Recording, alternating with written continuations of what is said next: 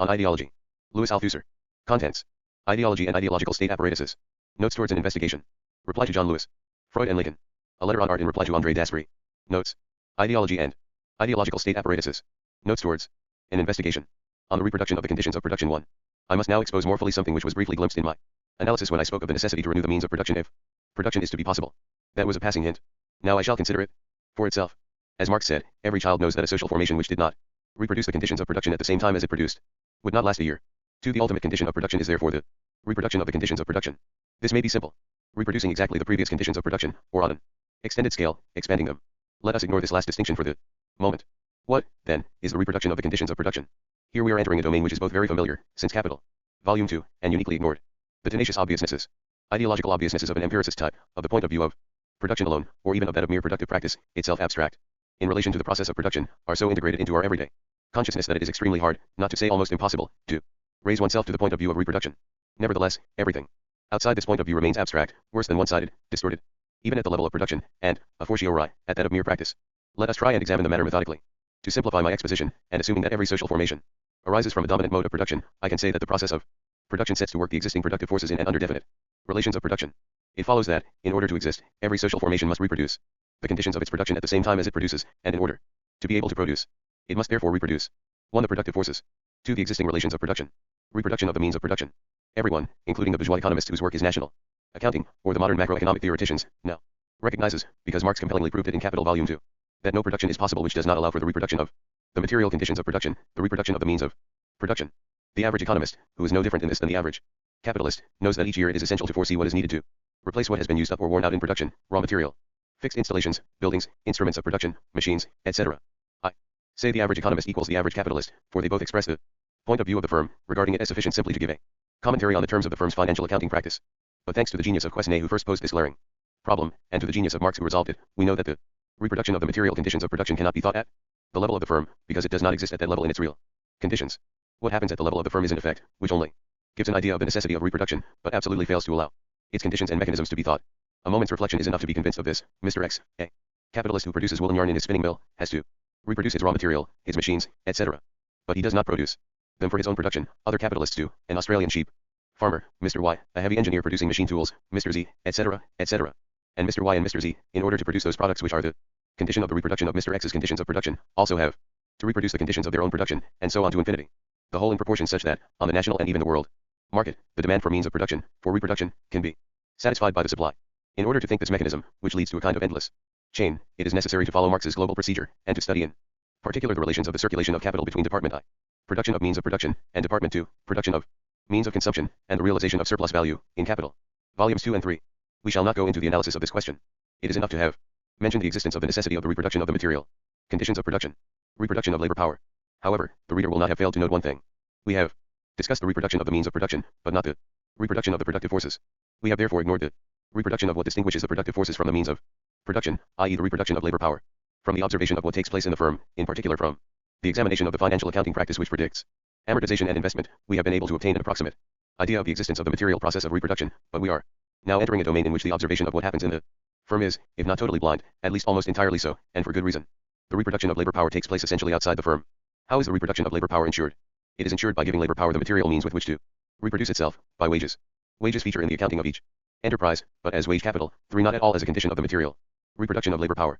However, that is in fact how it works, since wages represents only that part of the value produced by the expenditure of labor power which is indispensable for its reproduction, indispensable to the reconstitution of the labor power of the wage earner, the wherewithal to pay for housing, food and clothing, in short to enable the wage earner to present himself again at the factory gate the next day, and every further day God grants him, and we should add, indispensable for raising and educating the children in whom the proletarian reproduces himself, in n models where n equals 0, 1, 2, etc., as labor power.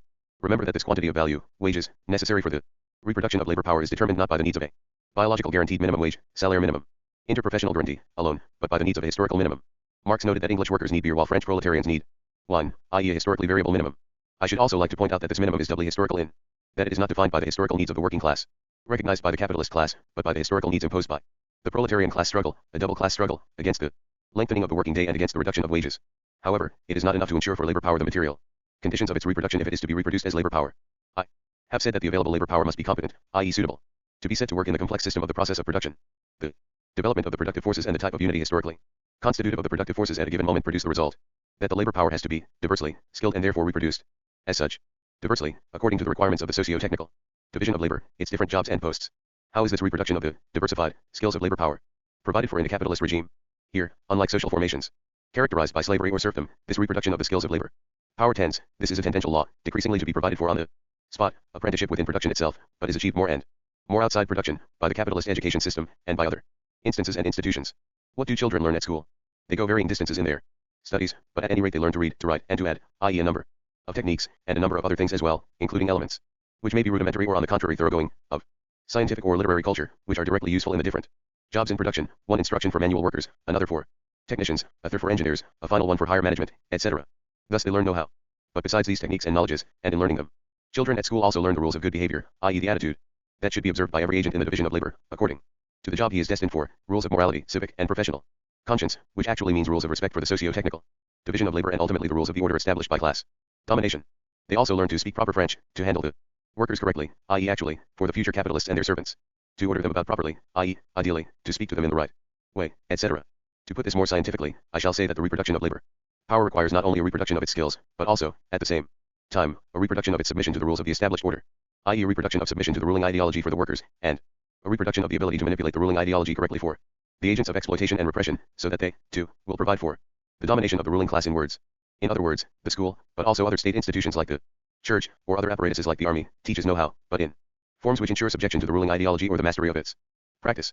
All the agents of production, exploitation, and repression, not to speak of the professionals of ideology, Marx, must in one way or another be steeped in this ideology in order to perform their tasks conscientiously, the tasks of the exploited, the proletarians, of the exploiters, the capitalists, of the exploiters' auxiliaries, the managers, or of the high priests of the ruling ideology, its functionaries, etc. The reproduction of labor power thus reveals as its sine qua non not only the reproduction of its skills but also the reproduction of its subjection to the ruling ideology or of the practice of that ideology, with the proviso that it is not enough to say not only but also, for it is clear that it is in the forms and under the forms of ideological subjection that provision is made for the reproduction of the skills of labor power. But this is to recognize the effective presence of a new reality, ideology. Here I shall make two comments. The first is to round off my analysis of reproduction. I have just given a rapid survey of the forms of the reproduction of the productive forces, i.e. of the means of production on the one hand, and of labor power on the other. But I have not yet approached the question of the reproduction of the relations of production. This is a crucial question for the Marxist theory of the mode of production. To let it pass would be a theoretical omission. Worse, a serious political error. I shall therefore discuss it. But in order to obtain the means to discuss it, I shall have to make another long detour. The second comment is that in order to make this detour, I am obliged to re-raise my old question: what is a society? Infrastructure and superstructure. On a number of occasions I have insisted on the revolutionary character of the Marxist conception of the social whole insofar as it is distinct from the Hegelian totality. I said, and this thesis only repeats famous propositions of historical materialism, that Marx conceived the structure of every society as constituted by levels or instances articulated by a specific determination, the infrastructure, or economic base, the unity of the productive forces and the relations of production, and the superstructure, which itself contains two levels or instances, the political legal, law and the state, and ideology, the different ideologies, religious, ethical, legal, political, etc. Besides its theoretico-didactic interest, it reveals the difference between Marx and Hegel. This representation has the following crucial theoretical advantage: it makes it possible to inscribe in the theoretical apparatus of its essential concepts what I have called their respective indices of effectivity. What does this mean? It is easy to see that this representation of the structure of every society as an edifice containing a base, infrastructure, on which are erected the two floors of the superstructure, is a metaphor, to be quite precise, a spatial metaphor, the metaphor of a topography, topaki. 5. Like every metaphor, this metaphor suggests something, makes something visible. What? Precisely this, that the upper floors could not stay up, in the air, alone, if they did not rest precisely on their base. Thus the object of the metaphor of the edifice is to represent above all the determination in the last instance by the economic base. The effect of this spatial metaphor is to endow the base with an index of effectivity known by the famous terms, the determination in the last instance of what happens in the upper floors of the superstructure, by what happens in the economic base. Given this index of effectivity in the last instance, the floors of the superstructure are clearly endowed with different indices of effectivity. What kind of indices? It is possible to say that the floors of the superstructure are not determinate in the last instance, but that they are determined by the effectivity of the base, that if they are determinate in their own, as yet undefined, ways, this is true only insofar as they are determined by the base. Their index of effectivity, or determination, as determined by the determination in the last instance of the base, is thought by the Marxist tradition in two ways. 1. There is a relative autonomy of the superstructure with respect to the base. 2. There is a reciprocal action of the superstructure on the base. We can therefore say that the great theoretical advantage of the Marxist topography, i.e. of the spatial metaphor of the edifice, base and superstructure, is simultaneously that it reveals that questions of determination, or of index of effectivity, are crucial, that it reveals that it is the base which in the last instance determines the whole edifice, and that, as a consequence, it obliges us to pose the theoretical problem of the types of derivatory effectivity peculiar to the superstructure, i.e. it obliges us to think what the Marxist tradition calls conjointly the relative autonomy of the superstructure and the reciprocal action of the superstructure on the base. The greatest disadvantage of this representation of the structure of every society by the spatial metaphor of an edifice is obviously the fact that it is metaphorical, i.e. it remains descriptive. It now seems to me that it is possible and desirable to represent things differently. NB, I do not mean by this that I want to reject the classical metaphor, for that metaphor itself requires that we go beyond it. And I am not going beyond it in order to reject it as outworn. I simply want to attempt to think what it gives us in the form of a description. I believe that it is possible and necessary to think what characterizes the essential of the existence and nature of the superstructure on the basis of reproduction. Once one takes the point of view of reproduction, many of the questions whose existence was indicated by the spatial metaphor of the edifice, but to which it could not give a conceptual answer, are immediately illuminated. My basic thesis is that it is not possible to pose these questions, and therefore to answer them, except from the point of view of reproduction. I shall give a short analysis of law, the state, and ideology from this point of view. And I shall reveal what happens both from the point of view of practice and production on the one hand, and from that of reproduction on the other. The state. The Marxist tradition is strict, here, in the Communist Manifesto and the 18th Brumaire, and in all the later classical texts, above all in Marx's writings on the Paris Commune and Lenin's on state and revolution. The state is explicitly conceived as a repressive apparatus. The state is a machine of repression, which enables the ruling classes, in the 19th century the bourgeois class and the class of big landowners, to ensure their domination over the working class, thus enabling the former to subject the latter to the process of surplus value extortion, i.e. to capitalist exploitation. The state is thus first of all what the Marxist classics have called the state apparatus. This term means, not only the specialized apparatus, in the narrow sense, whose existence and necessity I have recognized in relation to the requirements of legal practice, i.e. the police, the courts, the prisons, but also the army, which, the proletariat has paid for this experience with its blood, intervenes directly as a supplementary repressive force in the last instance, when the police and its specialized auxiliary corps are outrun by events, and above this ensemble, the head of state, the government, and the administration. Presented in this form, the Marxist-Leninist theory of the state has its finger on the essential point, and not for one moment can there be any question of rejecting the fact that this really is the essential point. The state apparatus, which defines the state as a force of repressive execution and intervention in the interests of the ruling classes in the class struggle conducted by the bourgeoisie and its allies against the proletariat, is quite certainly the state, and quite certainly defines its basic function. From descriptive theory to theory as such. Nevertheless, here too, as I pointed out with respect to the metaphor of the edifice, infrastructure and superstructure, this presentation of the nature of the state is still partly descriptive. As I shall often have occasion to use this adjective, descriptive, a word of explanation is necessary in order to remove any ambiguity. Whenever, in speaking of the metaphor of the edifice or of the Marxist theory of the state, I have said that these are descriptive conceptions or representations of their objects, I had no ulterior critical motives. On the contrary, I have every grounds to think that great scientific discoveries cannot help but pass through the phase of what I shall call descriptive theory. This is the first phase of every theory, at least in the domain which concerns us, that of the science of social formations. As such, one might, and in my opinion one must, envisage this phase as a transitional one, necessary to the development of the theory. That it is transitional is inscribed in my expression, descriptive theory, which reveals in its conjunction of terms the equivalent of a kind of contradiction. In fact, the term theory clashes to some extent with the adjective descriptive which I have attached to it.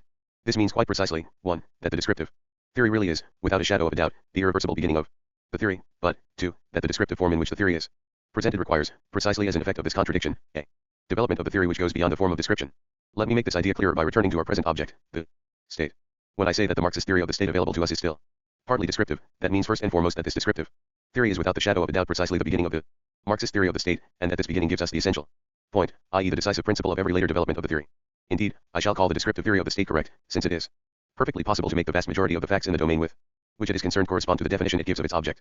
Thus, the definition of the state as a class state, existing in the repressive state apparatus, casts a brilliant light on all the facts observable in the various orders of repression whatever their domains, from the massacres of June 1848 and of the Paris Commune, of Bloody Sunday May 1905 in Petrograd, of the resistance, of Karen, etc., to the mere, and relatively anodyne, interventions of a censorship which has banned Diderot's law, religious or a play by Gadion Franco. It casts light on all the direct or indirect forms of exploitation and extermination of the masses of the people.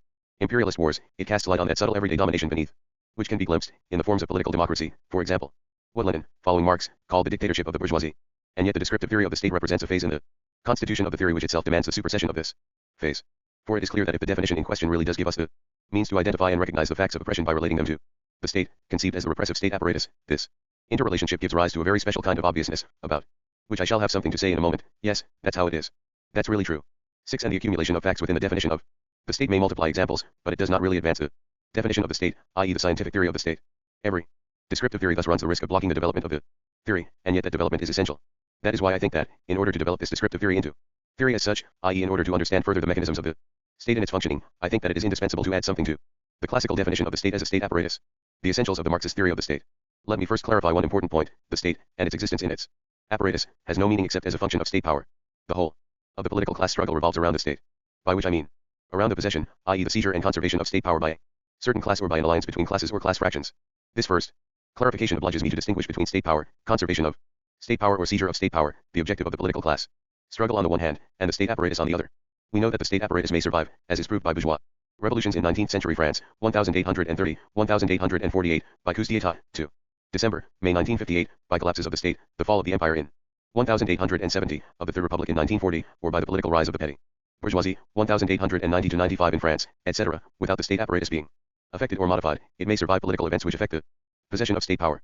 Even after a social revolution like that of 1917, a large part of the state apparatus survived after the seizure of state power by the alliance of the proletariat and the small peasantry. Lenin repeated the fact again and again.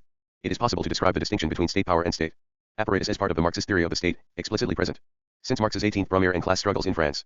To summarize the Marxist theory of the state on this point, it can be said that the Marxist classics have always claimed that 1. The state is the repressive state apparatus, 2. State power and state apparatus must be distinguished, 3. The objective of the class struggle concerns state power, and in consequence the use of the state apparatus by the classes, or alliance of classes or of fractions of classes, holding state power as a function of their class objectives, and 4. The proletariat must seize state power in order to destroy the existing bourgeois state apparatus and, in a first phase, replace it with a quite different, proletarian, state apparatus, then in later phases set in motion a radical process, that of the destruction of the state. The end of state power, the end of every state apparatus. In this perspective, therefore, what I would propose to add to the Marxist theory of the state is already there in so many words. But it seems to me that even with this supplement, this theory is still in part descriptive, although it does now contain complex and differential elements whose functioning and action cannot be understood without recourse to further supplementary theoretical development. The state ideological apparatuses. Thus, what has to be added to the Marxist theory of the state is something else. Here we must advance cautiously in a terrain which, in fact, the Marxist classics entered long before us, but without having systematized in theoretical form the decisive advances implied by their experiences and procedures. Their experiences and procedures were indeed restricted in the main to the terrain of political practice. In fact, i.e. in their political practice, the Marxist classics treated the state as a more complex reality than the definition of it given in the Marxist theory of the state, even when it has been supplemented as I have just suggested. They recognized this complexity in their practice, but they did not express it in a corresponding theory. 7. I should like to attempt a very schematic outline of this corresponding theory. To that end, I propose the following thesis. In order to advance the theory of the state, it is indispensable to take into account not only the distinction between state power and state apparatus, but also another reality which is clearly on the side of the repressive state apparatus, but must not be confused with it. I shall call this reality by its concept, the ideological state apparatuses. What are the ideological state apparatuses, ISIS? They must not be confused with the repressive state apparatus. Remember that in Marxist theory, the state apparatus, SA, contains the government, the administration, the army, the police, the courts, the prisons, etc., which constitute what I shall in future call the repressive state apparatus. Repressive suggests that the state apparatus in question functions by violence, at least ultimately, since repression, e.g., administrative repression, may take non-physical forms. I shall call ideological state apparatuses a certain number of realities, which present themselves to the immediate observer in the form of distinct and specialized institutions. I propose an empirical list of these which will obviously have to be examined in detail, tested, corrected and reorganized. With all the reservations implied by this requirement, we can for the moment regard the following institutions as ideological state apparatuses. The order in which I have listed them has no particular significance. The religious ISA, the system of the different churches. The educational ISA, the system of the different public and private schools. The family ISA, 8. The legal ISA, 9. The political ISA, the political system, including the different parties. The trade union ISA. The communications ISA, press, radio, and television, etc. The cultural ISA, literature, the arts, sports, etc. I have said that the ISAs must not be confused with the repressive state apparatus. What constitutes the difference? As a first moment, it is clear that while there is one repressive state apparatus, there is a plurality of ideological state apparatuses. Even presupposing that it exists, the unity that constitutes this plurality of ISAs as a body is not immediately visible. As a second moment, it is clear that whereas the unified, repressive state apparatus belongs entirely to the public domain, much the larger part of the ideological state apparatuses, in their apparent dispersion, are part, on the contrary, of the private domain. Churches, parties, trade unions, families, some schools, most newspapers, cultural ventures, etc., are private. We can ignore the first observation for the moment. But someone is bound to question the second, asking me by what right I regard as ideological state apparatuses, institutions which for the most part do not possess public status, but are quite simply private institutions. As a conscious Marxist, Gramsci already forestalled this objection in one sentence. The distinction between the public and the private is a distinction internal to bourgeois law, and valid in the subordinate domains in which bourgeois law exercises its authority. The domain of the state escapes it. Because the latter is above the law, the state, which is the state of the ruling class, is neither public nor private. On the contrary, it is the precondition for any distinction between public and private. The same thing can be said from the starting point of our state ideological apparatuses. It is unimportant whether the institutions in which they are realized are public or private. What matters is how they function. Private institutions can perfectly well function as ideological state apparatuses. A reasonably thorough analysis of any one of the ISAs proves it. But now for what is essential. What distinguishes the ISAs from the repressive state apparatus is the following basic difference. The repressive state apparatus functions by violence, whereas the ideological state apparatuses function by ideology. I can clarify matters by correcting this distinction. I shall say rather that every state apparatus, whether repressive or ideological, functions both by violence and by ideology, but with one very important distinction which makes it imperative not to confuse the ideological state apparatuses with the repressive state apparatus. This is the fact that the repressive state apparatus functions massively and predominantly by repression, including physical repression, while functioning secondarily by ideology. There is no such thing as a purely repressive apparatus. For example, the army and the police also function by ideology both to ensure their own cohesion and reproduction, and in the values they propound externally. In the same way, but inversely, it is essential to say that for their part the ideological state apparatuses function massively and predominantly by ideology, but they also function secondarily by repression, even if ultimately, but only ultimately, this is very attenuated and concealed, even symbolic. There is no such thing as a purely ideological apparatus. Thus, Schools and churches use suitable methods of punishment, expulsion, selection, etc., to discipline not only their shepherds, but also their flocks. The same is true of the family. The same is true of the cultural apparatus, censorship, among other things, etc.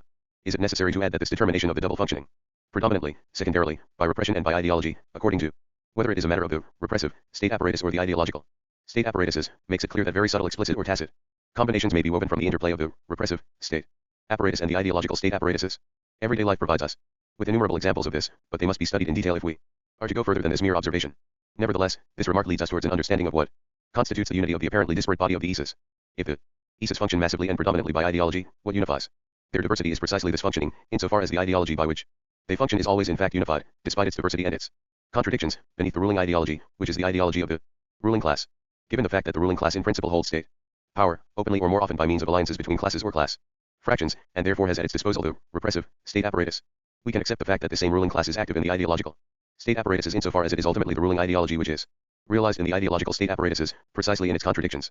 Of course, it is a quite different thing to act by laws and decrees in the repressive state apparatus and to act through the intermediary of the ruling ideology in the ideological state apparatuses. We must go into the details of this difference, but it cannot mask the reality of a profound identity.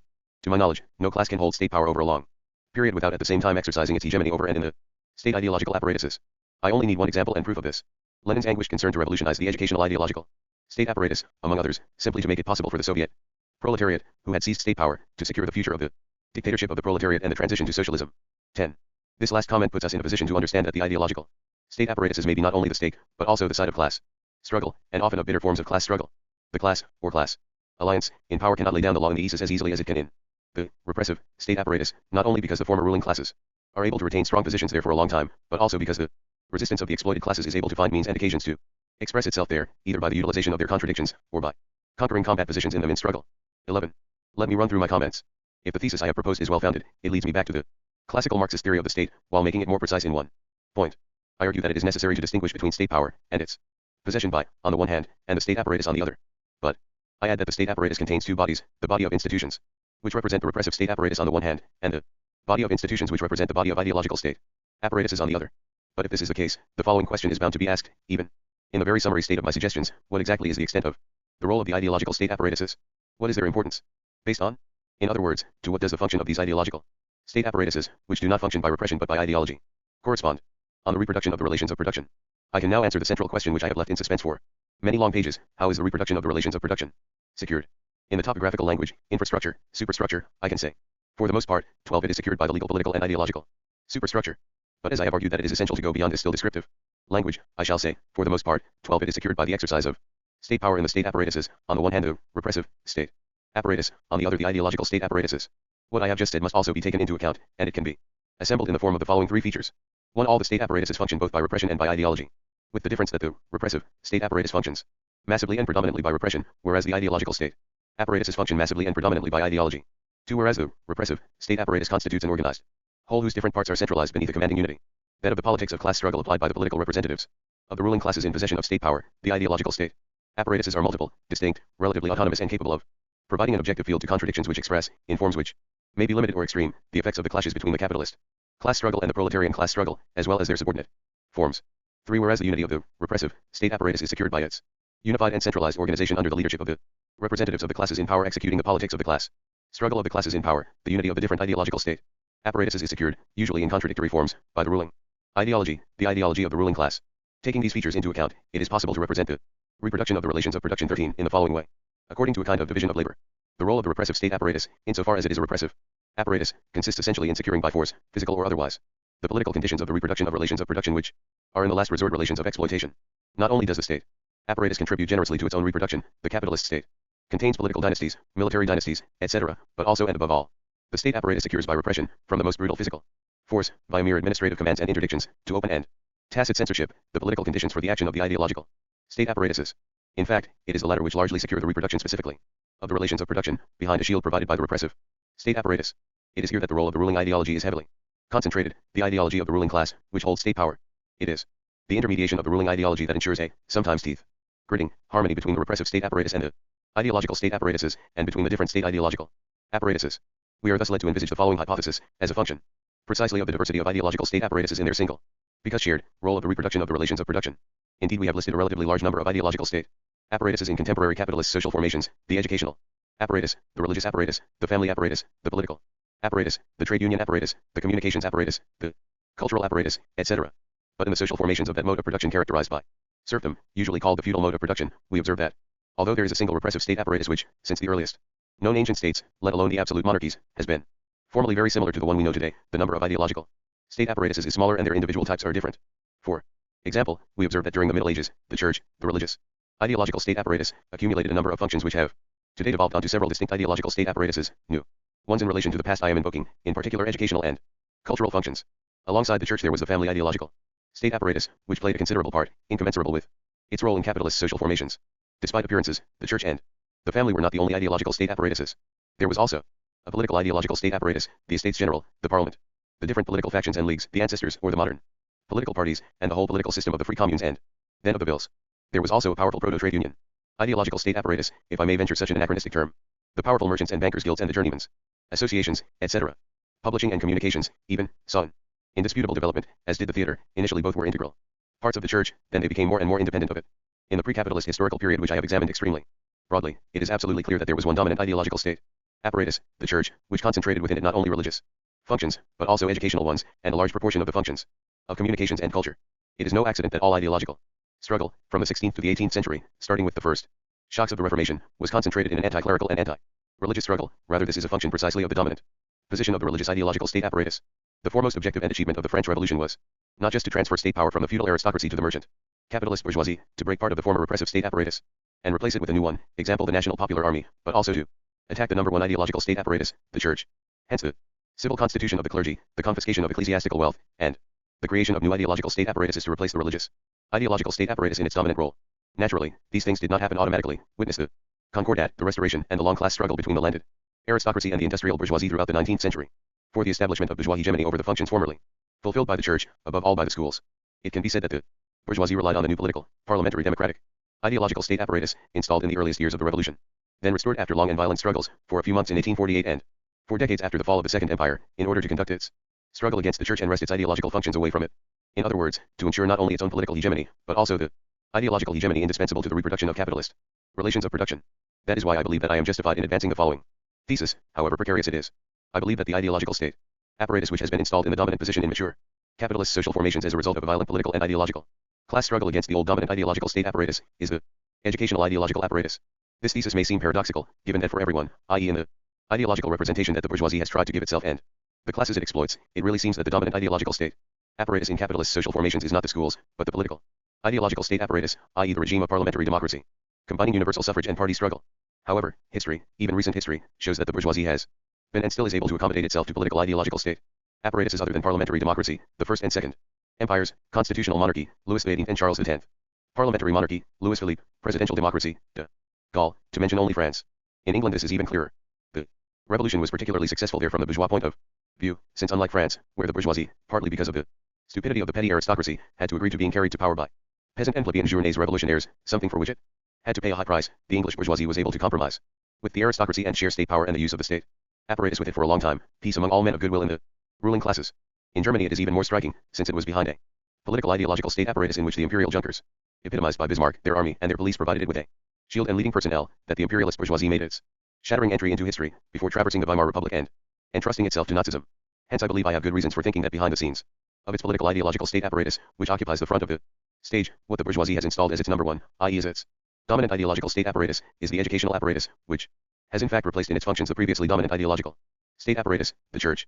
One might even add, the school-family couple has replaced the church-family couple. Why is the educational apparatus in fact the dominant ideological state apparatus in capitalist social formations, and how does it function?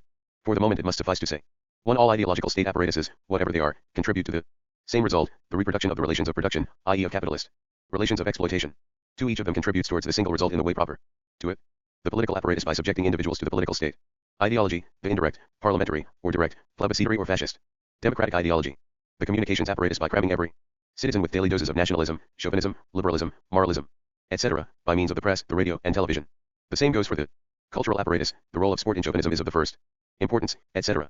The religious apparatus by recalling in sermons and the other great ceremonies of birth, marriage, and death, that man is only ashes, unless he loves his neighbor to the extent of turning the other cheek to whoever strikes first. The family apparatus, but there is no need to go on.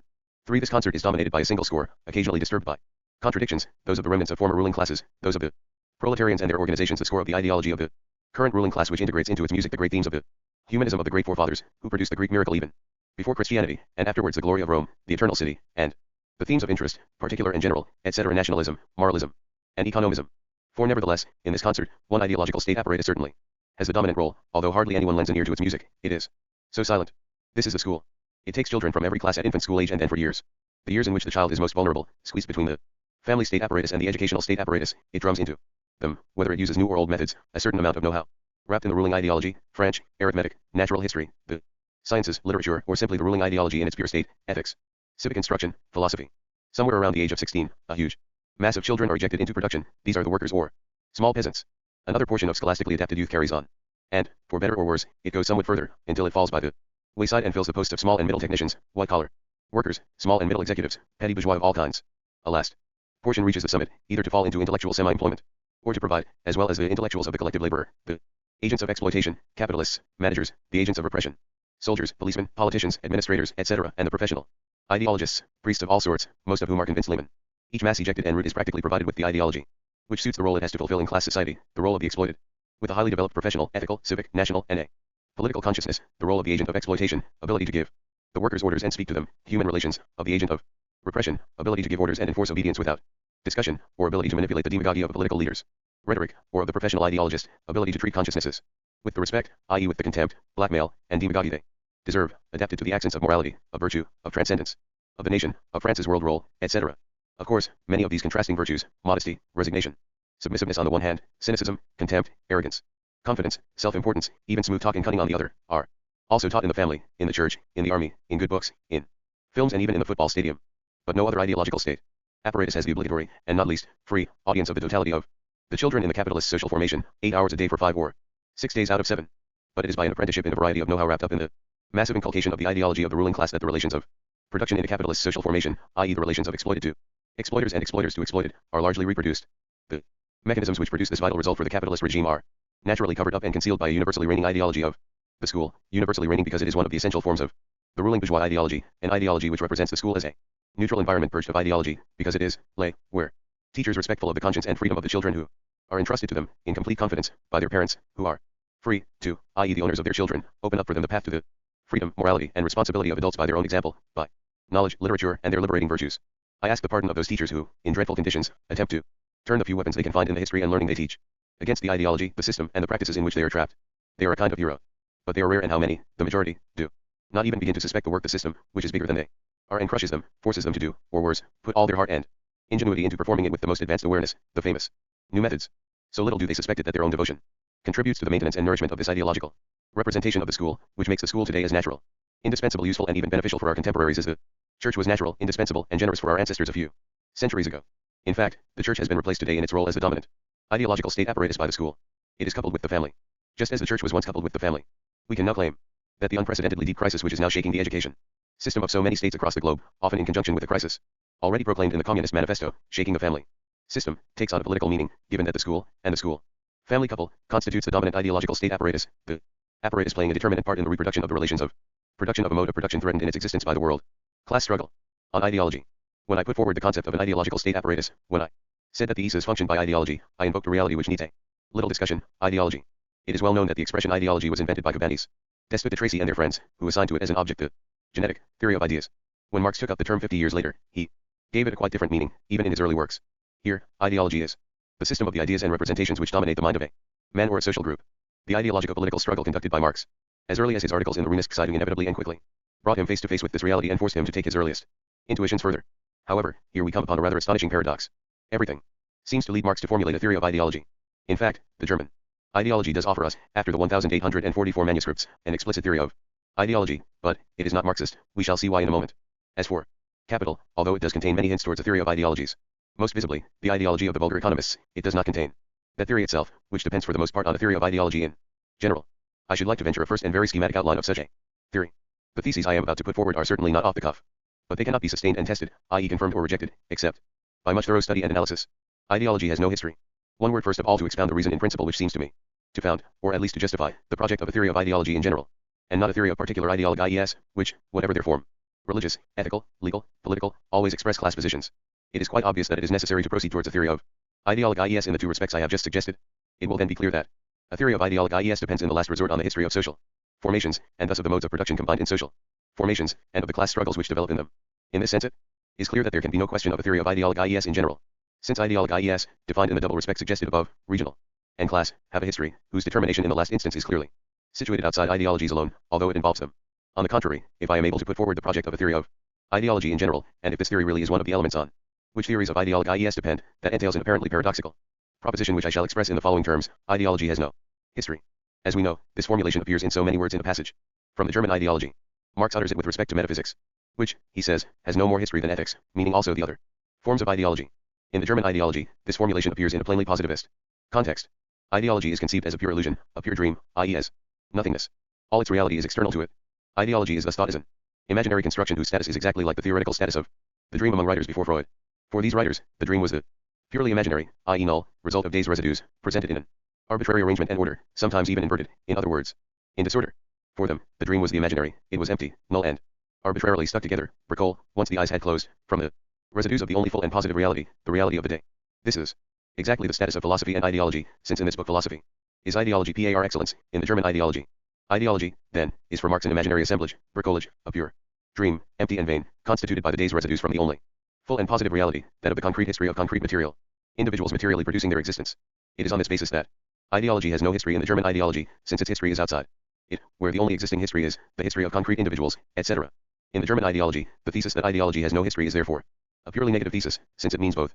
One, ideology is nothing insofar as it is a pure dream, manufactured by who knows what power, if not by the alienation of the division of labor, but that, too, is a negative determination.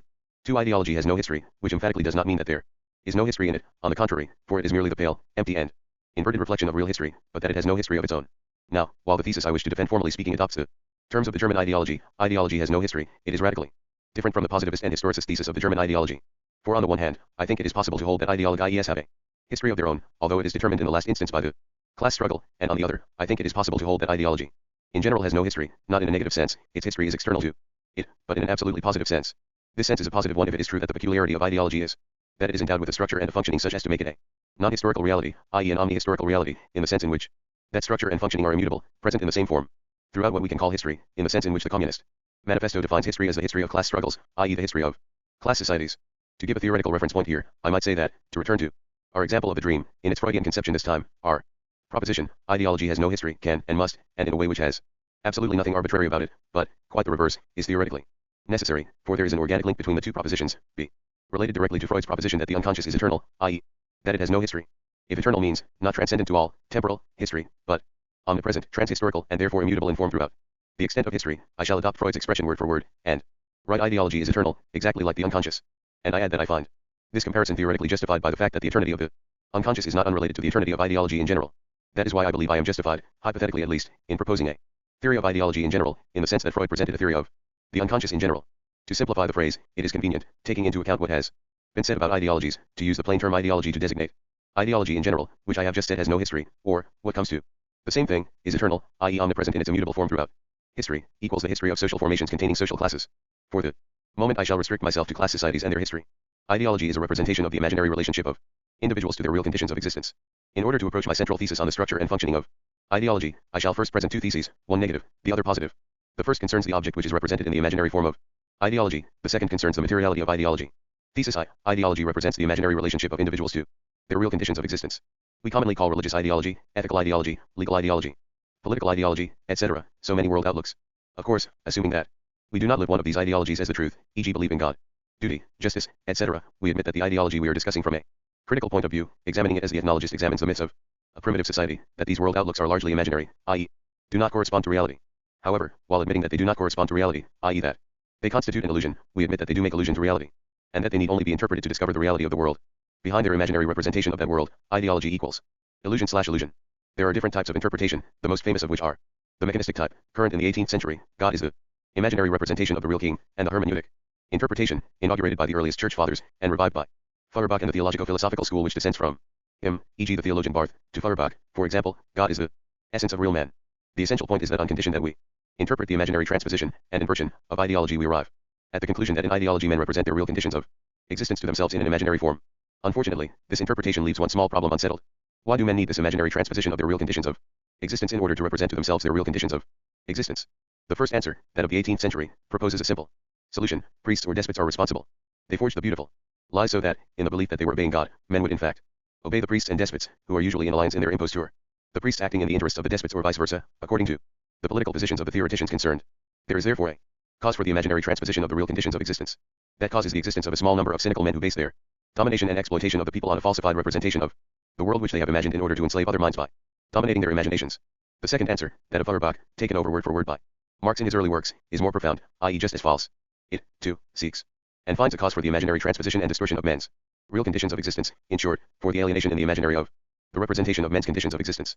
This cause is no longer priests or despots, nor their active imagination and the passive imagination of their victims. This cause is the material alienation which reigns in the conditions of existence of men themselves.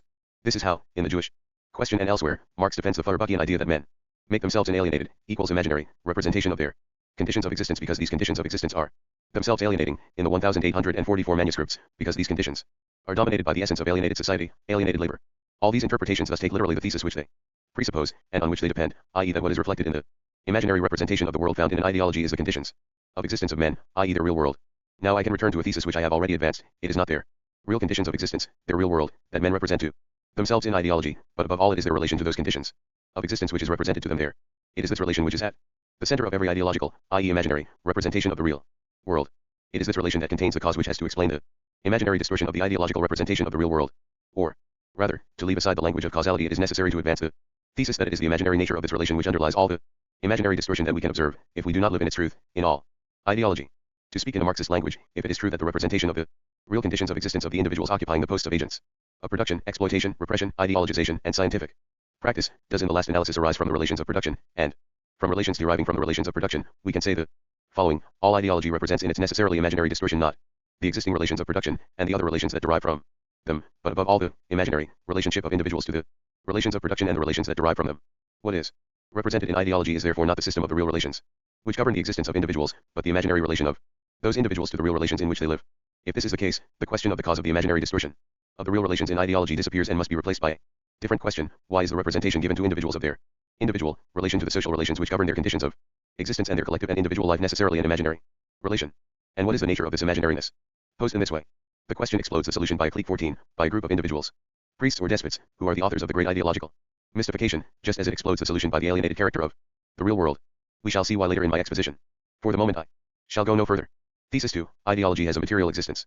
I have already touched on this thesis by saying that the ideas or representations, etc., which seem to make up ideology do not have an ideal or ideal, or spiritual existence, but a material existence. I even suggested that the ideal, ideal, and spiritual existence of ideas arises exclusively in an ideology of the idea and of ideology, and, let me add, in an ideology of what seems to have founded this conception. Since the emergence of the sciences, i.e. what the practitioners of the sciences represent to themselves in their spontaneous ideology as ideas, true or false. Of course, presented in affirmative form, this thesis is unproven. I simply ask that the reader be favorably disposed towards it, say, in the name of materialism. A long series of arguments would be necessary to prove it. This hypothetical thesis of the not spiritual but material existence of ideas or other representations is indeed necessary if we are to advance in our analysis of the nature of ideology. Or rather, it is merely useful to us in order the better to reveal what every at all serious analysis of any ideology will immediately and empirically show to every observer, however critical. While discussing the ideological state apparatuses and their practices, I said that each of them was the realization of an ideology, the unity of these different regional ideologies, religious, ethical, legal, political, aesthetic, etc. being assured by their subjection to the ruling ideology. I now return to this thesis: an ideology always exists in an apparatus, and its practice, or practices. This existence is material. Of course, the material existence of the ideology in an apparatus and its practices does not have the same vitality as the material existence of a paving stone or a rifle. But, at the risk of being taken for a neo-Aristotelian, N.B. Marx had a very high regard for Aristotle, I shall say that matter is discussed in many senses, or rather that it exists in different modalities, all rooted in the last instance in physical matter. Having said this, let me move straight on and see what happens to the individuals who live in ideology, i.e. in a determinate, religious, ethical, etc., representation of the world whose imaginary distortion depends on their imaginary relation to their conditions of existence, in other words, in the last instance, to the relations of production and to class relations. Ideology equals an imaginary relation to real relations. I shall say that this imaginary relation is itself endowed with a material existence. Now I observe the following. An individual believes in God, or duty, or justice, etc. This belief derives, for everyone, i.e. for all those who live in an ideological representation of ideology, which reduces ideology to ideas endowed by definition with a spiritual existence, from the ideas of the individual concerned, i.e. from him, as a subject with a consciousness which contains the ideas of his belief. In this way, i.e. by means of the absolutely ideological conceptual device, dispositive, thus set up, a subject endowed with a consciousness in which he freely forms or freely recognizes ideas in which he believes, the material attitude of the subject concerned naturally follows. The individual in question behaves in such and such a way, adopts such and such a practical attitude, and, what is more, participates in certain regular practices which are those of the ideological apparatus on which depend the ideas which he has in all consciousness freely chosen as a subject. If he believes in God, he goes to church to attend Mass, kneels, prays, confesses, does penance, once it was material in the ordinary sense of the term, and naturally repents and so on. If he believes in duty, he will have the corresponding attitudes, inscribed in ritual practices according to the correct principles. If he believes in justice, he will submit unconditionally to the rules of the law, and may even protest when they are violated, sign petitions, take part in a demonstration, etc. Throughout this schema we observe that the ideological representation of ideology is itself forced to recognize that every subject endowed with a consciousness and believing in the ideas that his consciousness inspires in him and freely accepts, must act according to his ideas, must therefore inscribe his own ideas as a free subject in the actions of his material practice. If he does not do so, that is wicked. Indeed, if he does not do what he ought to do as a function of what he believes, it is because he does something else, which, still as a function of the same idealist scheme, implies that he has other ideas in his head as well as those he proclaims, and that he acts according to these other ideas, as a man who is either inconsistent, no one is willingly evil, or cynical, or perverse. In every case, the ideology of ideology thus recognizes, despite its imaginary distortion, that the ideas of a human subject exist in his actions, or ought to exist in his actions, and if that is not the case, it lends him other ideas corresponding to the actions, however perverse, that he does perform. This ideology talks of actions, I shall talk of actions inserted into practices. And I shall point out that these practices are governed by the rituals in which these practices are inscribed, within the material existence of an ideological apparatus, be it only a small part of that apparatus, a small mass in a small church, a funeral, a minor match at a sports club, a school day, a political party meeting, etc. Besides, we are indebted to Pascal's defensive dialectic for the wonderful formula which will enable us to invert the order of the notional schema of ideology. Pascal says more or less, kneel down, move your lips in prayer, and you will believe. He thus scandalously inverts the order of things, bringing, like Christ, not peace but strife, and in addition something hardly Christian, for woe to him who brings scandal into the world. Scandal itself, a fortunate scandal which makes him stick with Jansenist defines to a language that directly names the reality. I will be allowed to lead Pascal to the arguments of his ideological struggle with the religious ideological state apparatus of his day. And I shall be expected to use a more directly Marxist vocabulary, if that is possible. For we are advancing in still poorly explored domains. I shall therefore say that, where only a single subject, such and such an individual, is concerned, the existence of the ideas of his belief is material. In that his ideas are his material actions inserted into material practices, governed by material rituals which are themselves defined by the material ideological apparatus from which derive the ideas of that subject. Naturally, the four inscriptions of the adjective material in my proposition must be affected by different modalities, the materialities of a displacement for going to mass, of kneeling down, of the gesture of the sign of the cross, or of the mea culpa, of a sentence, of a prayer, of an act of contrition, of a penitence, of a gaze, of a handshake, of an external verbal discourse or an internal verbal discourse, consciousness, are not one and the same. Materiality. I shall leave on one side the problem of a theory of the differences between the modalities of materiality. It remains that in this inverted presentation of things, we are not dealing with an inversion at all, since it is clear that certain notions have purely and simply disappeared from our presentation, whereas others on the contrary survive, and new terms appear. Disappeared, the term ideas. Survive, the term subject, consciousness, belief, actions. Appear, the terms practices, rituals, ideological apparatus. It is therefore not an inversion or overturning, except in the sense in which one might say a government or a glass is overturned, but a reshuffle of a non-ministerial type, a rather strange reshuffle, since we obtained the following result. Ideas have disappeared as such, insofar as they are endowed with an ideal or spiritual existence, to the precise extent that it has emerged that their existence is inscribed in the actions of practices governed by rituals, defined in the last instance by an ideological apparatus. It therefore appears that the subject acts insofar as he is acted by the following system, set out in the order of its real determination: ideology existing in a material ideological apparatus, prescribing material practices governed by a material ritual, which practices exist in the material actions of a subject acting in all consciousness according to his belief. But this very presentation reveals that we have retained the following notions: subject, consciousness, belief, actions. From this series I shall immediately extract the decisive central term on which everything else depends, the notion of the subject. And I shall immediately set down two CONJ ointment theses. 1. There is no practice except by and in an ideology. 2. There is no ideology except by the subject and for subjects. I can now come to my central thesis. Ideology interpellates individuals as subjects. This thesis is simply a matter of making my last proposition explicit. There is no ideology except by the subject and for subjects. Meaning, there is no ideology except for concrete subjects, and this destination for ideology is only made possible by the subject, meaning, by the category of the subject, and its functioning. By this I mean that, even if it only appears under this name, the subject, with the rise of bourgeois ideology, above all with the rise of legal ideology, 15. The category of the subject, which may function under other names, example as the soul in Plato, as God, etc., is the constitutive category of all ideology, whatever its determination, regional or class, and whatever its historical date, since ideology has no history. I say, the category of the subject is constitutive of all ideology, but at the same time and immediately I add that the category of the subject is only constitutive of all ideology insofar as all ideology has the function, which defines it, of constituting concrete individuals as subjects. In the interaction of this double constitution exists the functioning of all ideology. Ideology being nothing but its functioning in the material forms of existence. Of that functioning. In order to grasp what follows, it is essential to realize that both he who is writing these lines and the reader who reads them are themselves subjects, and therefore ideological subjects, a tautological proposition, i.e., that the author and the reader of these lines both live spontaneously or naturally in ideology in the sense in which I have said that man is an ideological animal by nature. That the author, insofar as he writes the lines of a discourse which claims to be scientific, is completely absent as a subject from his scientific discourse, for all scientific discourse is by definition a subjectless discourse. There is no subject of science except in an ideology of science, is a different question which I shall leave on one side for the moment. As St. Paul admirably put it, it is in the logos, meaning in ideology, that we live, move, and have our being. It follows that, for you and for me, the category of the subject is a primary obviousness. Obviousnesses are always primary. It is clear that you and I are subjects, free, ethical, etc. Like all obviousnesses, including those that make a word name a thing or have a meaning, therefore including the obviousness of the transparency of language, the obviousness that you and I are subjects, and that does not cause any problems, is an ideological effect, the elementary ideological effect.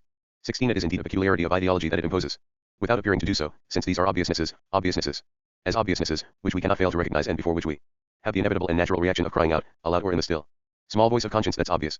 That's right. That's true. At work in this reaction is the ideological recognition function, which is one of the two functions of ideology as such, its inverse being the function of misrecognition, mechanisance. To take a highly concrete example, we all have friends who, when they knock on our door and we ask, through the door, the question who's there, answer, since it's obvious, it's me. And we recognize that it is him or her. We open the door, and it's true, it really was she who was there. To take another example, when we recognize somebody of our previous acquaintance, reconnaissance, in the street, we show him that we have recognized him, and have recognized that he has recognized us, by saying to him hello, my friend, and shaking his hand, a material ritual. Practice of ideological recognition in everyday life, in France, at least. Elsewhere, there are other rituals. In this preliminary remark and these concrete illustrations, I only wish to point out that you and I are always already subjects, and as such constantly practice the rituals of ideological recognition, which guarantee for us that we are indeed concrete, individual, distinguishable and, naturally, irreplaceable subjects. The writing I am currently executing and the reading you are currently 17 performing are also in this respect rituals of ideological recognition, including the obviousness with which the truth or error of my reflections may impose itself on you. But to recognize that we are subjects and that we function in the practical rituals of the most elementary everyday life, the handshake, the fact of calling you by your name, the fact of knowing, even if I do not know what it is, that you have a name of your own, which means that you are recognized as a unique subject, etc. This recognition only gives us the consciousness of our incessant, eternal practice of ideological recognition. Its consciousness, i.e. its recognition, but in no sense does it give us the scientific knowledge of the mechanism of this recognition. Now it is this knowledge that we have to reach, if you will, while speaking in ideology. And from within ideology we have to outline a discourse which tries to break with ideology, in order to dare to be the beginning of a scientific, i.e. subjectless, discourse on ideology. Thus in order to represent why the category of the subject is constitutive of ideology, which only exists by constituting concrete subjects as subjects, I shall employ a special mode of exposition, concrete enough to be recognized, but abstract enough to be thinkable and thought, giving rise to a knowledge. As a first formulation I shall say, all ideology hails or interpellates concrete individuals as concrete subjects, by the functioning of the category of the subject. This is a proposition which entails that we distinguish for the moment between concrete individuals on the one hand and concrete subjects on the other, although at this level concrete subjects only exist insofar as they are supported by a concrete individual. I shall then suggest that ideology acts or functions in such a way that it recruits subjects among the individuals, it recruits them all, or transforms the individuals into subjects, it transforms them all, by that very precise operation which I have called interpellation or hailing, and which can be imagined along the lines of the most commonplace everyday police, or other, hailing, hey, you there. 18. Assuming that the theoretical scene I have imagined takes place in the street, the hailed individual will turn round. By this mere 180-degree physical conversion, he becomes a subject. Why? Because he has recognized that the hail was really addressed to him, and that it was really him who was hailed, and not someone else. Experience shows that the practical telecommunication of hailings is such that they hardly ever miss their man, verbal call or whistle. The one hailed always recognizes that it is really him who is being hailed. And yet it is a strange phenomenon, and one which cannot be explained solely by guilt feelings, despite the large numbers who have something on their consciences. Naturally, for the convenience and clarity of my little theoretical theater, I have had to present things in the form of a sequence, with a before and an after, and thus in the form of a temporal succession. There are individuals walking along. Somewhere, usually behind them, the hail rings out, hey, you there. One individual, 9 times out of 10 it is the right one, turns round, believing/suspecting/knowing that it is for him, i.e. recognizing that it really is he who is meant by the hailing. But in reality these things happen without any succession. The existence of ideology and the hailing or interpellation of individuals as subjects are one and the same thing. I might add, what thus seems to take place outside ideology, to be precise, in the street, in reality takes place in ideology. What really takes place in ideology seems therefore to take place outside it. That is why those who are in ideology believe themselves by definition outside ideology. 1. Of the effects of ideology is the practical dedication of the ideological character of ideology by ideology. Ideology never says, I am ideological. It is necessary to be outside ideology, i.e. in scientific knowledge, to be able to say, I am in ideology, a quite exceptional case, or, the general case I was in ideology.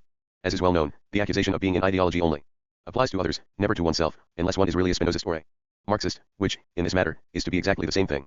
Which amounts to saying that ideology has no outside, for itself, but at the same time that it is nothing but outside, for science and reality.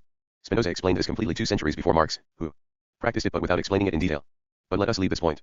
Although it is heavy with consequences which are not just theoretical, but also directly political, since, for example, the whole theory of criticism and self-criticism, the golden rule of the Marxist-Leninist practice of the class struggle, depends on it. Thus ideology hails or interpellates individuals as subjects. As ideology is eternal, I must now suppress the temporal form in which I have presented the functioning of ideology, and say, ideology has always already interpellated individuals as subjects, which amounts to making it clear that individuals are always already interpellated by ideology as subjects, which necessarily leads us to one last proposition, individuals are always already subjects. Hence individuals are abstract with respect to the subjects which they always already are. This proposition might seem paradoxical. That an individual is always already a subject, even before he is born, is nevertheless the plain reality, accessible to everyone and not a paradox at all. Freud shows that individuals are always abstract with respect to the subjects they always already are, simply by noting the ideological ritual that surrounds the expectation of a birth, that happy event. Everyone knows how much and in what way an unborn child is expected, which amounts to saying, very prosaically, if we agree to drop the sentiments, i.e. the forms of family ideology, paternal/maternal/conjugal/fraternal, in which the unborn child is expected, it is certain in advance that it will bear its father's name, and will therefore have an identity and be irreplaceable. Before its birth, the child is therefore always already a subject, appointed as a subject, in and by the specific familial ideological configuration in which it is expected once it has been conceived. I hardly need add that this familial ideological configuration is, in its uniqueness, highly structured, and that it is in this implacable and more or less pathological, presupposing that any meaning can be assigned to that term, structure that the former subject to be will have to find its place, i.e. become the sexual subject, boy or girl, which it already is in advance. It is clear that this ideological constraint and pre-appointment, and all the rituals of rearing and then education in the family, have some relationship with what Freud studied in the forms of the pregenital and genital stages of sexuality, i.e. in the grip of what Freud registered by its effects as being the unconscious. But let us leave this point, too, on one side. Let me go one step further. What I shall now turn my attention to is the way the actors in this mise en scene of interpellation, and their respective roles, are reflected in the very structure of all ideology. An example, the Christian religious ideology. As the formal structure of all ideology is always the same, I shall restrict my analysis to a single example, one accessible to everyone, that of religious ideology, with the proviso that the same demonstration can be produced for ethical, legal, political, aesthetic ideology, etc. Let us therefore consider the Christian religious ideology. I shall use a rhetorical figure and make it speak, i.e. collect into a fictional discourse what it says not only in its two testaments, its theologians, sermons, but also in its practices, its rituals, its ceremonies, and its sacraments. The Christian religious ideology says something like this. It says, I address myself to you, a human individual called Peter. Every individual is called by his name. In the passive sense, it is never he who provides his own name, in order to tell you that God exists and that you are answerable to him. It adds, God addresses himself to you through my voice. Scripture having collected the word of God, tradition having transmitted it, papal infallibility fixing it forever on nice points. It says, this is who you are Peter. This is your origin, you were created by God for all eternity, although you were born in the 1920th year of our Lord. This is your place in the world. This is what you must do. By these means, if you observe the law of love, you will be saved, you, Peter, and will become part of the glorious body of Christ, etc. Now this is quite a familiar and banal discourse, but at the same time, quite a surprising one. Surprising because if we consider that religious ideology is indeed addressed to individuals, 19 in order to transform them into subjects, by interpellating the individual, Peter, in order to make him a subject, free to obey or disobey the appeal, i.e. God's commandments, if it calls these individuals by their names, thus recognizing that they are always already interpellated as subjects with a personal identity, to the extent that Pascal's Christ says, it is for you that I have shed this drop of my blood, if it interpellates them in such a way that the subject responds, yes, it really is me, if it obtains from them the recognition that they really do occupy the place it designates for them as theirs in the world, a fixed residence, it really is me, I am here, a worker, a boss or a soldier, in this vale of tears, if it obtains from them the recognition of a destination, eternal life or damnation, according to the respect or contempt they show to God's commandments, law become love, if everything does happen in this way, in the practices of the well-known rituals of baptism, confirmation, communion, confession, and extreme unction, etc., we should note that all this procedure to set up Christian religious subjects is dominated by a strange phenomenon, the fact that there can only be such a multitude of possible religious subjects on the absolute condition that there is a unique, absolute, other subject, i.e. God. It is convenient to designate this new and remarkable subject by writing subject with a capital S to distinguish it from ordinary subjects, with a small s.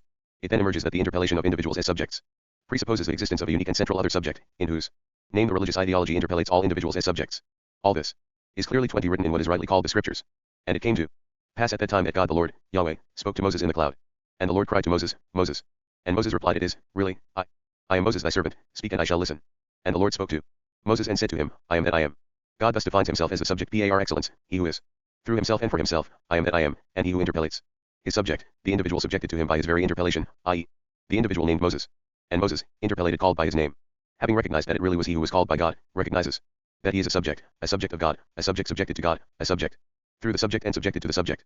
The proof, he obeys him, and makes his people obey God's commandments.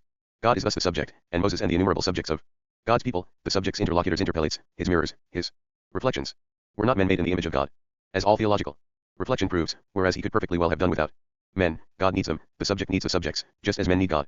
The subjects need the subject. Better, God needs men, the great subject needs subjects, even in the terrible inversion of his image in them, when the subjects wallow in debauchery, i.e. sin. Better, God duplicates himself and sends his Son to the earth, as a mere subject forsaken by him, the long complaint of the Garden of Olives, which ends in the crucifixion, subject but subject, man but God, to do what prepares the way for the final redemption, the resurrection of Christ. God thus needs to make himself a man, the subject needs to become a subject, as if to show empirically, visibly to the eye, tangibly to the hands. See St. Thomas, of the subjects, that, if they are subjects, subjected to the subject, that is solely in order that finally, on judgment day, they will enter the Lord's bosom, like Christ, i.e. re-enter the subject. 21. Let us decipher into theoretical language this wonderful necessity for the duplication of the subject into subjects and of the subject itself into a subject. we observe that the structure of all ideology, interpellating individuals as subjects in the name of a unique and absolute subject is speculary, i.e. a mirror structure, and doubly speculary. This mirror duplication is constitutive of ideology and ensures its functioning, which means that all ideology is centered, that the absolute subject occupies the unique place of the center, and interpellates around it the infinity of individuals into subjects in a double mirror connection such that it subjects the subjects to the subject, while giving them in the subject in which each subject can contemplate its own image, present and future, the guarantee that this really concerns them and him, and that since everything takes place in the family, the Holy Family, the family is in essence holy, God will recognize its own in it, i.e. those who have recognized God, and have recognized themselves in him, will be saved. Let me summarize what we have discovered about ideology in general. The duplicate mirror structure of ideology ensures simultaneously 1. The interpellation of individuals as subjects. 2. Their subjection to the subject. 3. The mutual recognition of subjects and subject, the subjects' recognition of each other, and finally the subject's recognition of himself. 22.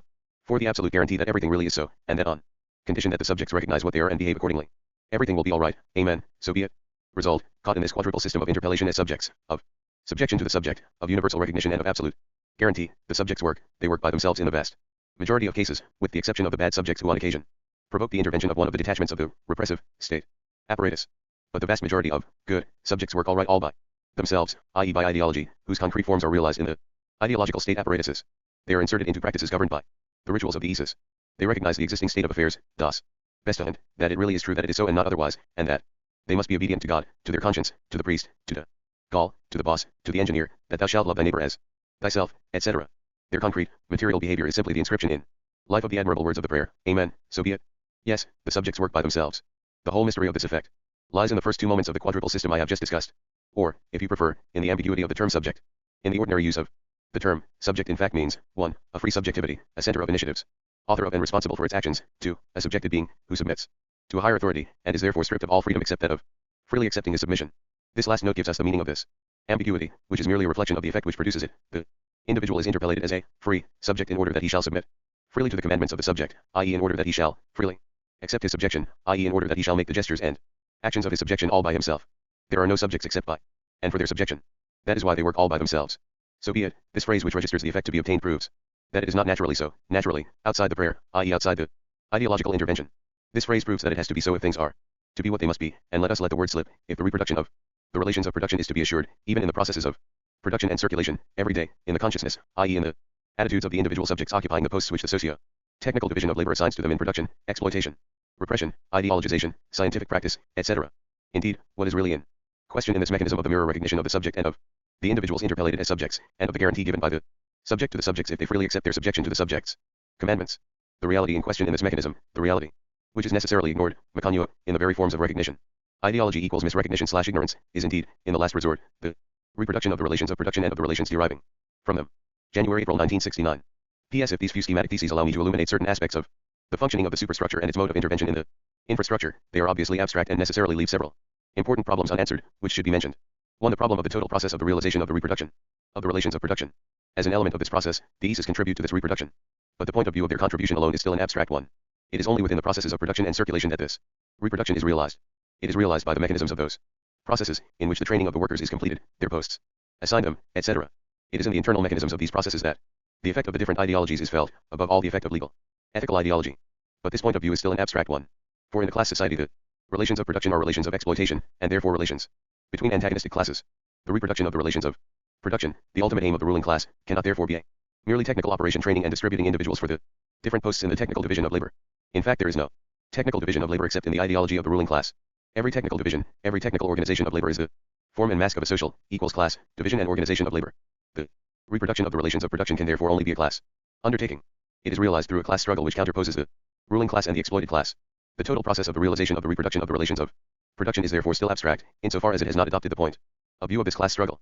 To adopt the point of view of reproduction is, therefore, in the last instance, to adopt the point of view of the class struggle. To the problem of the class nature of the ideology is existing in a social formation. The mechanism of ideology in general is one thing. We have seen that it can be reduced to a few principles expressed in a few words, as poor as those which, according to Marx, define production in general, or in Freud, define the unconscious in general. If there is any truth in it, this mechanism must be abstract with respect to every real ideological formation. I have suggested that the ideologies were realized in institutions, in their rituals and their practices, in the Isis. We have seen that on this basis they contribute to that form of class struggle, vital for the ruling class, the reproduction of the relations of production. But the point of view itself, however real, is still an abstract one. In fact, the state and its apparatuses only have meaning from the point of view of the class struggle, as an apparatus of class struggle ensuring class oppression and guaranteeing the conditions of exploitation and its reproduction. But there is no class struggle without antagonistic classes. Whoever says class struggle of the ruling class says resistance, revolt and class struggle of the ruled class. That is why the ISIS are not the realization of ideology in general, nor even the conflict-free realization of the ideology of the ruling class. The ideology of the ruling class does not become the ruling ideology by the grace of God, nor even by virtue of the seizure of state power alone. It is by the installation of the ISIS in which this ideology is realized and realizes itself that it becomes the ruling ideology. But this installation is not achieved all by itself. On the contrary, it is the stake in a very bitter and continuous class struggle, first against the former ruling classes and their positions in the old and new ISIS, then against the exploited class. But this point of view of the class struggle in the ISIS is still an abstract one. In fact, the class struggle in the ISIS is indeed an aspect of the class struggle, sometimes an important and symptomatic one, e.g. the anti-religious struggle in the 18th century, or the crisis of the educational ISA in every capitalist country today. But the class struggles in the ISIS is only one aspect of the class struggle which goes beyond the ISIS. The ideology that a class in power makes the ruling ideology in its ISIS is indeed realized in those ISIS, but it goes beyond them, for it comes from elsewhere. Similarly, the ideology that a ruled class manages to defend in and against such ISIS goes beyond them, for it comes from elsewhere. It is only from the point of view of the classes, i.e. of the class struggle, that it is possible to explain the ideologue IES existing in a social formation. Not only is it from this starting point that it is possible to explain the realization of the ruling ideology in the ISIS and of the forms of class struggle for which the ISIS are the seat and the stake, but it is also and above all from this starting point that it is possible to understand the provenance of the ideologies which are realized in the ISIS and confront one another there. For if it is true that the ISIS represent the form in which the ideology of the ruling class must necessarily be realized, and the form in which the ideology of the ruled class must necessarily be measured and confronted, ideologies are not born in the ISIS but from the social classes, at grips in the class struggle, from their conditions of existence, their practices, their experience of the struggle, etc. April 1970. Reply to John Lewis. Forward. The reader will find an article and a note here, dating from June 1972. The article, Reply to John Lewis, appeared, translated by Graham Locke, in 2 numbers of the Theoretical and Political Journal of the Communist Party of Great Britain, Marxism Today, in October and November 1972. Reply, because, a few months earlier, in its January and February numbers of 1972, the same journal had published a long critical article by John Lewis, a British communist philosopher known for his interventions in political ideological questions, under the title, The Althusser Case. The present text of the reply to John Lewis follows the English version of the article, except that I have made some corrections, added a few paragraphs for purposes of clarification, and also added a remark.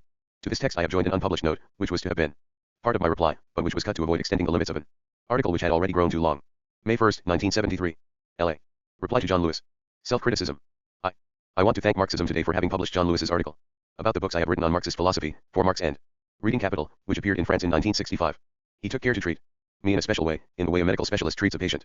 The whole family, as it were, together with his silent colleagues, stood motionless at the bedside, while Dr. John Lewis leaned over to examine the Althusser case. A long wait. Then he made his diagnosis. The patient is suffering from an attack of severe dogmatism, a medieval variety. The prognosis is grave. The patient cannot last long. It is an honor for this attention to be paid to me. But it is also an opportunity for me to clear up certain matters, 12 years after the event. For my first article reprinted in For Marx, which was concerned with the question of the young Marx, actually appeared in 1960, and I am writing in 1972. A good deal of water has flowed under the bridge of history since 1960. The workers' movement has lived through many important events, the heroic and victorious resistance of the Vietnamese people against the most powerful imperialism in the world, the proletarian cultural revolution in China, 1966-69, the greatest workers' strike in world history, 10 million workers on strike for a month, in May 1968 in France, a strike which was preceded and accompanied by a deep ideological revolt among French students and petty bourgeois intellectuals, the occupation of Czechoslovakia by the armies of the other countries of the Warsaw Pact, the war in Ireland, etc. The Cultural Revolution, May 1968 and the occupation of Czechoslovakia have had political and ideological repercussions in the whole of the capitalist world. With hindsight one can judge things better. Lenin used to say, the criterion of practice is only really valid if it bears on a process which is of some length. With the help of the practical test of the 12, 10, or even 7 years which have passed since the original articles were written, one can look back and see more clearly whether one was right or wrong. It is really an excellent opportunity. Just one small point in this connection. John Lewis, in his article, never for one moment talks about this political history of the workers' movement. In For Marx, that is, in 1965, I was already writing about Stalin, about the 20th Congress of the Soviet Communist Party, and about the split in the international communist movement. John Lewis, on the other hand, writes as if Stalin had never existed, as if the 20th Congress and the split in the international communist movement had never occurred, as if May 1968 had never taken place, nor the occupation of Czechoslovakia, nor the war in Ireland. John Lewis is a pure spirit. He prefers not to talk about such concrete things as politics. When he talks about philosophy, he talks about philosophy. Just that. Full stop. It has to be said that this is precisely what the majority of so-called philosophy teachers do in our bourgeois society. The last thing they want to talk about is politics. They would rather talk about philosophy. Full stop. That is just why Lenin, quoting Diogenes, called them graduated flunkies of the bourgeois state. What a wretched sight they make. For all the great philosophers in history, since the time of Plato, even the great bourgeois philosophers, not only the materialists but even idealists like Hegel, have talked about politics. They more or less recognized that to do philosophy was to do politics in the field of theory. And they had the courage to do their politics openly, to talk about politics. Heaven be thanked, John Lewis has changed all that. John Lewis is a Marxist and we are in 1972. He does not feel the need to talk about politics. Let someone work that one out. But to Marxism Today I must express my thanks for giving an important place to a discussion about philosophy. It is quite correct to give it this important place. The point has been made not only by Engels and of course by Lenin, but by Stalin himself. And, as we know, it has also been made by Gramsci and by Mao. The working class needs philosophy in the class struggle. It needs not only the Marxist science of history, historical materialism, but also Marxist philosophy, dialectical materialism. Why? I should like to reply by using a formula. I will take the personal risk of putting it this way. The reason is that philosophy is, in the last instance, to class struggle in the field of theory. 3. All this is, as John Lewis would say, perfectly orthodox. Engels, whom Lenin quotes on the point in What is to be done, wrote in 1874 in his preface to the Peasant War that there are 3 forms of the class struggle. The class struggle has not only an economic form and a political form but also a theoretical form. Or, if you prefer, the same class struggle exists and must therefore be fought out by the proletariat in the economic field, in the political field and in the theoretical field, always under the leadership of its party. When it is fought out in the theoretical field, the concentrated class struggle is called philosophy. Now some people will say that all this is nothing but words. But that is not true. These words are weapons in the class struggle in the field of theory, and since this is part of the class struggle as a whole, and since the highest form of the class struggle is the political class struggle, it follows that these words which are used in philosophy are weapons in the political struggle. Lenin wrote that politics is economics in a concentrated form. We can say, philosophy is, in the last instance, for the theoretical concentrate of politics. This is a schematic formula. No matter. It expresses its meaning quite well, and briefly. Everything that happens in philosophy has, in the last instance, not only political consequences in theory, but also political consequences in politics. In the political class struggle. We will show in a moment why that is so. Of course, since I cite Engels and Lenin in support of my point, John Lewis will surely say, once again, that I am talking like the last champion of an orthodoxy in grave difficulties. 5. Okay. I am the defender of orthodoxy, of that orthodoxy which is called the theory of Marx and Lenin. Is this orthodoxy in grave difficulties? Yes, it is and has been since it came to birth. And these grave difficulties are the difficulties posed by the threat of bourgeois ideology. John Lewis will say that I am crying in the wilderness. Is that so? No, it is not. For communists, when they are Marxists, and Marxists when they are communists, never cry in the wilderness. Even when they are practically alone. Why? We shall see. I therefore take my stand on this theoretical basis of Marxism, a basis which is orthodox precisely insofar as it is in conformity with the theory of Marx and Lenin. And it is on this basis that I want to take issue both with John Lewis and with my own past errors, on the basis of the need to carry on the class struggle in the field of theory, as Engels and Lenin argued, and on the basis of the definition of philosophy which I am now proposing, in June 1972. Philosophy is, in the last instance, class struggle in the field of theory. I will therefore leave aside all the rather imprudent remarks, some of them psychological, which John Lewis thought it worth making at the end of his article, about Althusser's whole style of life and writing. John Lewis is, for example, very worried, very put out, quite upset, good humanist, that he is, by the fact that Althusser argues exhaustively and with an extreme dogmatism, in a way which makes him think not so much of the scholastics, who were great philosophers of the Middle Ages, but of the schoolmen, commentators of commentators, erudite splitters of philosophical hairs, who could not rise above the level of quotation. Thank you.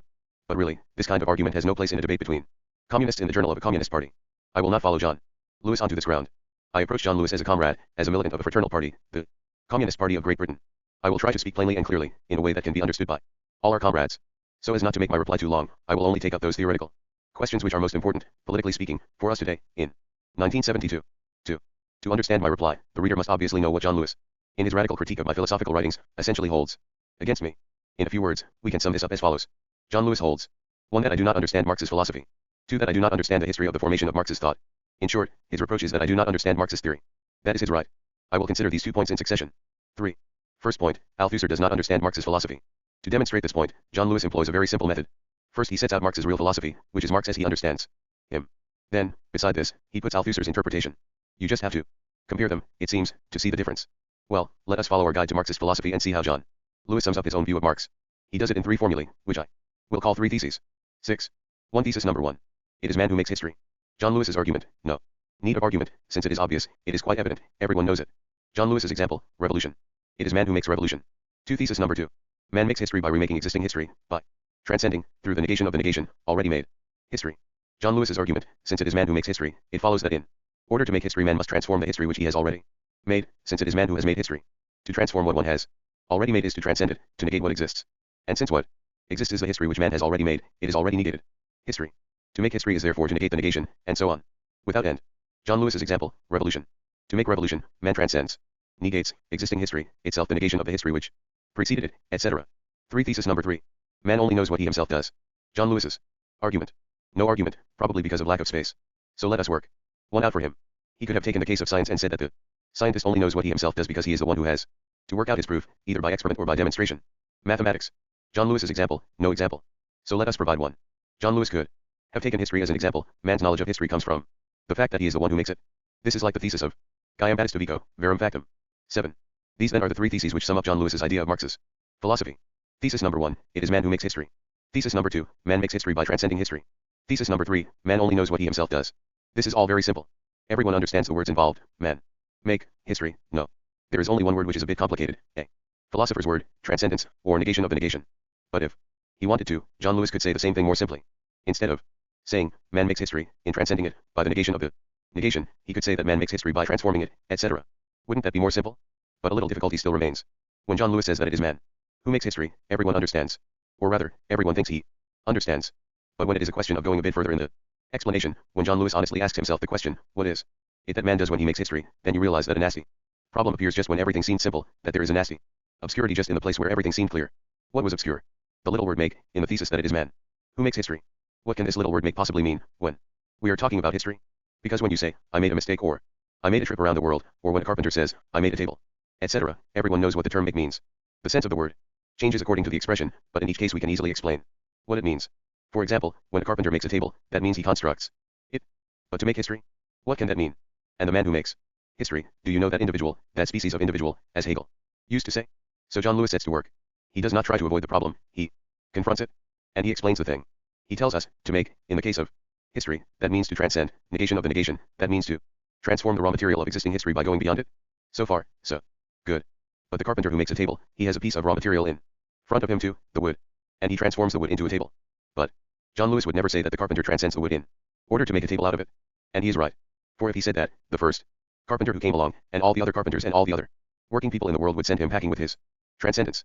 John Lewis uses the term transcendence, negation of the negation, only for history. Why? We have to work out the answer, for John Lewis himself does not provide any explanation. In my opinion, John Lewis holds on to his transcendence for the following reason, because the raw material of history is already history. The carpenter's raw material is wood. But the carpenter who makes the table would never say that he was the one who made the wood, because he knows very well that it is nature which produces the wood. Before a tree can be cut up and sold as planks, it first has to have grown somewhere in the forest, whether in the same country or thousands of miles away on the other side of the equator. Now, for John Lewis it is man who has made the history with which he makes history.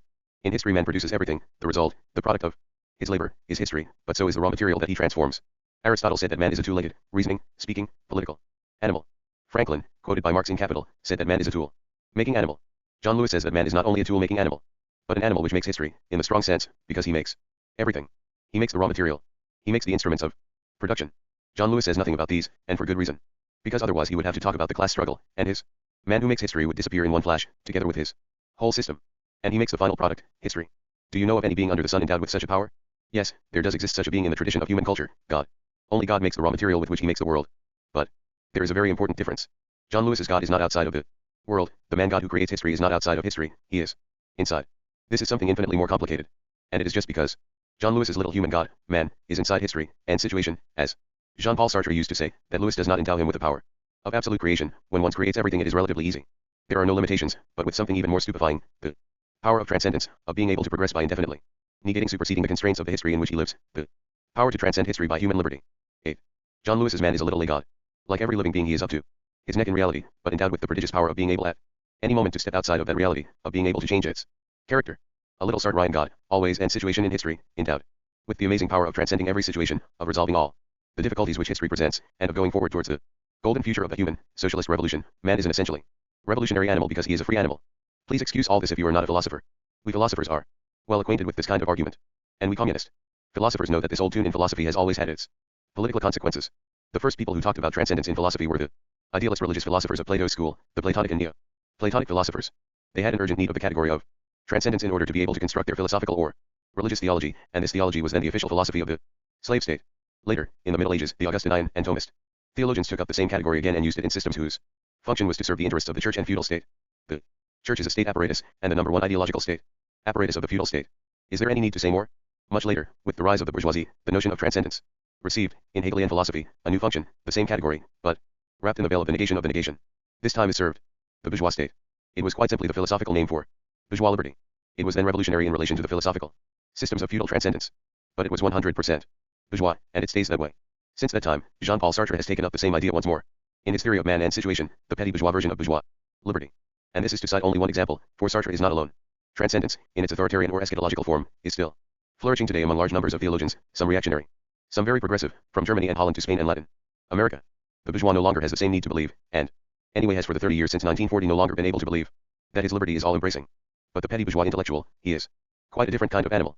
The more his liberty is crushed and denied by the development of imperialist capitalism, the more he exalts the power of that liberty, transcendence, negation of the negation, and isolated Petty bourgeois can protest, he does not get very far.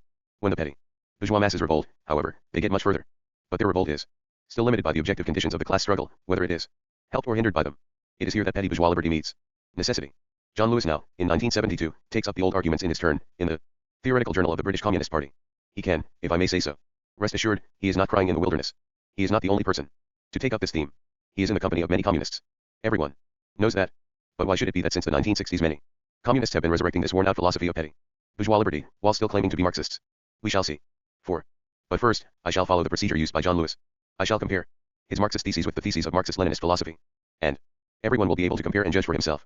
I will go over the points in John Lewis's order. That way things will be clearer. I am making an enormous concession to him by taking his order, because his order is idealist. But we will do him the favor to understand what follows. Note that in the case of each thesis, 1, 2, 3, I begin by repeating Lewis's thesis and then state the Marxist-Leninist thesis. 1 thesis no. 1. John Lewis, it is man who makes history. Marxism-Leninism, it is the masses which make history. What is this man who makes history? A mystery. 9. What are the masses which make history? In a class society they are the exploited masses, that is, the exploited social classes, social strata, and social categories, grouped around the exploited class capable of uniting them in a movement against the dominant classes which hold state power. The exploited class capable of doing this is not always the most exploited class, or the most wretched social stratum. In antiquity, for example, it was not the slaves, except in a few periods.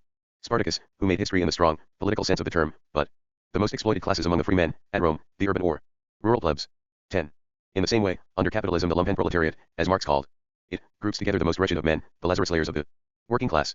11. But it is around the proletariat, the class which is exploited in capitalist production, that you will find grouped the masses which make history, which are going to make history, that is, who are going to make the revolution which will break out in the weakest link of the world imperialist chain. Against John Lewis's thesis, it is man who makes history, Marxism. Leninism has always opposed the thesis, it is the masses which make history. The masses can be defined.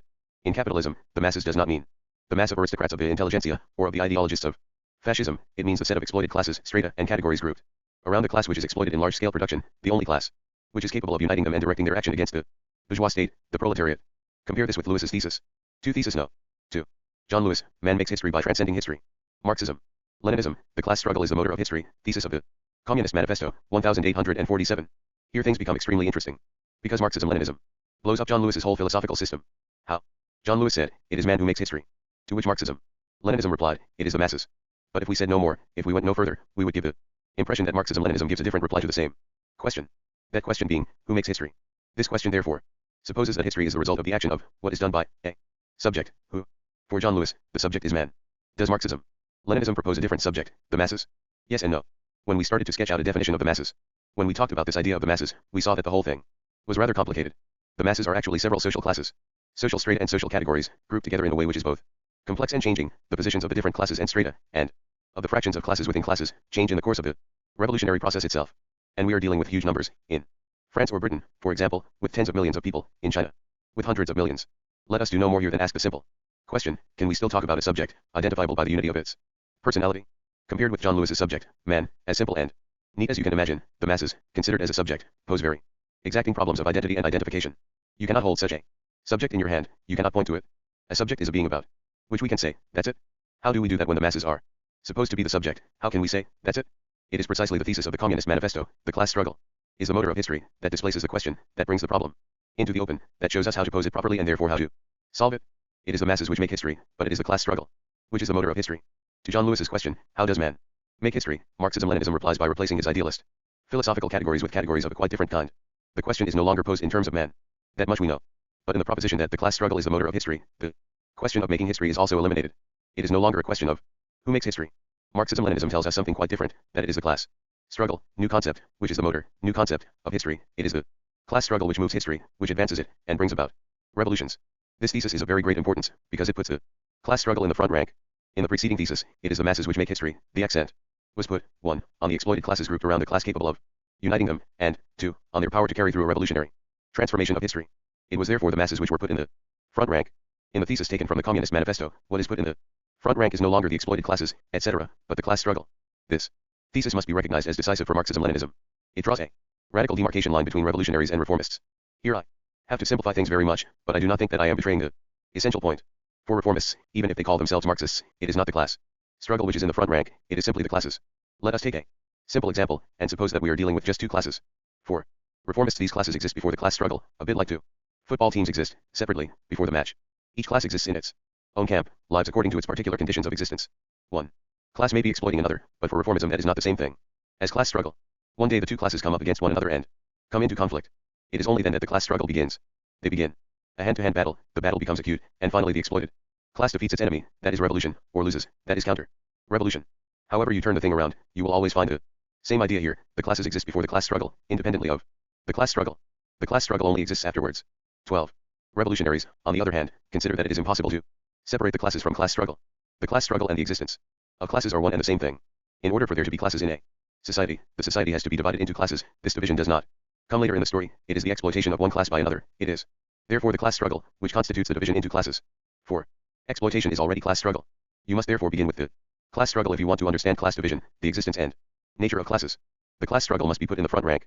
But that means that our thesis 1, it is the masses which make history, must be subordinated to thesis 2, the class struggle is the motor of history. That means that the revolutionary power of the masses comes precisely from the class struggle. And that means that it is not enough, if you want to understand what is happening in the world, just to look at the exploited classes. You also have to look at the exploiting classes. Better, you have to go beyond the football match idea, the idea of two antagonistic groups of classes, to examine the basis of the existence not only of classes but also of the antagonism between classes, that is, the class struggle. Absolute primacy of the class struggle, Marx, Lenin. Never forget the class struggle.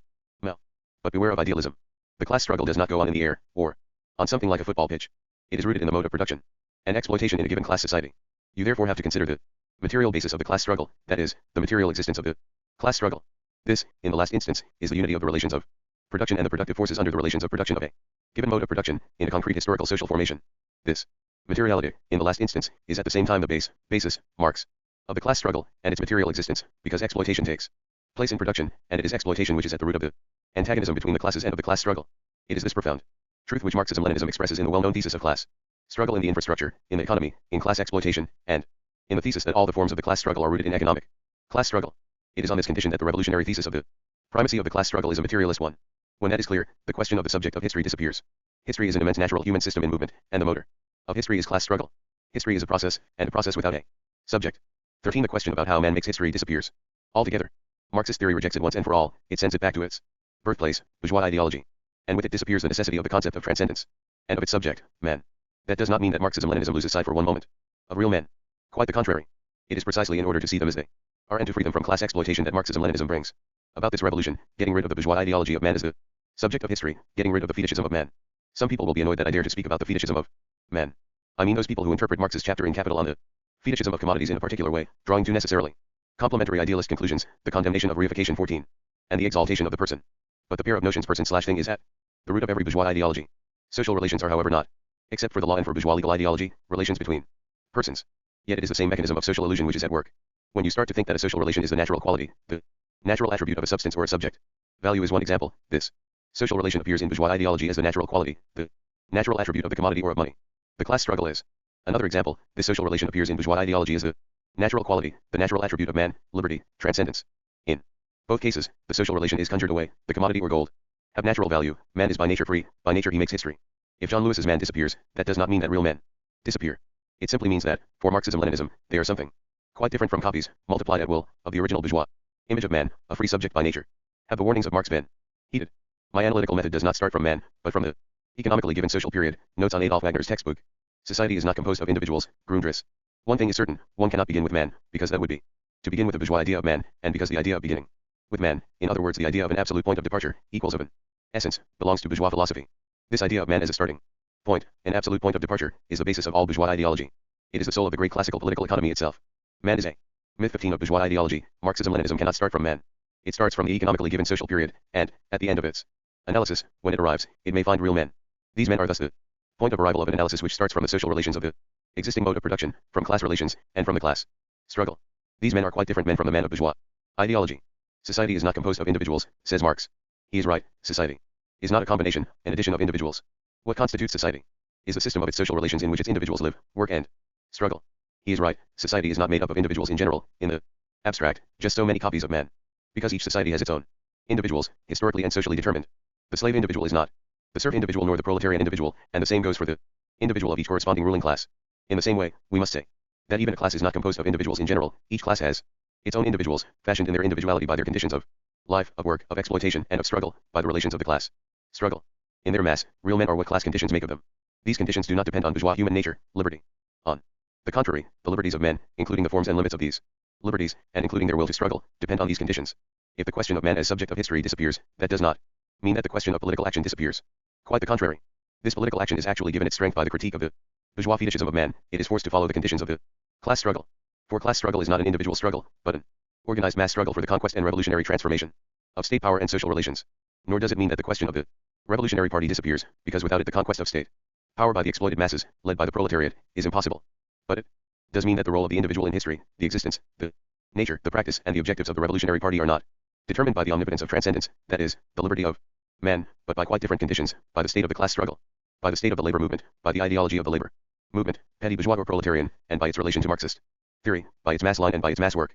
3 Thesis No. 3. John Lewis, man only knows what he himself does. Marxism-Leninism. One can only know what exists, C.E. Est. I am deliberately putting these propositions into such direct opposition, so that everyone can see the difference. For John Lewis, man only knows what he does. For dialectical materialism, the philosophy of Marxism-Leninism, one can only know what exists. This is the fundamental thesis of materialism, the primacy of being over thought. This thesis is at one and the same time a thesis about existence, about materiality and about objectivity. It says that one can only know what exists, that the principle of all existence is materiality, and that all existence is objective, that is, prior to the subjectivity which knows it, and independent of that subjectivity. One can only know what exists. This thesis, difficult to understand, and easy to misrepresent, is the basis of all Marxist theses about knowledge. Marx and Lenin never denied the activity of thought, the work of scientific experiment, from the natural sciences to the science of history, whose laboratory is the class struggle. Indeed, they insisted on this activity. They even, now and again, said and repeated that certain idealist philosophers, Hegel, for example, had understood this activity better, though in mystified forms, than certain non-dialectical materialist philosophers. This is where we get to the dialectical theses of Marxist philosophy, but, and this is where it differs fundamentally from John Lewis, Marxism-Leninism has always subordinated the dialectical theses to the materialist theses. Take the famous thesis of the primacy of practice over theory. It has no sense unless it is subordinated to the thesis of the primacy of being over thought. Otherwise it falls into subjectivism, pragmatism and historicism. It is certainly thanks to practice, of which scientific practice is the most developed form, that one can know what exists, primacy of practice over theory.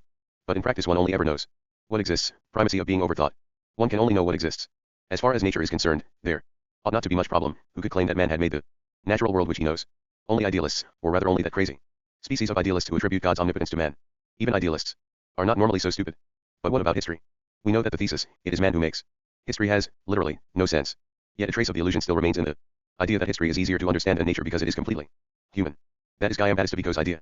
Well, Marxism-Leninism is categorical on this point. History is as difficult to understand as nature. Or, rather, it is even more difficult to understand. Why? Because the masses do not have the same direct practical relation with history as they have with nature, in productive work, because they are always separated from history by the illusion that they understand it. Each ruling exploiting class offers them its own explanation of history, in the form of its ideology, which is dominant, which serves its class interests, cements its unity, and maintains the masses under its exploitation. Look at the Middle Ages. The Church and its ideologists offered all its flock, that is to say, primarily the exploited masses, but also the feudal class and itself, a very simple and clear explanation of history. History is made by God, and obeys the laws, that is, the ends, of providence. An explanation for the masses. Look at the 18th century in France. The situation is different. The bourgeoisie is not yet in power, it is critical and revolutionary. And it offers everyone, without distinction of class, not only to the bourgeoisie and its allies, but also to the masses it exploits, a clear explanation of history. History is moved by reason, and it obeys the laws or follows the ends of truth, reason, and liberty, an explanation for the masses. If history is difficult to explain scientifically, it is because between real history and men there is always a screen, a separation, a class ideology of history in which the human masses spontaneously believe, because this ideology is pumped into them by the ruling or ascending class, and serves it in its exploitation. In the 18th century the bourgeoisie is already an exploiting class. To succeed in piercing this ideological and idealist smokescreen of the ruling classes, the special circumstances of the first half of the 19th century were required, the experience of the class struggles following the French Revolution, 1789, 1830, and the first proletarian class struggles, plus English political economy, plus French socialism. The result of the conjuncture of all these circumstances was Marx's discovery. He was the first to open up the continent of history to scientific knowledge. But in history, as in nature, one can only know what exists. The fact that, in order to get to know what really does exist, an enormous amount of scientific work and gigantic practical struggles were necessary, does not disprove the point. One can only know what exists, even if this is changing under the effect of the material dialectic of the class struggle, even if what exists is only known on condition that it is transformed. But we must go further. You will notice that I said that the Marxist-Leninist thesis is not man can only know what exists, but one can only know what exists. 16 year 2 the term man has disappeared. We are forced to say in this connection that scientific history, like all history, is a process without a subject, and that scientific knowledge, even when it is the work of a particular individual scientist, etc., is actually the historical result of a process which has no real subject or goal. That is how it is with Marxist science. It was Marx who discovered it, but as the result of a dialectical process, combining German philosophy, English political economy and French socialism, the whole thing based on the struggles between the bourgeoisie and the working class. All communists know that. Scientists, in general, do not know it. But if they are prepared to, and if they have enough knowledge of the history of the sciences, communists can help scientists, including natural scientists and mathematicians, to understand its truth. Because all scientific knowledge, in every field, really, is the result of a process without any subject or goal. A startling thesis. One which is doubtless difficult to understand. But it can give us insights of a certain importance, not only into scientific work, but also into the political struggle. For all these philosophical theses, these philosophical positions, thesis equals position, produce effects in the social practices. Among them, effects in political practice and scientific practice. But we have to generalize, it is not only the philosophical thesis which we have already discussed that produce these effects, but all philosophical theses. Because if there is one idea which is popular today, even among some Marxists, it is the idea of philosophy as pure contemplation, pure disinterested speculation. Now this dominant idea is actually the very self-interested representation of idealism created by idealism itself. It is a mystification of idealism, necessary to idealism, to represent philosophy as purely speculative, as a pure revelation of being, origin and meaning. Even speculative ideologies, even philosophies which content themselves with interpreting the world, are in fact active and practical. Their hidden goal is to act on the world, on all the social practices, on their domains and their hierarchy, even if only in order to place them under a spell, to sanctify or modify them, in order to preserve or reform the existing state of things. Against social, political, and ideological revolutions or the ideological repercussions of the great scientific discoveries. Speculative philosophies have a political interest in making believe that they are disinterested or that they are only moral, and not really practical and political, this in order to gain their practical ends, in the shadow of the ruling power which they support with their arguments. Whether this strategy is conscious and deliberate or unconscious means little, we know that it is not consciousness which is the motor of history, even in philosophy. You will remember the definition of philosophy which I proposed above. We can apply this definition to every philosophy. Philosophy is, in the last instance, class struggle in the field of theory. In philosophy is class struggle in theory, if it depends in the last instance on politics, then, as philosophy, it has political effects, in political practice, in the way in which the concrete analysis of the concrete situation is made, in which the concrete analysis of the concrete situation is made, in which the mass line is defined, and in which mass work is carried out. But if it is class struggle in the field of theory, then it has theoretical effects, in the sciences, and also within the field of the ideologies. If it is class struggle in the field of theory, it has effects on the union of theory and practice, on the way in which that union is conceived and realized. It therefore has effects, of course, not only in political practice and scientific practice, but also in every social practice. 17 From the struggle for production, to art, etc. 18. But I cannot deal with everything here. I will just say that philosophy, as class struggle in the field of theory, has two main effects, in politics and in the sciences, in political practice and in scientific practice. Every communist knows that, or ought to know it, because Marxism-Leninism has never ceased to repeat it and argue for it. So let us now set out our schematic proof, by comparing John Lewis's theses with the theses of Marxism-Leninism. That will allow us to show a little more clearly how philosophy functions. John Lewis's thesis, it is man who makes history. Thesis of Marxism-Leninism, it is the masses which make history. The class struggle is the motor of history. Let us look at the effects of these theses. 1. Effects in the field of science. When someone, in 1972, defends the idealist thesis that it is man who makes history, what effect does that have as far as the science of history is concerned? More precisely, can one make use of it to produce scientific discoveries? It is a very regrettable fact, no doubt, but it is in fact no use at all from this point of view. John Lewis himself does not get anything out of it which might help us to see how the class struggle works. You might say that he didn't have the space in a single article. That is perhaps true. So let us turn to his unavowed master, Jean-Paul Sartre, to the philosopher of human liberty, of man projecting himself into the future, John Lewis's transcendence of man and situation who transcends his place in the world by the liberty of the project. This philosopher, who deserves the praise given by Marx to Rousseau, that he never compromised with the powers that be, has written two enormous books, Being and Nothingness, 1939, and The Critique of Dialectical Reason, 1960, the latter devoted to proposing a philosophy for Marxism. More than 2,000 pages. Now, what did Sartre get out of the thesis, it is man who makes history? 19. What did it contribute to the science of history? Did the ingenious developments of the Sartrean positions finally permit the production of a few pieces of scientific knowledge about the economy, the class struggle, the state, the proletariat, ideologies, etc., knowledge which might help us to understand history, to act in history? We have, unfortunately, reason to doubt it. But then someone is going to say, here is an example which proves just the opposite of your thesis about the effects of philosophy, because, as you recognize, this humanist philosophy has no effect at all on scientific knowledge. Sorry. I claim that theses like those defended by John Lewis and Jean-Paul Sartre really do have such an effect, even though it is a negative one, because they prevent the development of existing scientific knowledge. Lenin said the same of the idealist philosophies of his own time. These theses are an obstacle to the development of knowledge. Instead of helping it to progress, they hold it back. More precisely, they drag knowledge back to the state it was in before the scientific discoveries made by Marx and Lenin. They take us back to a pre-scientific philosophy of history. It is not the first time that this has happened in the history of humanity. For example, half a century after Galileo, that is, half a century after physics had been founded as a science, there were still philosophers who defended Aristotelian physics. They attacked Galileo's discoveries and wanted to drag knowledge of the natural world back to its pre-scientific Aristotelian state. There are no longer any Aristotelian physicists, but the same process can be observed in other fields. For example, there are anti-Freudian psychologists, and there are anti-Marxist philosophers of history, who carry on as if Marx had never existed, or had never founded a science. They may be personally honest.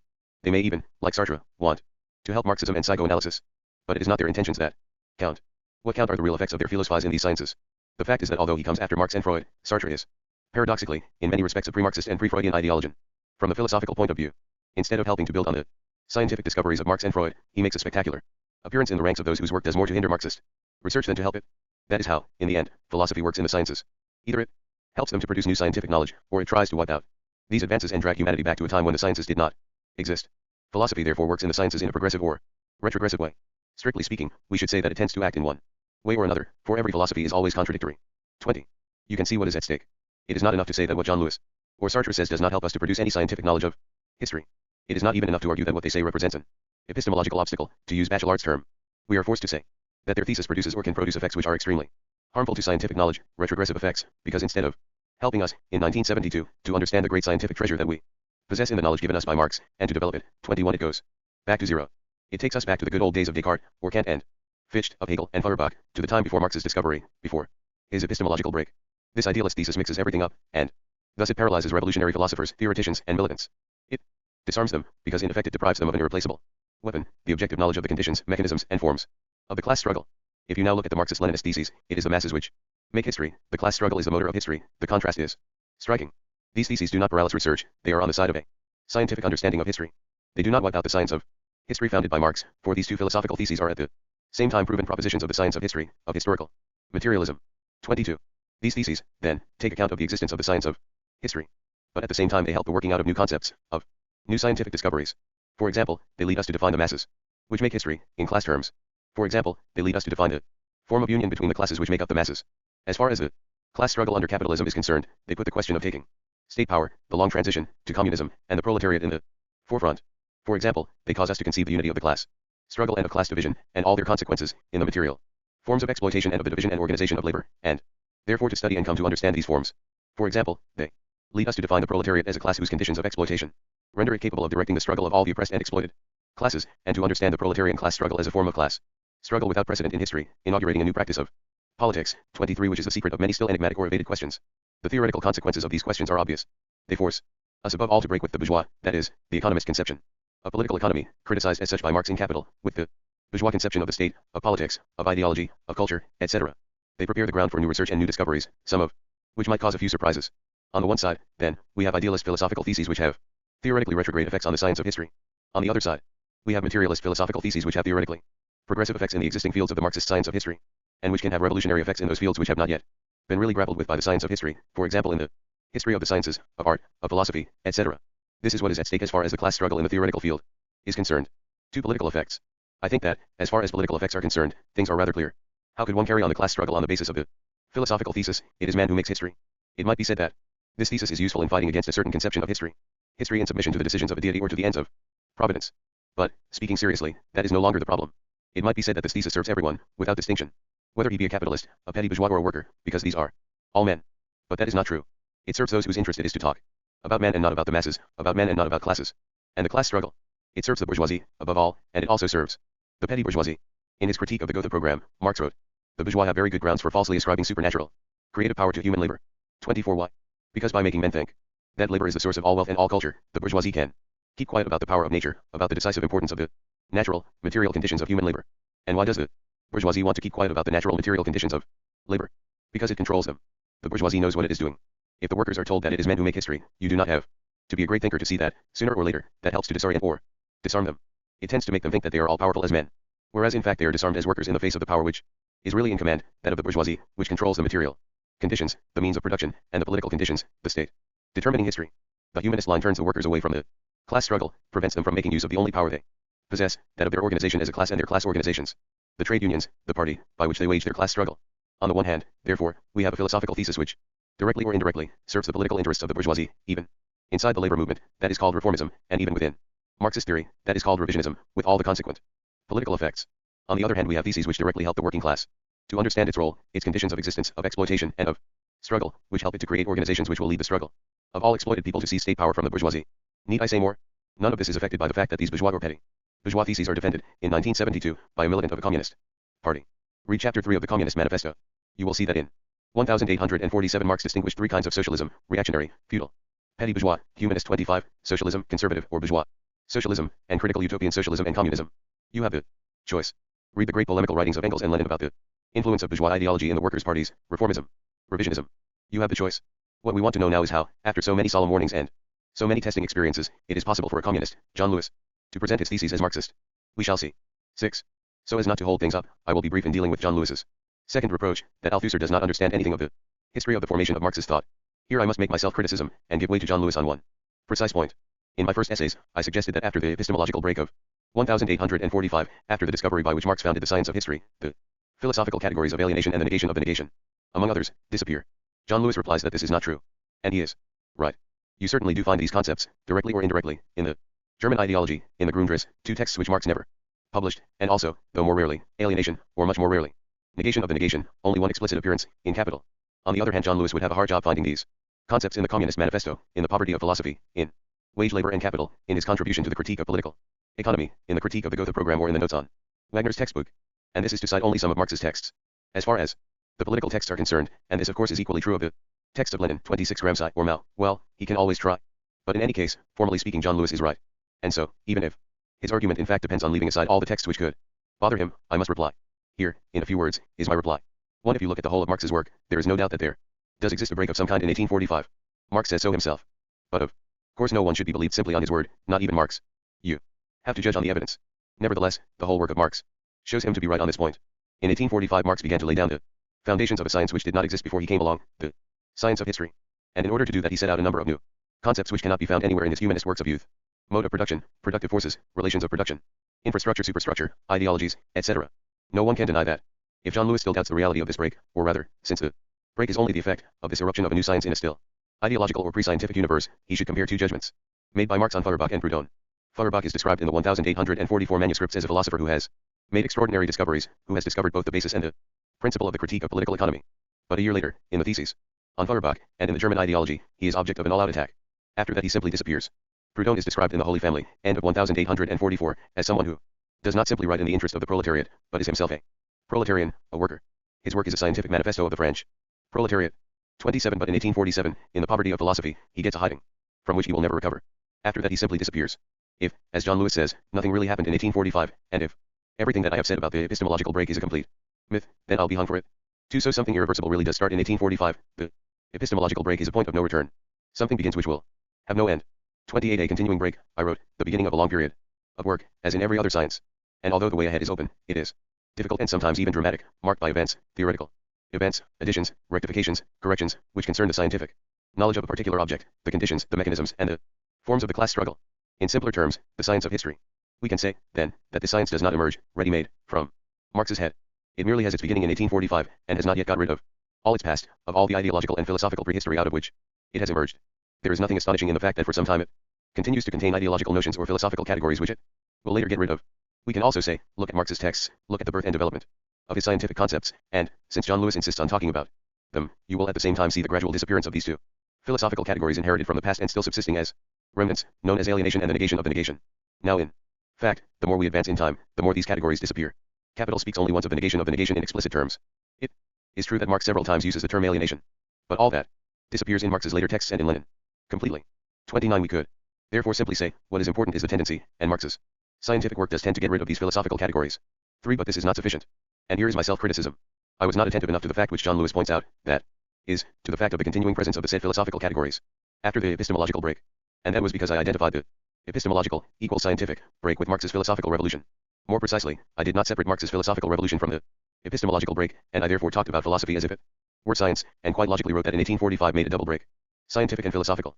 That was a mistake. It is an example of the theoreticist, equals rationalist, speculative, deviation which I denounced in the brief self-criticism contained in the preface to the Italian edition of Reading Capital, 1967. Reproduced in the English edition. 30. Very schematically, this mistake consists in thinking that philosophy is a science, and that, like every science, it has 1. An object, 2. A beginning. The epistemological break occurs at the moment when it looms up in the pre-scientific, ideological, cultural universe, and 3. A history, comparable to the history of a science. This theoreticist error found its clearest and purest expression in my formula, philosophy is theory of theoretical practice. 31. Since that time, I have begun to put things right. In a philosophy course for scientists, dating from 1967, and then in Lenin and Philosophy, February 1968, I put forward other propositions. 1. Philosophy is not a science. 2. Philosophy has no object, in the sense in which a science has an object. 3. Philosophy has no history, in the sense in which a science has a history. 4. Philosophy is politics in the field of theory. What are the consequences? 1. It is impossible to reduce philosophy to science, and it is impossible to reduce Marx's philosophical revolution to the epistemological break. 2. Marx's philosophical revolution preceded Marx's epistemological break. It made the break possible. One can of course put forward serious arguments to the effect that there is a sense in which philosophy, as Hegel said, and as I repeated in Lenin and Philosophy, always lags behind science or the sciences. But from another Point of view, which is important here, one has to say the opposite, and argue that in the history of Marx's thought the scientific breakthrough is based on the philosophical revolution, which gives the breakthrough its form, that of a revolutionary science. In the case of other sciences, we often lack evidence and proof of what happened. But in the case of Marx, we are able to say that while both the philosophical revolution and the epistemological break take place at the same time, the scientific break is based on the philosophical revolution. In practical terms, that means the following.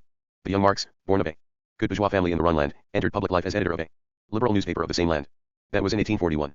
A young and brilliant intellectual, he was, within 3 or 4 years, to undergo an astonishing evolution in politics. He was to pass from radical bourgeois liberalism, 1841 to 42, to petty bourgeois communism, 1843 to 44, then to proletarian communism, 1844 to 45. These are incontestable facts. But parallel to this political evolution, you can observe an evolution in philosophy. In philosophy, over the same period, the young Marx was to pass from a position of subjective neo-Hegelianism, of a Kant-Fichte type, to theoretical humanism, Feuerbach, before rejecting this to pass over to a philosophy which would no longer merely interpret the world, a completely new, materialist revolutionary philosophy. If you now compare Marx's political evolution with his philosophical evolution, you will see 1. That his philosophical evolution is based on his political evolution, and 2. That his scientific discovery, the break, is based on his philosophical evolution.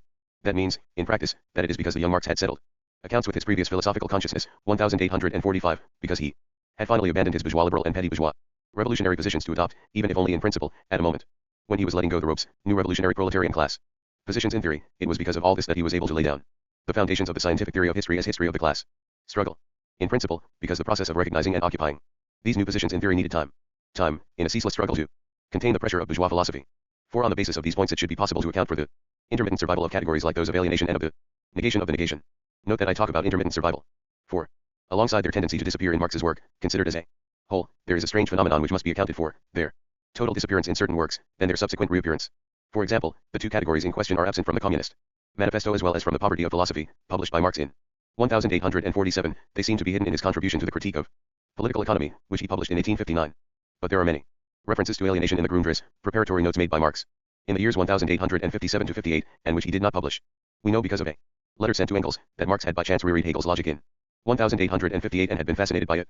In Capital, 1867, alienation comes up again, but much more rarely, and the negation of the negation appears just once. And so on. 32. However that might be, and without anticipating other studies which must be made if the contradictory dialectic of Marx's development and the elaboration of his work is to be understood, one fact is clear. The Marxist science of history did not progress in a simple straight line, according to the classic rationalist scheme, without problems or internal conflicts, and under its own power, from the moment of the point of no return, the epistemological break. There certainly is a point of no return, but in order not to be forced to retreat, it is necessary to advance, and to advance.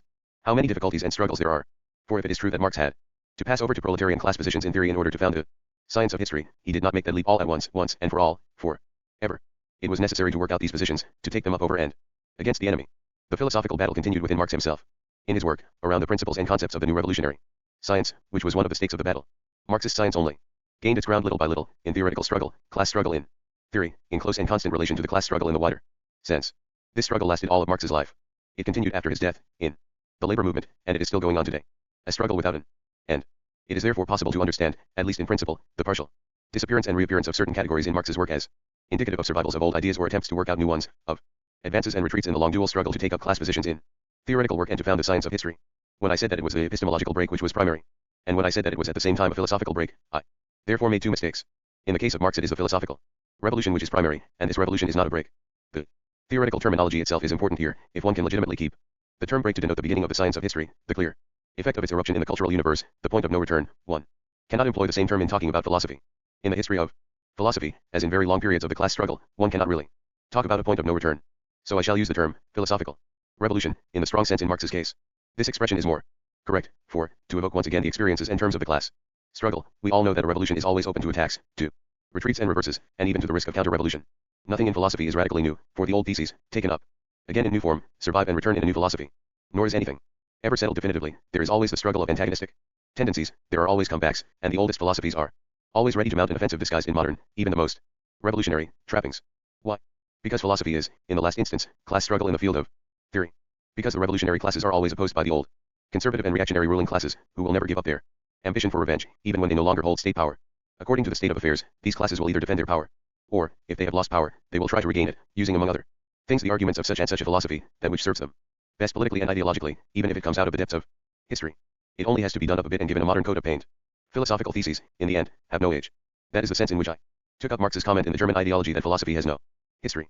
In practice, when the state of the class struggle enables it to put on enough pressure, bourgeois ideology can penetrate Marxism itself.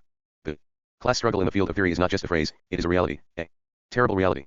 Without understanding that, it is impossible to understand either the dramatic history of the formation of Marxist thought or the grave difficulties which even today, in 1972, weigh on the orthodoxy defended by a certain number of communists. The dramatic history of Marx and of his thought can be reduced, if we follow John Lewis, to a peaceful and problem-free university career. A certain Marx appears on the literary and philosophical scene. Quite naturally, he begins to talk about politics in the Communist Manifesto, then about economics in Capital. He founds and directs the First International, opposes the insurrection in Paris, then in the space of 2 months, takes a firm stand on the side of the Paris Commune. He wages a battle to the death against the anarchists and followers of Proudhon, etc., etc. All this without the hint of a problem, of a drama, aside from all the assaults of the struggle. With no regard to the difficulties, the questions, all the torments of the search for truth in that struggle itself. Like a good bourgeois intellectual, as well installed in his thought as he is in the comfort of his existence. Marx, in this view, always thought the same thing, without any revolution or break in his thinking. He always taught that man makes history by the negation of the negation, etc. I think I am justified in saying here that only someone who has no experience of the class struggle, including class struggle in the field of theory, or even simply of the way in which scientific research is done, could argue such nonsense, and thus insult the life and sufferings not only of Marx himself but of all communists, and also of all those scientists who succeed in finding something out. Now, not only did Marx find something out, and at what risk, and of what importance, but he was also a leader of the labor movement for 35 years. He always did his thinking and his investigating in and through the struggle. The whole history of the labor movement is marked by endless crises, dramas and struggles. There is no need for me to go over them here. But as far as philosophy is concerned, we ought at least to mention the great struggles of Engels and Lenin against the intervention of the idealism of Dühring and of Bernstein, both of them declared neo-Kantians and humanists, whose theoretical revisionism covered their political reformism and political revisionism. John Lewis would do well to reread the first pages of What is to be done. In this text, a petty bourgeois intellectual named Lenin is defending Marx's orthodoxy, which is in grave difficulties. With extreme dogmatism, I use Lewis's terms. Yes, Lenin declared himself proud to be attacked as a dogmatist by the international coalition of critical revisionists, with the English Fabians and French ministerialists at their head. I am quoting Lenin. Yes, Lenin declared himself proud to defend this old problem-ridden orthodoxy, the orthodoxy of Marx's teaching. Yes, he thought it was in grave difficulties. The cause, reformism and revisionism. Some communists today are thinking and doing the same. There certainly are not too many of them. That is how things are. Why? We shall see. 7. We have to answer 2 questions. 1. Why are there communists like John Lewis, and there are quite a lot of them, who, in 1972, can openly argue in communist journals for a philosophy which they call Marxist, but which is in fact simply a variant of bourgeois idealism? 2. Why are the communist philosophers who defend Marx's philosophy so few in number? To answer these 2 questions, which are really one and the same, we must, all apologies to John Lewis, briefly enter the field of political history. I have made the basic points in for Marx. But John Lewis does not seem to have read the political pages of For Marx. John Lewis is a pure spirit. And yet I was rather clear in explaining that the articles collected in For Marx had to be considered as a philosophical intervention in a political and ideological conjuncture dominated by the 20th Congress and the split in the international communist movement. 33. The fact that I was able to make such an intervention is a consequence of the 20th Congress. Before the 20th Congress it was actually not possible for a communist philosopher, certainly in France, to publish texts which would be, at least to some extent, relevant to politics, which would be something other than a pragmatist commentary on consecrated formulae. That is the good side of the 20th Congress, for which we must be grateful. From that time on it was possible to publish such texts. The French party, to take only one example, explicitly recognized, at the Argenteuil Central Committee meeting in 1966, the right of party members to carry out and publish their philosophical research. But the criticism of Stalin's errors was formulated at the 20th Congress in terms such that there inevitably followed what we must call an unleashing of bourgeois ideological and philosophical themes within the communist parties themselves. This was the case above all among communist intellectuals, but it also touched certain leaders and even certain leaderships. Why? Because the criticism of Stalin's errors, some of which, and rather a lot, turned out to be crimes, was made in a non-Marxist way. The 20th Congress criticized and denounced the cult of personality, the cult in general, personality in general, and summed up Stalin's errors in the concept of violation of socialist legality. The 20th Congress therefore limited itself to denouncing certain facts about what went on in the legal superstructure, without relating them, as every Marxist analysis must do, firstly, to the rest of the Soviet superstructure, above all, the state and party, and secondly, to the infrastructure, namely the relations of production, class relations, and the forms of the class struggle in the USSR. 34. Instead of relating the violations of socialist legality to, 1. the state, plus the party, and 2. the class struggle, the 20th Congress instead related them to the cult of personality. That is, it related them to a concept which, as I pointed out in For Marx, cannot be found in Marxist theory. I now venture to say that it can perfectly well be found elsewhere, in bourgeois philosophy and psychosociological ideology. If you take communist philosophers and other communist intellectuals, and set them officially on a bourgeois ideological and philosophical line, in order to criticize a regime under which they, among others, have suffered deeply, you must not be surprised when the same communist philosophers and intellectuals quite naturally take the road of bourgeois philosophy. It has been opened up right in front of them. You must not be surprised when they make up their own little bourgeois Marxist philosophy of the rights of man, exalting man and his rights, the first of which is liberty, whose reverse is alienation. It is quite natural for them to lean on Marx's early works, that is what they are there for, and then on humanism in all its forms. Shall it be Garaudi's socialist humanism, the pure humanism of John Lewis, the true or real socialism of others, or even, why not, scientific humanism itself? Between these different varieties of the philosophy of human liberty, each philosopher can of course freely take his choice. All that is perfectly normal. Having said that, we must add that it is important not to mix things up, which, politically speaking, ought not to be confused, things which are quite different from one another. The humanist reactions of Western communist theoreticians, and even of some from Eastern Europe, are one thing. It would however be an extremely serious political mistake, for example, to claim to judge and condemn, on account of an adjective, human, something like the slogan socialism with a human face, a slogan under which the Czech masses let everyone know, even if the form was sometimes confused, about their class and national grievances and aspirations. It would be an extremely serious political mistake to confuse this national mass movement, this important historical fact, with the humanist pedantry of our Western, sometimes communist philosophers, or of such and such a philosopher of Eastern Europe. There were intellectuals in the Czech national mass movement, but it was not a movement of intellectuals. What the Czech people wanted was socialism, and not humanism.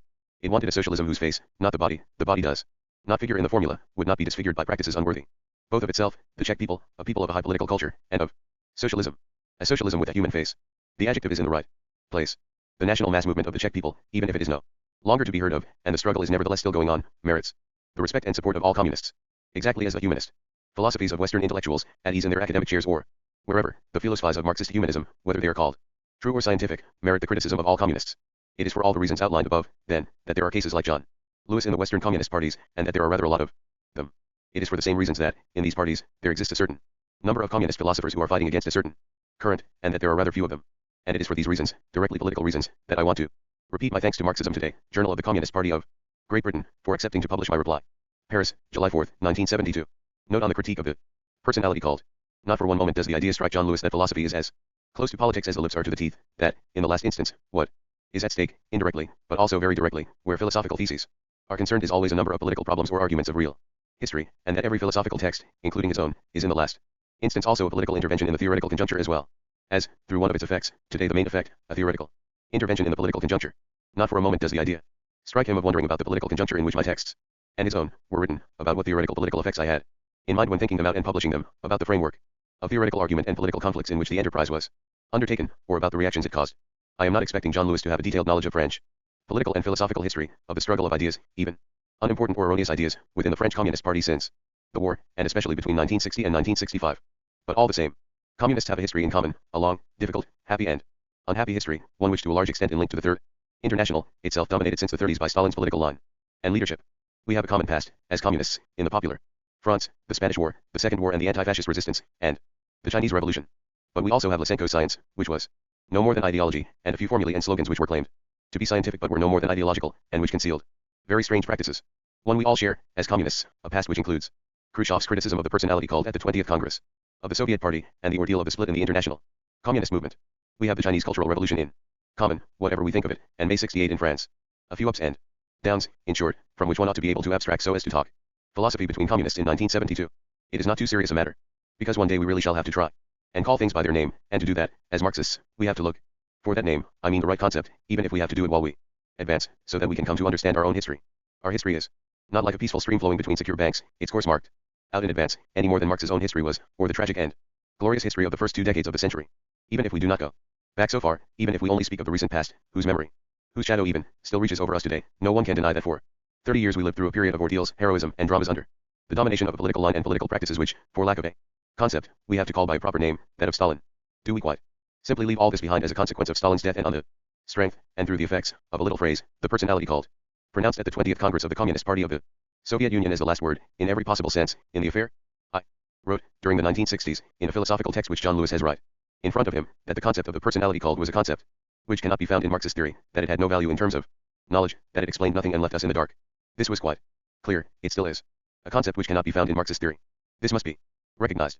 In the form in which it was put forward and used, both theoretically and politically, the concept of the personality called was not simply the name of something, it did not satisfy itself with simply pointing out the facts, the abuses, the violations of Soviet legality.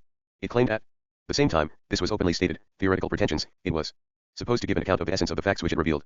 And this is how it was used politically. Now this pseudo-concept, the circumstances of whose solemn and dramatic pronouncements are well known, did indeed expose certain practices, abuses, errors, and in certain cases crimes. But it explained nothing of their conditions, of their causes, in short of their internal determination, and therefore of their forms. To yet since it claimed to explain what in fact it did not explain, this pseudo-concept could only mislead those whom it was supposed to instruct. Must we be even more explicit? To reduce the grave events of 30 years of Soviet and communist history to this pseudo-explanation by the cult was not and could not have been a simple mistake, an oversight of an intellectual hostile to the practice of divine worship. It was, as we all know, a political act of responsible leaders. A certain one-sided way of putting forward the problems, not of what is vulgarly called Stalinism, but of what must, I think, be called, unless one objects to thinking about it, by the name of a concept, provisionally, the Stalinine deviation 3, and, at the same time, it was a certain way of not posing the problems. More precisely, it was, and still is, a way of seeking the causes of grave events and of their forms in certain defects of the functioning of the legal superstructure, violations of socialist legality, without, even in the form of a hypothesis, looking into the whole of the state apparatuses constituting the superstructure, the repressive apparatus, the ideological apparatuses, including the party, and above all, without getting to the root of the problem, one which was so serious and lasted so long, the contradictions of the construction of socialism and of its line, that is, without dealing with the existing forms of production relations, class relations and the class struggle, the last of which is then said, in a formula which has not yet been withdrawn, to have been transcended in the USSR. Yet this is where the internal causes of the facts of the cult must be sought, at the risk of finding other facts. Of course, it is not true that everything is always connected with everything else. This is not a Marxist thesis, and one does not need to invoke the whole infrastructure and superstructure to sort out a simple legal detail, if it is only a detail, and only legal. But is the Stalin deviation a detail? A simple legal detail? Of course, one cannot, at any and every moment, in a moment, remake what many years have unmade. This is not a Marxist thesis. There are of course historical constructions which are so interconnected with neighboring buildings, which are so much propped up by these latter that one cannot simply and brutally chop down their surroundings to give them some air. One must sometimes proceed cautiously. But the precautions of the 20th Congress, the Stalinine deviation, in the form revealed to us by the terms of the official declarations, pointed out certain facts, without, for lack of Marxist explanations, avoiding the trap of repeating much earlier denunciations, those of the most anti-communist bourgeois ideology, and those of the anti-Stalinist theory of Trotskyism, as it was revealed to us, limited in its scope to violations of socialist legality alone, while the communists of the USSR and of the world had an infinitely more extensive experience of it. This deviation could, finally, only provoke two possible reactions, leaving aside its classical exploitation by anti-communist and anti-Soviet elements. Either a left-wing critique, which accepts the term deviation, even if in a very contradictory sense, and which, in order to account for it, undertakes serious research into its basic historical causes, that is, if John Lewis will excuse me, not into man, or personality, but into the superstructure, relations of production, and therefore the state of class relations and the class struggle in the USSR. Such a critique may then, but only then, be justified in talking not only about a violation of the law but also about the reasons for this violation. Or a right-wing critique, which attacks only certain aspects of the legal superstructure, and of course can then invoke man and his rights, and oppose man to the violation of his rights, or simple workers' councils to the bureaucracy. The fact is, one practically never hears anything but the second critique, and the official formulation of the critique of the cult, of the violations of socialist legality, far from keeping the most violent bourgeois anti-communism and Trotskyist anti-Stalinism at arm's length, actually provides them with a historical argument they could hardly have hoped for. It gives them a justification, a second wind, a second life, which explains, let it be said in passing, a good number of apparently paradoxical phenomena. For example, the resurgence 50 years after the October Revolution and 20 years after the Chinese Revolution of organizations which have lasted 40 years without winning a single historical victory, because, unlike some of the present-day ultra-left, they are organizations, and they also have a theory, the Trotskyist organizations. And that is not to speak of the effectiveness of bourgeois anti-Sovietism, 30 years after Stalingrad.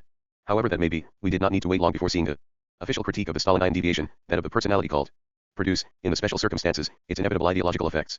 After the 20th Congress an openly rightist wave carried off, to speak only of them, many Marxist and communist intellectuals, not only in the capitalist countries, but also in the socialist countries.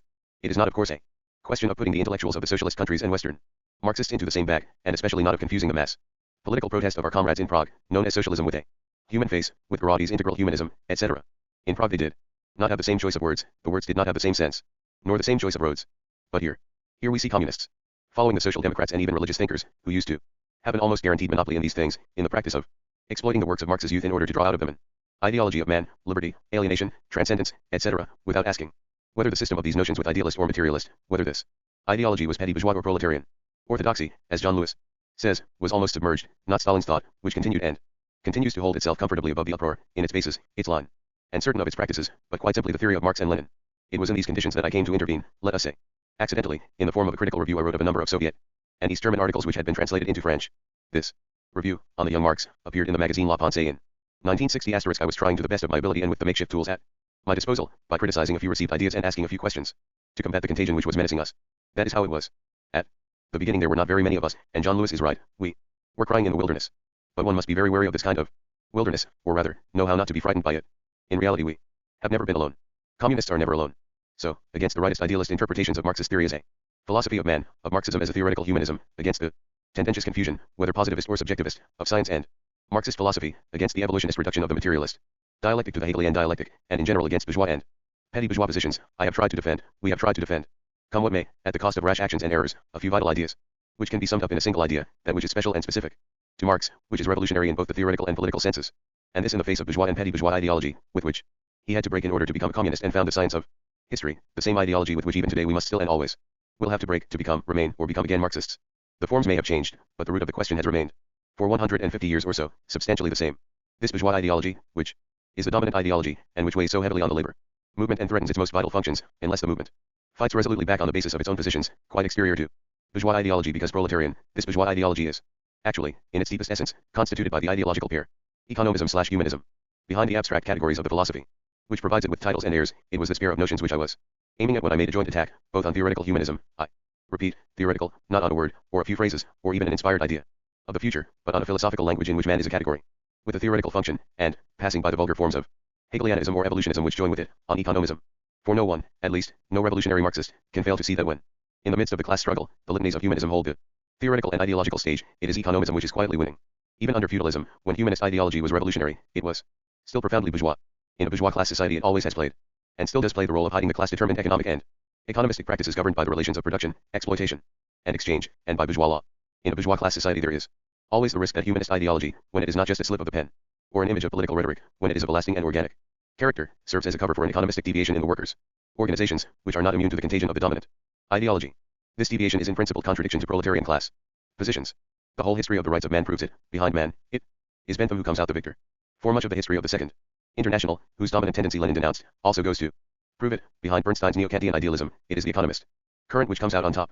Who can seriously claim that the whole of this long history, with all its conflicts and dangers, is behind us, and that it will never again menace us, that we shall never again be at risk? I am talking about the ideological pair economism/humanism. It is a pair in which the two terms are complementary. It is not an accidental link, but an organic and consubstantial one. It is born spontaneously, that is to say, necessarily, of the bourgeois practices of production and exploitation, and, at the same time, of the legal practices of bourgeois law and its ideology, which provide a sanction for the capitalist relations of production and exploitation and their reproduction. And it is quite true that bourgeois ideology is fundamentally economist, that the capitalist sees everything from the point of view of commodity relations and from the point of view of the material conditions, means of production are also commodities, which allow him to exploit that very special commodity, the labor power of the workers. Thus, he sees things from the point of view of the techniques of the expression of surplus value, which are linked together with capitalist organization and division of labor, from the point of view of the technology of exploitation, of economic performance and development, from the point of view of capitalist accumulation. And what does the bourgeois economist do? Marx showed that, even when he raised himself to the point of thinking in terms of capitalism, he did no more than theorize the economistic viewpoint of the capitalist. Marx criticized the very project of political economy, as such, because it was economistic. But at the same time it is true that the reverse side of the same coin, the necessary cover, the alibi, the point of honor of this economism is humanism or bourgeois liberalism. This is because ideas find their foundations in the categories of bourgeois law and the legal ideology, materially indispensable to the functioning of bourgeois law, liberty of the person, that is, in principle, his right freely to dispose of himself, his right to his property, his free will and his body, the proletarian, a person free to sell himself, and his other goods, private property, real property, which abolishes others, that of the means of production. This is the breeding ground of economism/humanism, the capitalist mode of production and exploitation. And this is the precise link by which, the precise place in which these two ideologies join together as a pair. Bourgeois law, which at the same time both provides a real support for capitalist relations of production, and lends its categories to liberal and humanist ideology, including bourgeois philosophy. The question then arises, when this bourgeois ideological pair penetrates into Marxism, when it pursues the struggle, not on its own terrain but on the general terrain of Marxism, as revisionism, Lenin, what does it become? It remains what it was before, a bourgeois point of view, but this time functioning within Marxism.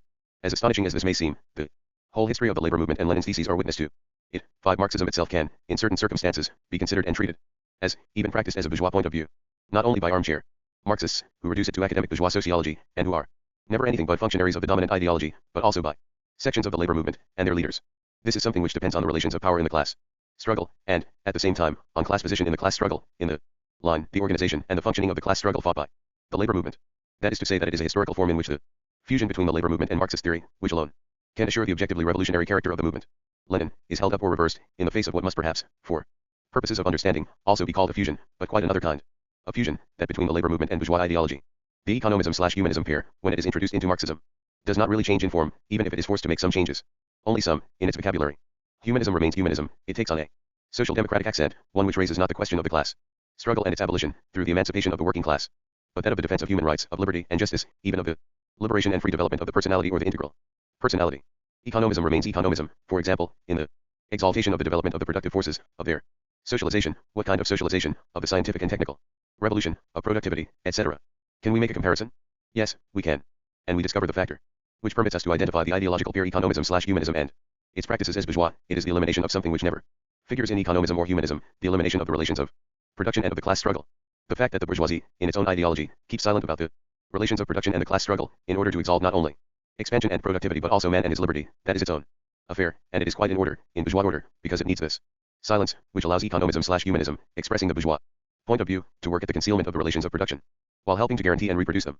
But when the workers' parties, before the revolution, or even after, themselves keep silent, or silent about the relations of production, the class struggle, and their concrete forms. 6. While exalting both the productive forces and man, this is quite a different matter. Because unless it is only a question of words or of a few speeches, if it is really a question of a consistent political line and practice, then you can bet, as Lenin did, when he spoke about the pre-1914 Second International, that this bourgeois point of view is a contaminating agent which can threaten or even overcome the proletarian point of view within Marxism itself. And since we have been talking about the Second International, let us say a brief word about the third, about the last 10 years of its existence. After all, why be silent about a question which is burning to be expressed? Why meet the official silence with nothing but another silence, and thus give it sanction? For an official silence does still reign, beneath a facade of feigned or embarrassed explanations, over this period, one whose heroism, whose greatness, whose dramas we have lived through or known. Why should we not try to understand, whatever the risks of what we say, not only the merits of the International but also the inevitable contradictions of its positions and its line, and how could it have avoided them, especially given the tragic times with which it had to deal? I am rather afraid that we may one day have to recognize the existence within it of a certain tendency, which, held in bounds by Lenin's efforts, could not finally be mastered, and ended up by quietly taking over the leading role. I am rather afraid that a long time might be allowed to go by, for apparently pragmatic reasons, which doubtless have deeper roots, before a hypothesis such as that, which I want to put forward today could hope to be stated in black and white, and put to the test of a genuine Marxist analysis. I shall take the personal risk of advancing this hypothesis now, in the form of necessarily schematic propositions. 1. The international communist movement has been affected since the 1930s, to different degrees and in very different ways in different countries and organizations, by the effects of a single deviation, which can provisionally be called the Stalinine deviation. 2. Keeping things well in proportion, that is to say, respecting essential distinctions, but nevertheless going beyond the most obvious phenomena, which are, in spite of their extremely serious character, historically secondary, I mean those which are generally grouped together in communist parties under the heading personality cult and dogmatism. The Stalinine deviation can be considered as a form, a special form, converted by the state of the world-class struggle, the existence of a single socialist state, and the state power held by the Bolshevik party, of the posthumous revenge of the Second International, as a revival of its main tendency. 3. This main tendency was, as we know, basically an economistic one. This is only a hypothesis, and I am simply laying down its reference points. It naturally poses very great problems. The most obvious of these problems can be stated in the following way: how could a basically economistic tendency have combined with the superstructural effects we know so well, effects which it produced as the transformation of its own forms? What were the material forms of existence of this tendency, which enabled it to produce these effects in the existing conjuncture? How did this tendency, centered from a certain time onwards on the USSR, spread through the whole international communist movement, and what special, and sometimes differing, forms did it take? If some readers are disconcerted by the comparison between the economism of the Second International and that of the Stalinine deviation, I will first of all reply, you must look and see what is the first principle of analysis recommended and used by Lenin at the beginning of chapter 7 of The Collapse of the Second International to help understand a deviation in the history of the labor movement. The first thing you have to do is to see if this deviation is not linked with some former current of socialism, not because of some vulgar historicism, but because there exists a continuity in the history of the labor movement, of its difficulties, its problems, its contradictions, of correct solutions and therefore also of its deviations.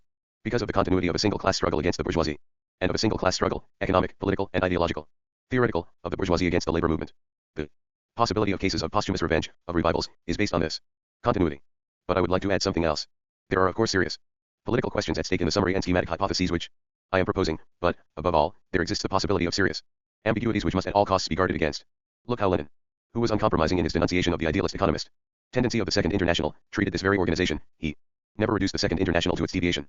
He recognized the different periods in its history, he distinguished the main question from the secondary one, and, for example, he always gave the International credit for having developed the organizations of the proletarian class struggle, the trade unions and workers' parties, nor did he ever refuse to cite Koskei, or to defend Plekhanov's philosophical work. In the same way, and for infinitely more obvious and powerful reasons, Stalin cannot be reduced to the deviation which we have linked to his name, even less can this be done with the Third International which he came in the 30s to dominate. He had other historical merits. He understood that it was necessary to abandon the miraculous idea of an imminent world revolution and to undertake instead the construction of socialism in one country. And he drew the consequences: it must be defended at any cost as the foundation and last line of defense of socialism throughout the world. It must be made into an impregnable fortress capable of withstanding the imperialist siege, and, to that end, it must be provided with a heavy industry. It was this very industry that turned out the Stalingrad tanks which served the heroic struggle of the Soviet people in their fight to the death to liberate the world from Nazism. Our history also passed in that direction. And in spite of the deformations, caricatures and tragedies for which this period is responsible, it must be recalled that millions of communists also learned, even if Stalin taught them in dogmatic form, that there existed principles of Leninism. Thus, if it seems possible, keeping everything in proportion, to talk about the posthumous revenge of the Second International, it must be added that it is a revenge which took place in other times, in other circumstances, and of course in other forms, which cannot be the subject of a literal comparison. But in spite of these considerable differences, one can talk about the revenge, or the revival, or the resurgence of a tendency which is basically the same, of an economistic conception and line, even when these were hidden by declarations which were, in their own way, cruelly humanist. The slogan "Man, the most precious capital," the measures and dispositions, which remained a dead letter, of the Soviet Constitution of 1936.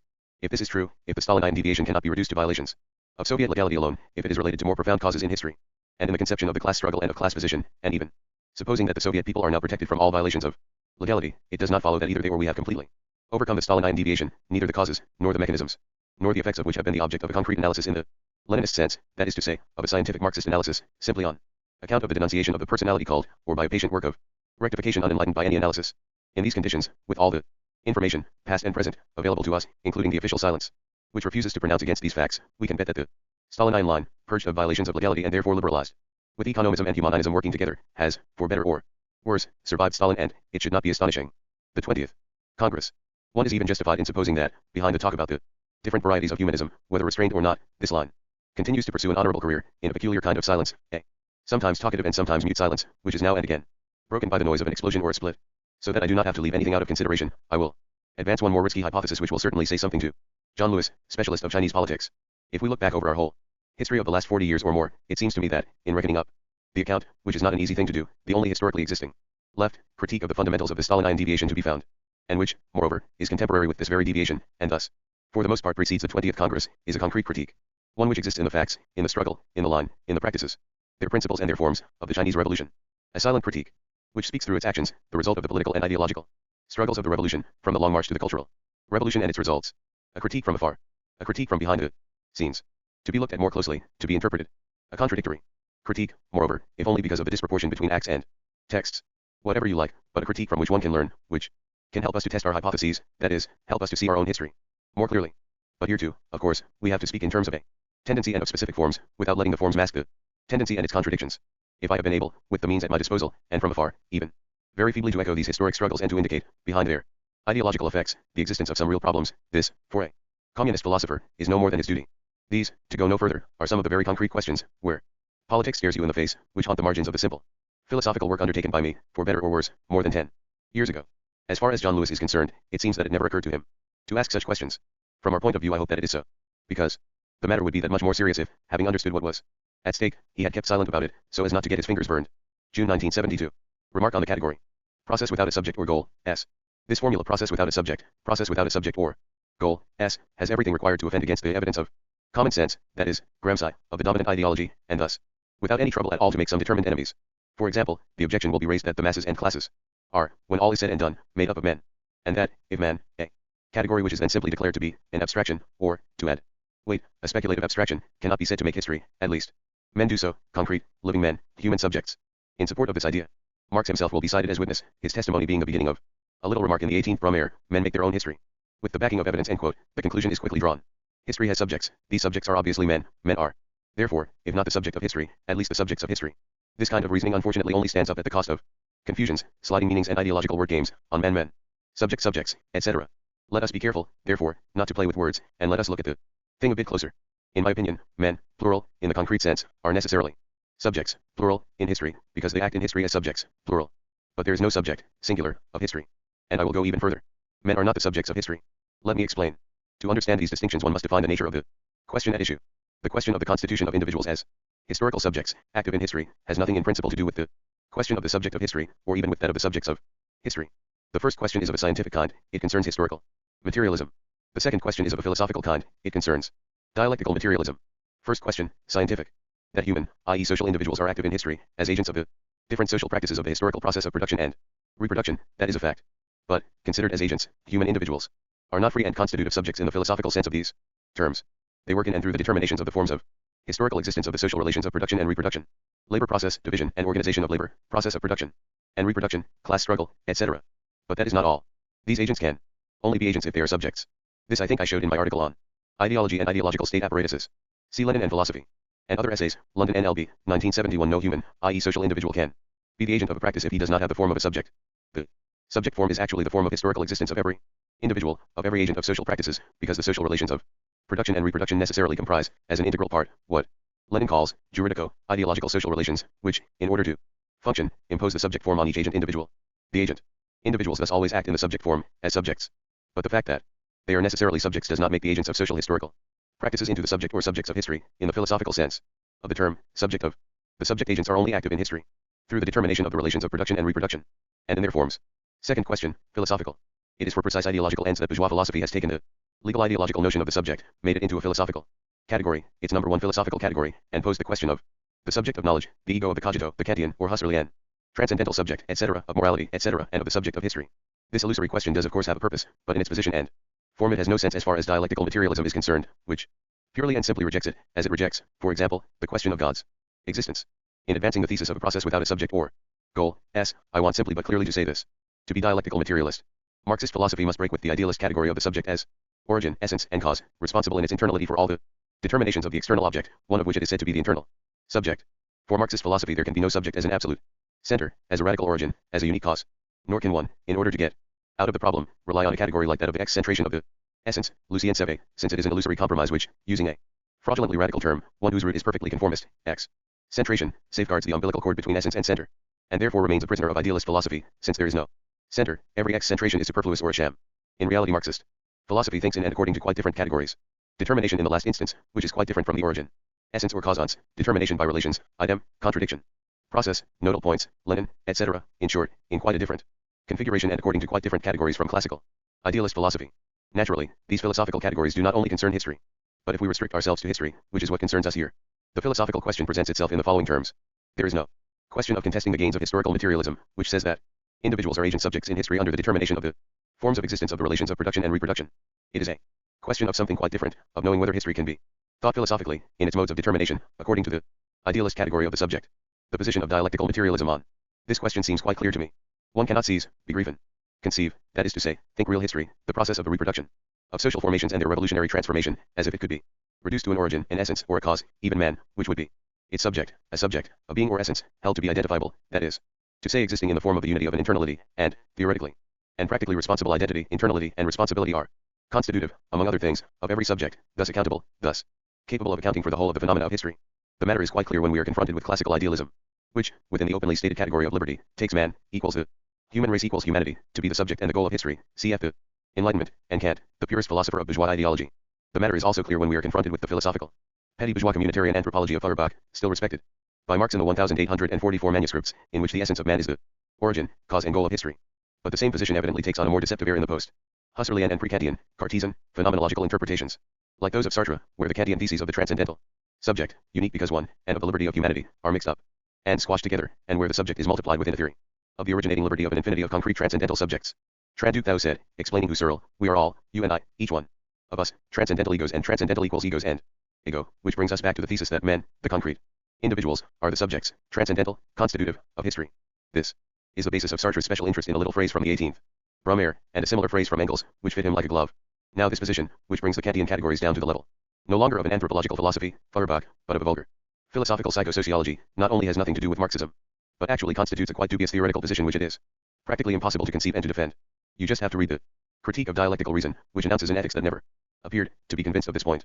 In proposing the category of the process without a subject or goal, S, we thus draw a demarcation line, Lenin, between dialectical materialist positions and bourgeois or petty bourgeois idealist positions. Naturally, one cannot expect everything from a first intervention. This demarcation line must be worked on. But, as Lenin said for his part, a demarcation line, if it is correct, is in principle sufficient, just as it is, to defend us from idealism and to mark out the way forward. These philosophical positions are of course not without their consequences. Not only, for example, do they imply that Marxism has nothing to do with the anthropological question, what is man, or with a theory of the realization, objectification, alienation, disalienation of the human essence, as in Feuerbach and his heirs, theoreticians of philosophical reification and fetishism, or even with the theory of the excentration of the human essence, which only criticizes the idealism of the subject from within the limits of the idealism of the subject, dressed up with the attributes of the ensemble of social relations of the sixth thesis on Feuerbach, but they also allow us to understand the sense of Marx's famous little phrase in the 18th Brumaire. This comment, in its complete form, reads as follows: men make their own history, but they do not make it out of freely chosen elements, aus. Frei and Stucken, under circumstances chosen by themselves, but under circumstances, umstände, directly encountered, Vorgefunding, given by, and transmitted from the past. And, as if he had foreseen the exploitation of these first 5 words, and even these circumstances from which Sartre draws out such dazzling effects of the practico inert, that is, of liberty. Marx, in the preface to the 18th Brumaire, written 17 years later, in 1869, 2 years after Capital, set down the following lines: I show something quite different from the ideology of Hugo and of Proudhon, who both hold the individual Napoleon III to be the detestable or glorious cause responsible for the coup d'état, namely how the class struggle, Marx's emphasis, in France created the circumstances, umstände, and the relations, Verhältnisse, which allowed, Ermöglicht, a person, a subject, so mediocre and grotesque to play the role of a hero. One must read one's authors closely. History really is a process without a subject or goal, S, where the given circumstances in which men act as subjects under the determination of social relations are the product of the class struggle. History therefore does not have a subject, in the philosophical sense of the term, but a motor, that very class struggle. May 1, 1973. Publisher's note to Freud and Lincoln. Louis Althusser agreed to let New Left Review reproduce the following article, which was written in 1964 and published in the French Communist Party journal, La Nouvelle Critique. In a letter to the translator, February 21, 1969, Louis Althusser wrote, there is a danger that this text will be misunderstood, unless it is taken for What it then objectively was, a philosophical intervention urging members of the PCF to recognize the scientificity of psychoanalysis, of Freud's work, and the importance of Lacan's interpretation of it. Hence it was polemical. For psychoanalysis had been officially condemned in the 50s as a reactionary ideology, and, despite some modification, this condemnation still dominated the situation when I wrote this article. This exceptional situation must be taken into account when the meaning of my interpretation is assessed today. Louis Althusser also warned English readers that his article contained theses that must either be corrected or expanded. In particular, in the article Lacan's theory is presented in terms which, despite all precautions, have culturalist overtones, whereas Lacan's theory is profoundly anti-culturalist. On the other hand, the suggestions at the end of the article are correct, and deserve a much extended treatment, that is, the discussion of the forms of familial ideology, and of the crucial role they play in initiating the functioning of the instance that Freud called the unconscious, but which should be rechristened as soon as a better term is found. This mention of the forms of familial ideology, the ideology of paternity, maternity, conjugality, infancy, and their interactions, is crucial, for it implies the following conclusion, that Lacan could not express, given his theoretical formation, that is, that no theory of psychoanalysis can be produced without basing it on historical materialism, on which the theory of the formations of familial ideology depends, in the last instance. Author's prefatory note. Let us admit, without prevarication, anyone today who merely wants to understand Freud's revolutionary discovery, who wants to know what it means as well as just recognizing its existence, has to make a great theoretical and critical effort in order to cross the vast space of ideological prejudice that divides us from Freud. For not only has Freud's discovery been reduced, as we shall see, to disciplines which are essentially foreign to it, biology, psychology, sociology, philosophy, not only have many psychoanalysts, notably in the American school, become accomplices to this revisionism, but, more important, this revisionism has itself objectively assisted the fantastic ideological exploitation whose object and victim psychoanalysis has been. Not without good reason did French Marxists once, in 1948, denounce this exploitation as a reactionary ideology which furnished arguments for the ideological struggle against Marxism, and a practical instrument for the intimidation and mystification of consciousnesses. But today it must also be said that, in their own way, these same Marxists were directly or indirectly the first victims of the ideology they denounced. For they confused this ideology and Freud's revolutionary discovery, thereby adopting in practice the enemy's position, accepting his conditions, and recognizing the image he had imposed on them as the supposed reality of psychoanalysis. The whole history of the relations between Marxism and psychoanalysis depends essentially on this confusion, this imposture. That this was particularly difficult to avoid we can understand from the function of this ideology. The dominant ideas, in this case, were playing their dominating role to perfection, ruling unrecognized over the very minds that were trying to fight them. But it is explained by the existence of the psychoanalytic revisionism that made this exploitation possible. The fall into ideology began in fact with the fall of psychoanalysis into biologism, psychologism, and sociologism. We can also see that this revisionism could derive its authority from the ambiguity of some of Freud's concepts, for, like all inventors, Freud was forced to think his discovery in existing theoretical concepts, i.e. concepts designed for other purposes, was not Marx, too, forced to think his discovery in certain Hegelian concepts. This will come as no surprise to anyone at all familiar with the history of new sciences, and at all careful to discern the irreducible element of a discovery and of its objects in the concepts in which it was expressed at its birth, but which, outdated by the advance of knowledge, may later mask it. So return to Freud today demands 1. Not only that we reject the ideological layers of the reactionary exploitation of Freud as a crude mystification, 2. But also that we avoid the more subtle ambiguities of psychoanalytic revisionism, sustained as they are by the prestige of certain more or less scientific disciplines. 3. And finally that we commit ourselves to a serious effort of historico-theoretical criticism in order to identify and define, in the concepts Freud had to use, the true epistemological relation between these concepts and their thought content. Without this triple labor of ideological criticism, 1, 2, and epistemological elucidation, 3, which, in France, has been initiated in practice by Lacan, Freud's discovery and its specificity will remain beyond our reach. And, more serious, we will take as Freud precisely what has been put within our reach, precisely what we aim to reject, the reactionary ideological exploitation of Freud, or subscribe to more or less thoughtlessly, the different forms of biopsychosociological revisionism. In either case, we would remain prisoners, at different levels, of the explicit or implicit categories of ideological exploitation and theoretical revisionism. Marxists, who know from their own experience the deformations Marx's enemies have imposed on his thought, can see why Freud could suffer the same fate, in his own way, and why an authentic return to Freud is of such theoretical importance. They will concede that if such a short article proposes to introduce a problem of this importance without betraying it, it must confine itself to the essential, it must situate the object of psychoanalysis so as to give a first definition of it, in concepts that allow its location, the indispensable precondition for its elucidation. They will concede therefore that, as far as possible, these concepts should be introduced in a rigorous form, as in any scientific discipline. To vulgarize them in an over-approximate commentary would banalize them, while an analysis that really drew them out would require much more space. An accurate assessment of these concepts can only come from the serious study of Freud and Lacan which each one of us can undertake. The same is true for the definition of the still unsolved problems of this theoretical discipline already rich in results and promises. Freud and Lacan. Friends have correctly criticized me for discussing Lacan in 3 lines. 1. This was too much for what I was saying about him, and too little for the conclusions that I drew from him. They have asked me for a few words to justify both the illusion and its object. Here they are, a few words, where a book is needed. In the history of Western reason, every care, foresight, precaution and warning has been devoted to births. Prenatal therapy is institutional. When a young science is born, the family circle is always ready for astonishment, jubilation and baptism. For a long time, every child, even the foundling, has been reputed the son of a father, and when it is a prodigy, the fathers would fight at the gate if it were not for the mother and the respect due to her. In our crowded world, a place is allocated for birth, a place is even allocated for the prediction of a birth. Perspective. To my knowledge, the 19th century saw the birth of 2 or 3 children that were not expected, Marx, Nietzsche, and Freud. Natural children, in the sense that nature offends customs, principles, morality and good breeding. Nature is the rule violated, the unmarried mother, hence the Absence of a legal father. Western reason makes a fatherless child pay heavily. Marx, Nietzsche, and Freud had to foot the often terrible bill of survival, a price compounded of exclusion, condemnation, insult, poverty, hunger and death, or madness. I speak only of them, other unfortunates might be mentioned who lived their death sentences in color, sound and poetry. I speak only of them because they were the births of sciences or of criticism. That Freud knew poverty, calumny, and persecution, that his spirit was well enough anchored to withstand and interpret all the insults of the age. These things may have something to do with certain of the limits and dead ends of his genius. An examination of this point is probably premature. Let us instead consider Freud's solitude in his own times. I do not mean human solitude. He had teachers and friends, though he went hungry. I mean theoretical solitude. For when he wanted to think, i.e. to express in the form of a rigorous system of abstract concepts the extraordinary discovery that met him every day in his practice, search as he might for theoretical precedents, fathers in theory, he could find none. He had to cope with the following situation, to be himself his own father, to construct with his own craftsman's hands the theoretical space in which to situate his discovery, to weave with thread borrowed intuitively left and right the great net with which to catch in the depths of blind experience the teeming fish of the unconscious, which men call dumb because it speaks even while they sleep. To express this in Kantian terms, Freud had to think his discovery and his practice in imported concepts, concepts borrowed from the thermodynamic physics and dominant from the political economy and biology of his time, with no legal inheritance behind him, except for a parcel of philosophical concepts, consciousness, preconsciousness, unconsciousness, etc., which were probably more of a hindrance than a help as they were marked by a problematic of consciousness present even in its reservations, without any ancestral endowment whatever, his only forerunners writers, Sophocles, Shakespeare, Molière, Goethe, or Proverbs, etc.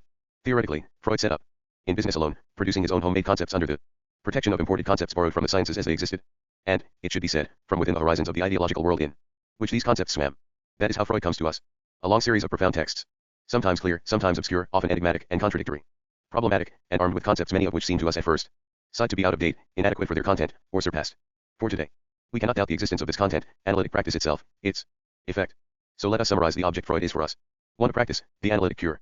2. A technique, the method of the cure, that gives rise to an abstract exposition with the appearance of a theory. 3. A theory which has a relation with the practice and the technique. This organic practical, 1, technical, 2, and theoretical, 3, whole recalls the structure of every scientific discipline. Formally, what Freud gives us does have the structure of a science. Formally, for the difficulties of Freud's conceptual terminology, the sometimes material disproportion between his concepts and their content, suggests the question, in this organic practico technico-theoretical whole, do we have a whole that is truly stabilized and founded at the scientific level? In other words, is the theory really theory in the scientific sense? Or is it not, on the contrary, a simple transposition into theory of the methodology of the practice, the cure? Hence the very common modern view that beneath its theoretical exterior, which we owe to worthy but vain pretensions of Freud himself, psychoanalysis remains a mere practice that does sometimes give results, but not always, a mere practice extended into a technique, rules of analytic method, but without a theory, at least without a true theory, what it calls theory being merely the blind technical concepts in which it reflects the rules of its practice, a mere practice without theory, perhaps then, even simply a kind of magic that succeeds, like all magic, because of its prestige, and its prestige, applied to the fulfillment of a social need or demand, therefore its only justification, its real justification. Levi Strauss would then have theorized this magic, this social practice, psychoanalysis, by pointing out the shaman as the ancestor of Freud. A practice pregnant with a half-silent theory. A practice proud or ashamed to be merely the social magic of modern times. What then is psychoanalysis? 1. Lacan's first word is to say, in principle, Freud founded a science. A new science which was the science of a new object, the unconscious. A rigorous statement. If psychoanalysis is a science because it is the science of a distinct object, it is also a science with the structure of all sciences. It has a theory and a technique, method, that make possible the knowledge and transformation of its object in a specific practice. As in every authentically constituted science, the practice is not the absolute of the science but a theoretically subordinate moment, the moment in which the theory, having become method, technique, comes into theoretical contact, knowledge, or practical contact, cure, with its specific object, the unconscious. If this thesis is correct, analytical practice, the cure, which absorbs all the attention of those interpreters and philosophers eager for the intimacy of the confidential couple in which without sickness and professional medical secrecy exchange the sacred promises of intersubjectivity, does not contain the secrets of psychoanalysis. It only contains one part of the reality of psychoanalysis, the part which exists in the practice. It does not contain its theoretical secrets. If this thesis is correct, neither do the technique and method contain the secrets of psychoanalysis, except as every method does, by delegation, not from the practice but from the theory. Only the theory contains them, as in every scientific discipline. In 100 places in his work, Freud calls himself a theoretician. He compares psychoanalysis, as far as its scientificity is concerned, with the physical sciences that stem from Galileo. He repeats that the practice, cure, and analytical technique, analytical method, are only authentic because they are based on a scientific theory. Freud says time and again that a practice and a technique, even if they give results, do not deserve the name of science unless a theory gives them the right to it, not by mere declaration, but by rigorous proof. Lacan's first word is to take these words literally, and to draw the conclusion, a return to Freud to seek out, distinguish and pinpoint in him the theory from which all the rest, both practical and technical, stems by. Right. A return to Freud. Why this new return to the source? Lacan does not return to Freud as Husserl does to Galileo or Thales, to capture a birth at its birth, i.e. to achieve that religious philosophical preconception, purity, which like all water bubbling up out of the ground, is only pure at the very instant, the pure instant of its birth, in the pure passage from non-science to science. For Lacan, this passage is not pure, it is still impure. Purity comes after the still muddy passage, the invisible mud of its past suspended in the newborn water which pretends transparency, i.e. innocence. A return to. Freud means a return to the theory established, fixed, and founded firmly in Freud himself, to the mature, reflected, supported and verified theory, to the advanced theory that has settled down in life, including practical life, to build its home, produce its method and give birth to its practice. The return to Freud is not a return to Freud's birth, but a return to his maturity. Freud's youth, the moving passage from not yet science to science, the period of the relations with Charcot, Bernheim, Breuer, up to the studies in hysteria. 1895, may indeed be of interest to us, but on a quite different level, as an example of the archaeology of a science, or as a negative index of immaturity, thereby precisely dating maturity and its arrival. The youth of a science is its prime of life. Before this age it is old, its age the age of the preconceptions by which it lives, as a child does the preconceptions and hence the age of its parents.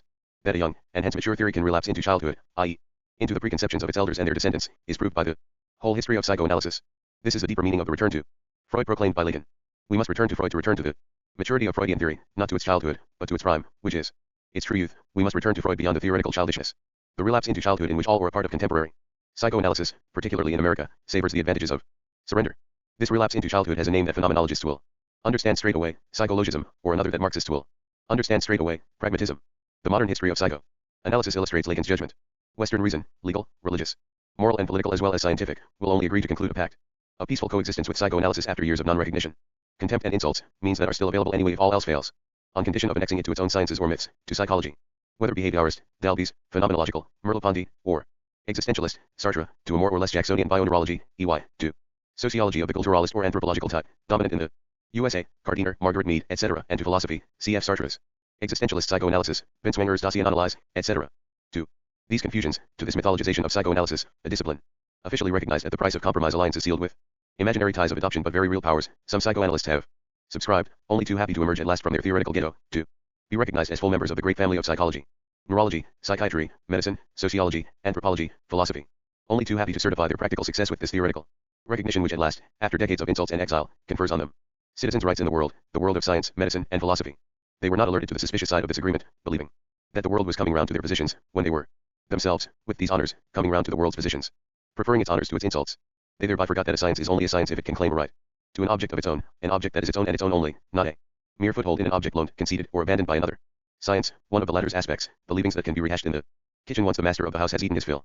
Concretely, if the whole of psychoanalysis is reduced to behaviorist or Pavlovian conditioning in early childhood, if it is reduced to a dialectic of the stages, which Freud's terminology designates as oral, anal, and genital, latency and puberty, if, finally, it is reduced to the primitive experience of the Hegelian struggle, of the phenomenological for others, or of the Heideggerian gulf of being, if all psychoanalysis is merely this art of assimilating the leavings of neurology, biology, psychology, anthropology, and philosophy, what can it claim as its specific object? What really distinguishes it from these disciplines and makes it in the full sense a science? 2. It is here that Lacan intervenes. He defends the irreducibility of analysis. Against these reductions and deviations, which dominate most contemporary theoretical interpretations, he defends its irreducibility, which means the irreducibility of its object. That this defense requires an uncommon lucidity and firmness, sufficient to repulse all the voraciously hospitable assaults of the disciplines I have listed, cannot be doubted by anyone who has ever in his life measured the need for security, theoretical, moral, social, and economic, i.e. the uneasiness of corporations, whose status is indissolubly scientific, professional, legal, economic, whose balance and comfort is threatened by the appearance of a unique discipline that forces them all to reinvestigate not only their own disciplines but the reasons why they believe in them, i.e. to doubt them, by the appearance of a science which, however little it is believed, threatens to violate the existing frontiers and hence to alter the status quo of several disciplines. Hence the contained passion and passionate contention of Lacan's language, unable to live or survive except in a state of alert and accusation, the language of a man of the besieged vanguard, condemned by the crushing strength of the threatened structures and corporations to forestall their blows, or at least to feint a response to them before they are delivered, thus discouraging the opponents from crushing him beneath their assault.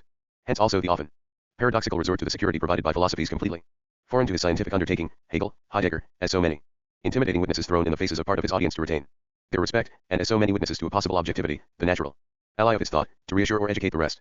As this resort was almost indispensable to sustain a discourse addressed from within to the medical profession alone, one would have to ignore both the conceptual weakness of medical studies in general and the profound need for theory felt by the best medical men, to condemn it out of hand. And since I am dealing with his language, the language which is the sum total of his prestige for some of the audience, the Gongora of psychoanalysis, the grand dragon, the great officiant of an esoteric cult in which gesture, hushness, and solemnity can constitute the ritual of a real communication, or of a quiet Parisian fascination, and for the rest, above all scientists or philosophers, his artifice, his strangeness, and his hermeticism, it is clear that it bears some relation to the conditions of his practice as a teacher, since he has to teach the theory of the unconscious to doctors, analysts or analysans. In the rhetoric of his speech, Lacan provides them with a dumb show equivalent of the language of the unconscious, which, as is well known, is in its ultimate essence wits, successful or unsuccessful pun and metaphor, the equivalent of the lived experience of their practice, whether as analyst or as analysand. An understanding of this language is ideological and educational preconditions, i.e. the ability to maintain the distance of historical and theoretical exteriority from its pedagogic interiority, is enough to let us discern its objective meaning and scope, and recognize its basic proposal. To give Freud's discovery its measure in theoretical concepts by defining as rigorously as is possible today the unconscious and its laws, its whole Object. 2. What is the object of psychoanalysis? It is what analytical technique deals within the analytical practice of the cure, i.e. not the cure itself, not that supposedly dual system which is tailor-made for any phenomenology or morality, but the effects, prolonged into the surviving adult, of the extraordinary adventure which from birth to the liquidation of the edible phase transforms a small animal conceived by a man and a woman into a small human child. One of the effects of the humanization of the small biological creature that results from human parturition, there in its place is the object of psychoanalysis, an object which has a simple name, the unconscious. That this small biological being survives, and not as a wolf child, that has become a little wolf or bear, as displayed in the princely courts of the 18th century, but as a human child, having escaped all childhood deaths, many of which are human deaths, deaths punishing the failure of humanization, that is the test all adult men have passed, they are the never forgetful witnesses, and very often the victims, of this victory, bearing in their most hidden, i.e. in their most clamorous parts, the wounds, weaknesses and stiffnesses that result from this struggle for human life or death. Some, the majority, have emerged more or less unscathed, or at least, give this out to be the case. Many of these Virtans bear the marks throughout their lives. Some will die from their fight, though at some remove, the old wound suddenly opening again in psychotic explosion, in madness, the ultimate compulsion of a negative therapeutic reaction. Others, more numerous, as normally as you like, in the guise of an organic decay. Humanity only inscribes its official deaths on its war memorials, those who were able to die on time, i.e. late, as men, in human wars in which only human wolves and gods fear and sacrifice one another. In its sole survivors, psychoanalysis is concerned with another struggle. With the only war without memoirs or memorials, the war humanity pretends it has never declared, the war it always thinks it has won in advance, simply because humanity is nothing but surviving this war, living and bearing children as culture in human culture, a war which is continually declared in each of its sons, who, projected, deformed and rejected, are required, each by himself in solitude and against death, to take the long forced march which makes mammiferous larvae into human children, masculine or feminine subjects. This object is no business of the biologists. This story is certainly not biological, since from the beginning it is completely dominated by the constraint of the sexed human order that each mother engraves on the small human animal in maternal love or hatred, starting from its alimentary rhythm and training. History, sociology, or anthropology have no business here, and this is no surprise, for they deal with society and therefore with culture, i.e. with what is no longer the small animal, which only becomes human sexual by crossing the infinite divide that separates life from humanity, the biological from the historical, nature from culture. Psychology is lost here, and this is hardly strange, for it thinks that in its object it is dealing with some human nature or non-nature, with the genesis of this existent, identified and certified by culture itself, by the human, when the object of psychoanalysis is a question with absolute priority, whether to be born or not to be, nature ou anthropa, the aleatory abyss of the human sexual itself in every human scion. Here philosophy loses its bearings and its cover, reappears and reappears, naturally. For these unique origins rob it of the only origins it renders homage to for its existence, God, reason, consciousness, history, and culture. It is clear that the object of psychoanalysis may be specific, and that the modality of its material as well as the specificity of its mechanisms, to use one of Freud's terms, are of quite another kind than the material and mechanisms which are known to the biologist, the neurologist, the anthropologist, the sociologist, the psychologist, and the philosopher. We need only recognize this specificity and hence the distinctness of the object that it derives from, in order to recognize the radical right of psychoanalysis to a specificity of its concepts in line with the specificity of its object, the unconscious and its effects. 3. Lacan would be the first to admit that his attempted theorization would have been impossible were it not for the emergence of a new science, linguistics. It is in the nature of the history of the sciences that one science may often not become a science except by recourse to a detour through other sciences, not only sciences that existed at its baptism but also some new latecomer among sciences that needed time before it could be born. The temporary opacity of the shadow cast on Freudian theory by the model of Helmholtz and Maxwell's thermodynamic physics has been dispersed today by the light that structural linguistics throws on its object, making possible an intelligible approach to that object. Freud himself said that everything depended on language. Lacan makes this more precise. The discourse of the unconscious is structured like a language. In his first great work, The Interpretation of Dreams, which is not anecdotal and superficial, as is frequently suggested, but fundamental, Freud studied the mechanisms and laws of dreams, reducing their variance to two: displacement and condensation. Lacan recognized these as two essential figures of speech, called in linguistics metonymy and metaphor. Hence, slips, failures, jokes and symptoms, like the elements of dreams themselves, became signifiers, inscribed in the chain of an unconscious discourse, doubling silently, i.e. deafeningly, in the misrecognition of repression, the chain of the human subject's verbal discourse. Hence we were introduced to the paradox, formerly familiar to linguistics, of a double yet single discourse, unconscious yet verbal, having for its double field only a single field, with no beyond except in itself, the field of the signifying chain. Hence the most important acquisitions of de Saussure and of the linguistics that descends from him began to play a justified part in the understanding of the process of the unconscious as well as that of the verbal discourse of the subject and of their interrelationship, i.e. of their identical relation and non-relation, in other words, of their reduplication and dislocation, decalage. Thereby philosophico-idealist interpretations of the unconscious as a second consciousness, of the unconscious as bad faith, Sartre, of the unconscious as the cankerous survival of a non-current structure or non-sense, Merleau-Ponty, all the interpretations of the unconscious as a biologico-archetypical ID, Jung, became what they were, not the beginnings of a theory but null theories, ideological misunderstandings. It remained to define, I am forced into the crudest schematism, but how could I avoid it in such a short article, the meaning of this primacy of the formal structure of language and its mechanisms as they are encountered in the practice of analytical interpretation, as a function of the very foundations of this practice, its object, i.e. the effects still present in the survivors of the forced humanization of the small human animal into a man or a woman. This question cannot be answered merely by invoking the factual primacy of language as the sole object and means of analytical practice. Everything that happens in the cure does take place in and through language, including silence, its rhythms, and scansions. But it is necessary to show why and how in principle the factual role of language in the cure as both raw material of analytic practice and means of production of its effects. The passage, as Lacan puts it, from an empty speech to a full speech, is only founded in fact in analytical practice because it is founded in principle. In its object, the object that, in the last analysis, founds this practice and its technique, hence, since it is a science, in the theory of its object. Herein no doubt lies the most original aspect of Lacan's work, his discovery. Lacan has shown that this transition from, ultimately purely, biological existence to human existence, the human child, is achieved within the law of order, the law I shall call the law of culture, and that this law of order is confounded in its formal essence with the order of language. What are we to understand by this formula, at first sight so enigmatic? Firstly, that the whole of this transition can only be grasped in terms of recurrent language, as designated by the language of the adult or child in a pure situation, designated, assigned and localized within the law of language in which is established and presented all human order, i.e. every human role. Secondly, that in this assignment by the language of the cure appears the current, constant presence of the absolute effectiveness of order in the transition itself, of the law of culture in humanization. To give some idea of this in a very few words, I shall indicate the two great moments of this transition. 1. The moment of the dual preedible intercourse, in which the child, concerned with nothing but one alter ego, the mother, who punctuates its life by her presence, and absence. 4. 3. Lives this dual intercourse in the mode of the imaginary fascination of the ego, being itself that other, any other, every other, all the others of primary narcissistic identification, never able to take up the objectifying distance of the third vis a either the other or itself. 2. The edible moment, in which a ternary structure emerges against the background of the dual structure, when the third, the father, intrudes on the imaginary satisfaction of dual fascination, overthrows its economy, destroys its fascinations, and introduces the child to what Lacan calls the symbolic order, the order of objectifying language that will finally allow him to say I, you, he, she, or it, that will therefore allow the small child to situate itself as a human child in a world of adult thirds. Hence two great moments, one that of the imaginary, pre-edible, 2. That of the symbolic, edible resolution, or, to use a different language, that of objectivity recognized in its symbolic use, but not yet known, the knowledge of objectivity arising at a quite different age and also from a quite different practice. And the crucial point that Lacan has illuminated is this: these two moments are dominated, governed, and marked by a single law, the law of the symbolic. Even the moment of the imaginary, which, for clarity's sake, I have just presented as preceding the symbolic, as distinct from it, hence as the first moment in which the child lives its immediate intercourse with a human being, its mother, without recognizing it practically as the symbolic intercourse it is, i.e. as the intercourse of a small human child with a human mother, is marked and structured in its dialectic by the dialectic of the symbolic order itself, i.e. by the dialectic of human order, of the human norm, the norms of the temporal rhythms of feeding, hygiene, behavior, of the concrete attitudes of recognition, the child's acceptance, rejection, yes, and no being merely the small change, the empirical modalities of this constitutive order, the order of law and of the right of attributory or exclusory assignment, in the form of the order of the signifier itself, i.e., in the form of an order formally identical with the order of language. 4. Where a superficial or prejudiced reading of Freud has only seen happy, lawless childhood, the paradise of polymorphous perversity, a kind of state of nature only punctuated by stages of a biological type linked with the functional primacy of some part of the human body, the site of a vital need. Oral, anal, genital. 5. Lacan demonstrates the effectiveness of the order, the law, that has been lying in wait for each infant born since before his birth, and seizes him before his first cry, assigning to him his place and role, and hence his fixed destination. Each stage traversed by the sexed infant is traversed in the realm of law, of the codes of human assignment, communication and non-communication. His satisfactions bear the indelible and constitutive mark of the law, of the claims of human law, that, like all law, cannot be ignored by anyone, least of all by those ignorant of it, but may be evaded or violated by everyone, above all by its most faithful adherents.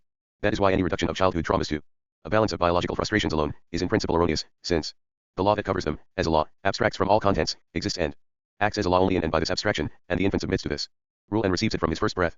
6. This is the beginning, and has always been the beginning, even where there is no living father, of the official presence of the father, who is law, hence of the order of the human signifier, i.e. of the law of culture, this discourse, the absolute precondition of any discourse, this discourse present at the top, i.e. absent in the depths, in all verbal discourse, the discourse of this order, this discourse of the other, of the great third, which is this order itself, the discourse of the unconscious.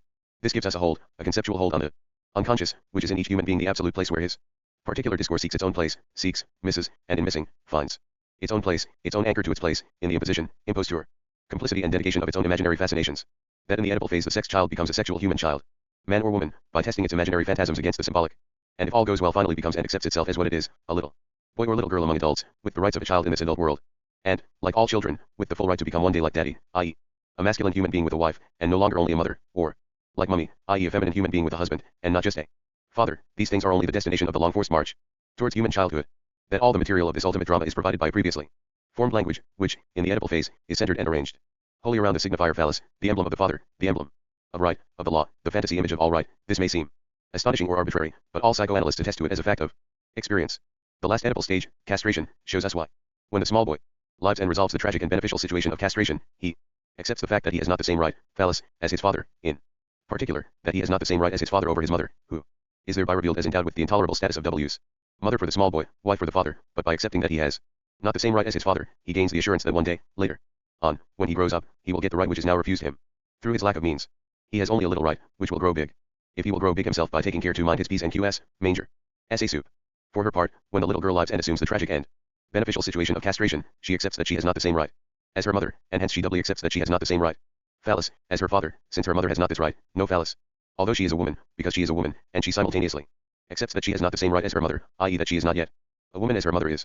But she thereby gains in return her own small right, the right of a little girl, and the promise of a large right, the full right of a woman when she grows up, if she will grow up accepting the law of human order, i.e. submitting to it if need be to deflect it, by not minding her P's and Q's properly.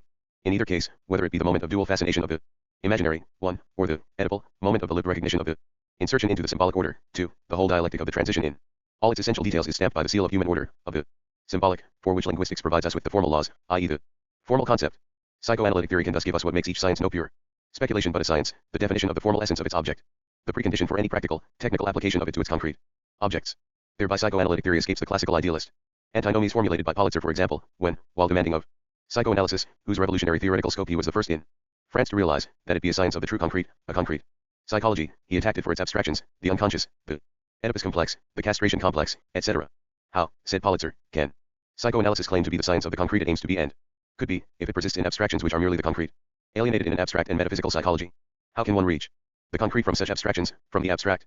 In fact, no science can do without abstraction, even when, in its practice, which is not, and be, the theoretical practice of that science but the practice of its concrete application, it deals only with those peculiar and unique variants that constitute each individual drama, as Lacan thinks them in Freud, and Lacan thinks nothing but Freud's concepts, giving them the form of our scientificity, the only scientificity there can be. The abstractions of psychoanalysis are really the authentic scientific concepts of their object. Insofar as concepts of their object, they contain within them the index, measure and basis for the necessity of their abstraction, i.e., the measure of their relation to the concrete, and hence of their specific relation to the concrete of their application, commonly called analytic practice, the cure.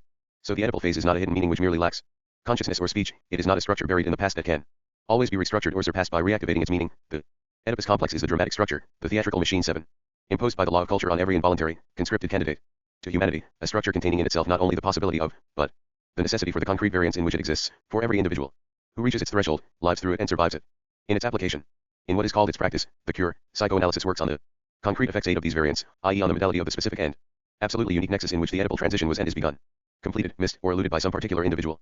These variants can be thought and known in their essence itself on the basis of the structure of the Oedipal invariant, precisely because this whole transition is marked from its beginnings in fascination, in its most aberrant as well as in its most normal forms, by the law of this structure, the ultimate form of access to the symbolic within the law of the symbolic itself. I know that these brief suggestions will not only appear to be, but are, summary and schematic, that a number of notions put forward here require extended development if they are to be justified and established, even if their well-foundedness and the relations they bear to the set of notions that underlie them were clarified, even if they were compared with the letter of Freud's analyses, they would pose their own problems in their turn, not only problems of conceptual formation, definition, and clarification, but real, new problems, necessarily produced by the development of the work of theorization we have just discussed. For example, how can we rigorously formulate the relation between the formal structure of language, the absolute precondition for the existence and intelligibility of the unconscious, on the one hand, the concrete kinship structures on the other, and finally the concrete ideological formations in which the specific functions implied by the kinship structures, paternity, maternity, childhood, are lived? Is it conceivable that the historical variation of these latter structures, kinship, ideology, might materially affect some or other aspect of the instances isolated by Freud? Or again, to what extent may the simple definition of the object and location of Freud's discovery, rationally conceived, react on the disciplines from which it distinguished itself, such as psychology, social psychology, sociology, and raise for them questions as to the, often problematic, status of their objects? And selecting one more from among so many possible questions, what relations are there between analytic theory and 1. The historical preconditions of its appearance, and 2.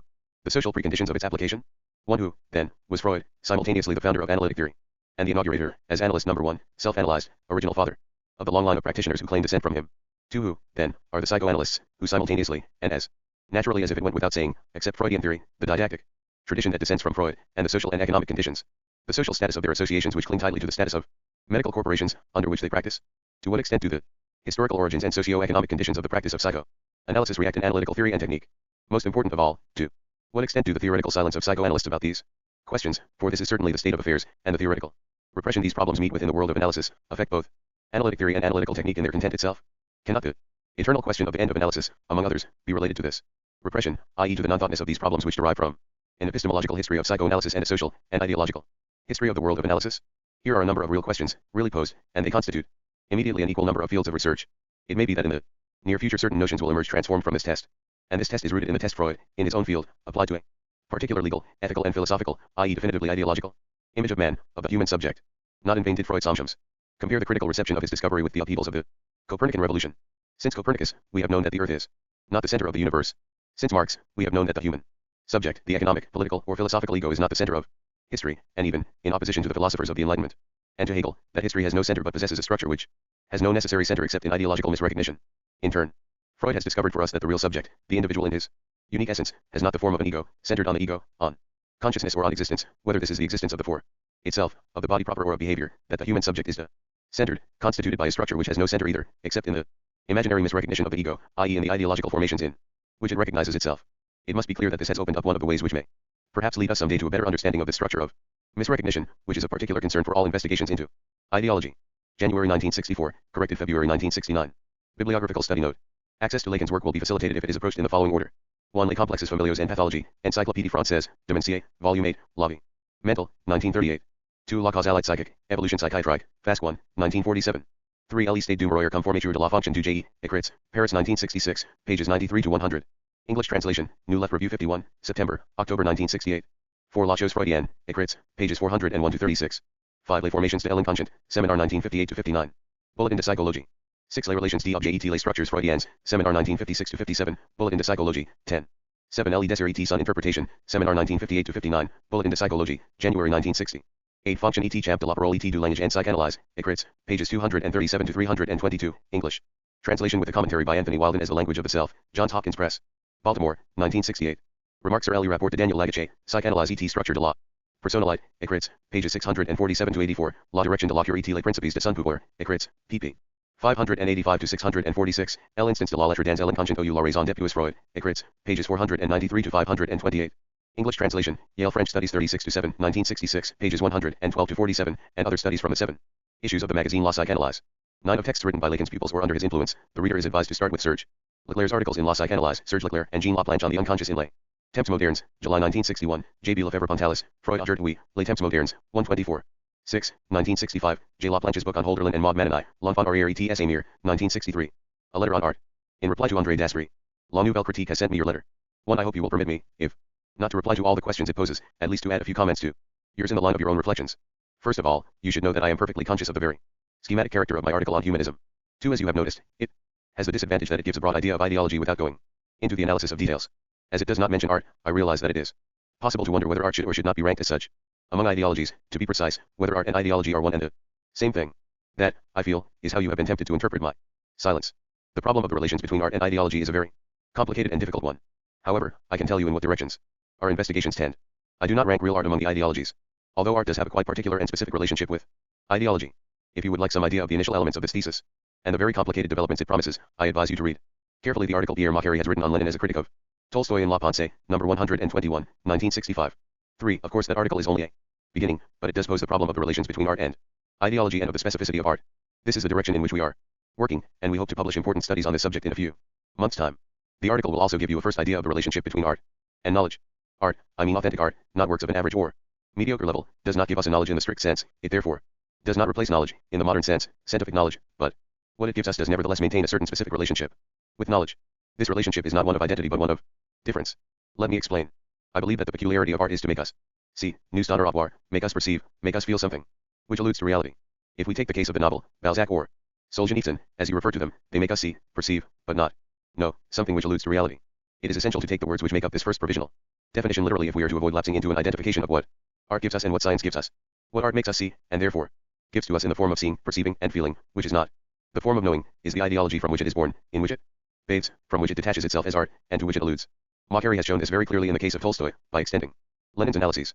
Balzac and Solzhenitsyn give us a view of the ideology, to which their work alludes and with which it is constantly fed, a view which presupposes a retreat, an internal distanciation from the very ideology from which their novels emerged. They make us perceive, but not know, in some sense from the inside, by an internal distance, the very ideology in which they are held. These distinctions, which are not just shades of meaning but specific differences, should in principle enable us to resolve a number of problems. First, the problem of the relations between art and science. Neither Balzac nor Solzhenitsyn gives us any knowledge of the world they describe. They only make us see, perceive, or feel the reality of the ideology of that world. When we speak of ideology, we should know that ideology slides into all human activity, that it is identical with the lived experience of human existence itself. That is why the form in which we are made to see ideology in great novels has as its content the lived experience of individuals. This lived experience is not a given by pure reality, but the spontaneous lived experience of ideology in its peculiar relationship to the real. This is an important comment, for it enables us to understand that art does not deal with a reality peculiar to itself, with a peculiar domain of reality in which it has a monopoly, as you tend to imply. When you write that with art, knowledge becomes human, that the object of art is the individual, whereas science deals with a different domain of reality, say, in opposition to lived experience and the individual, the abstraction of structures.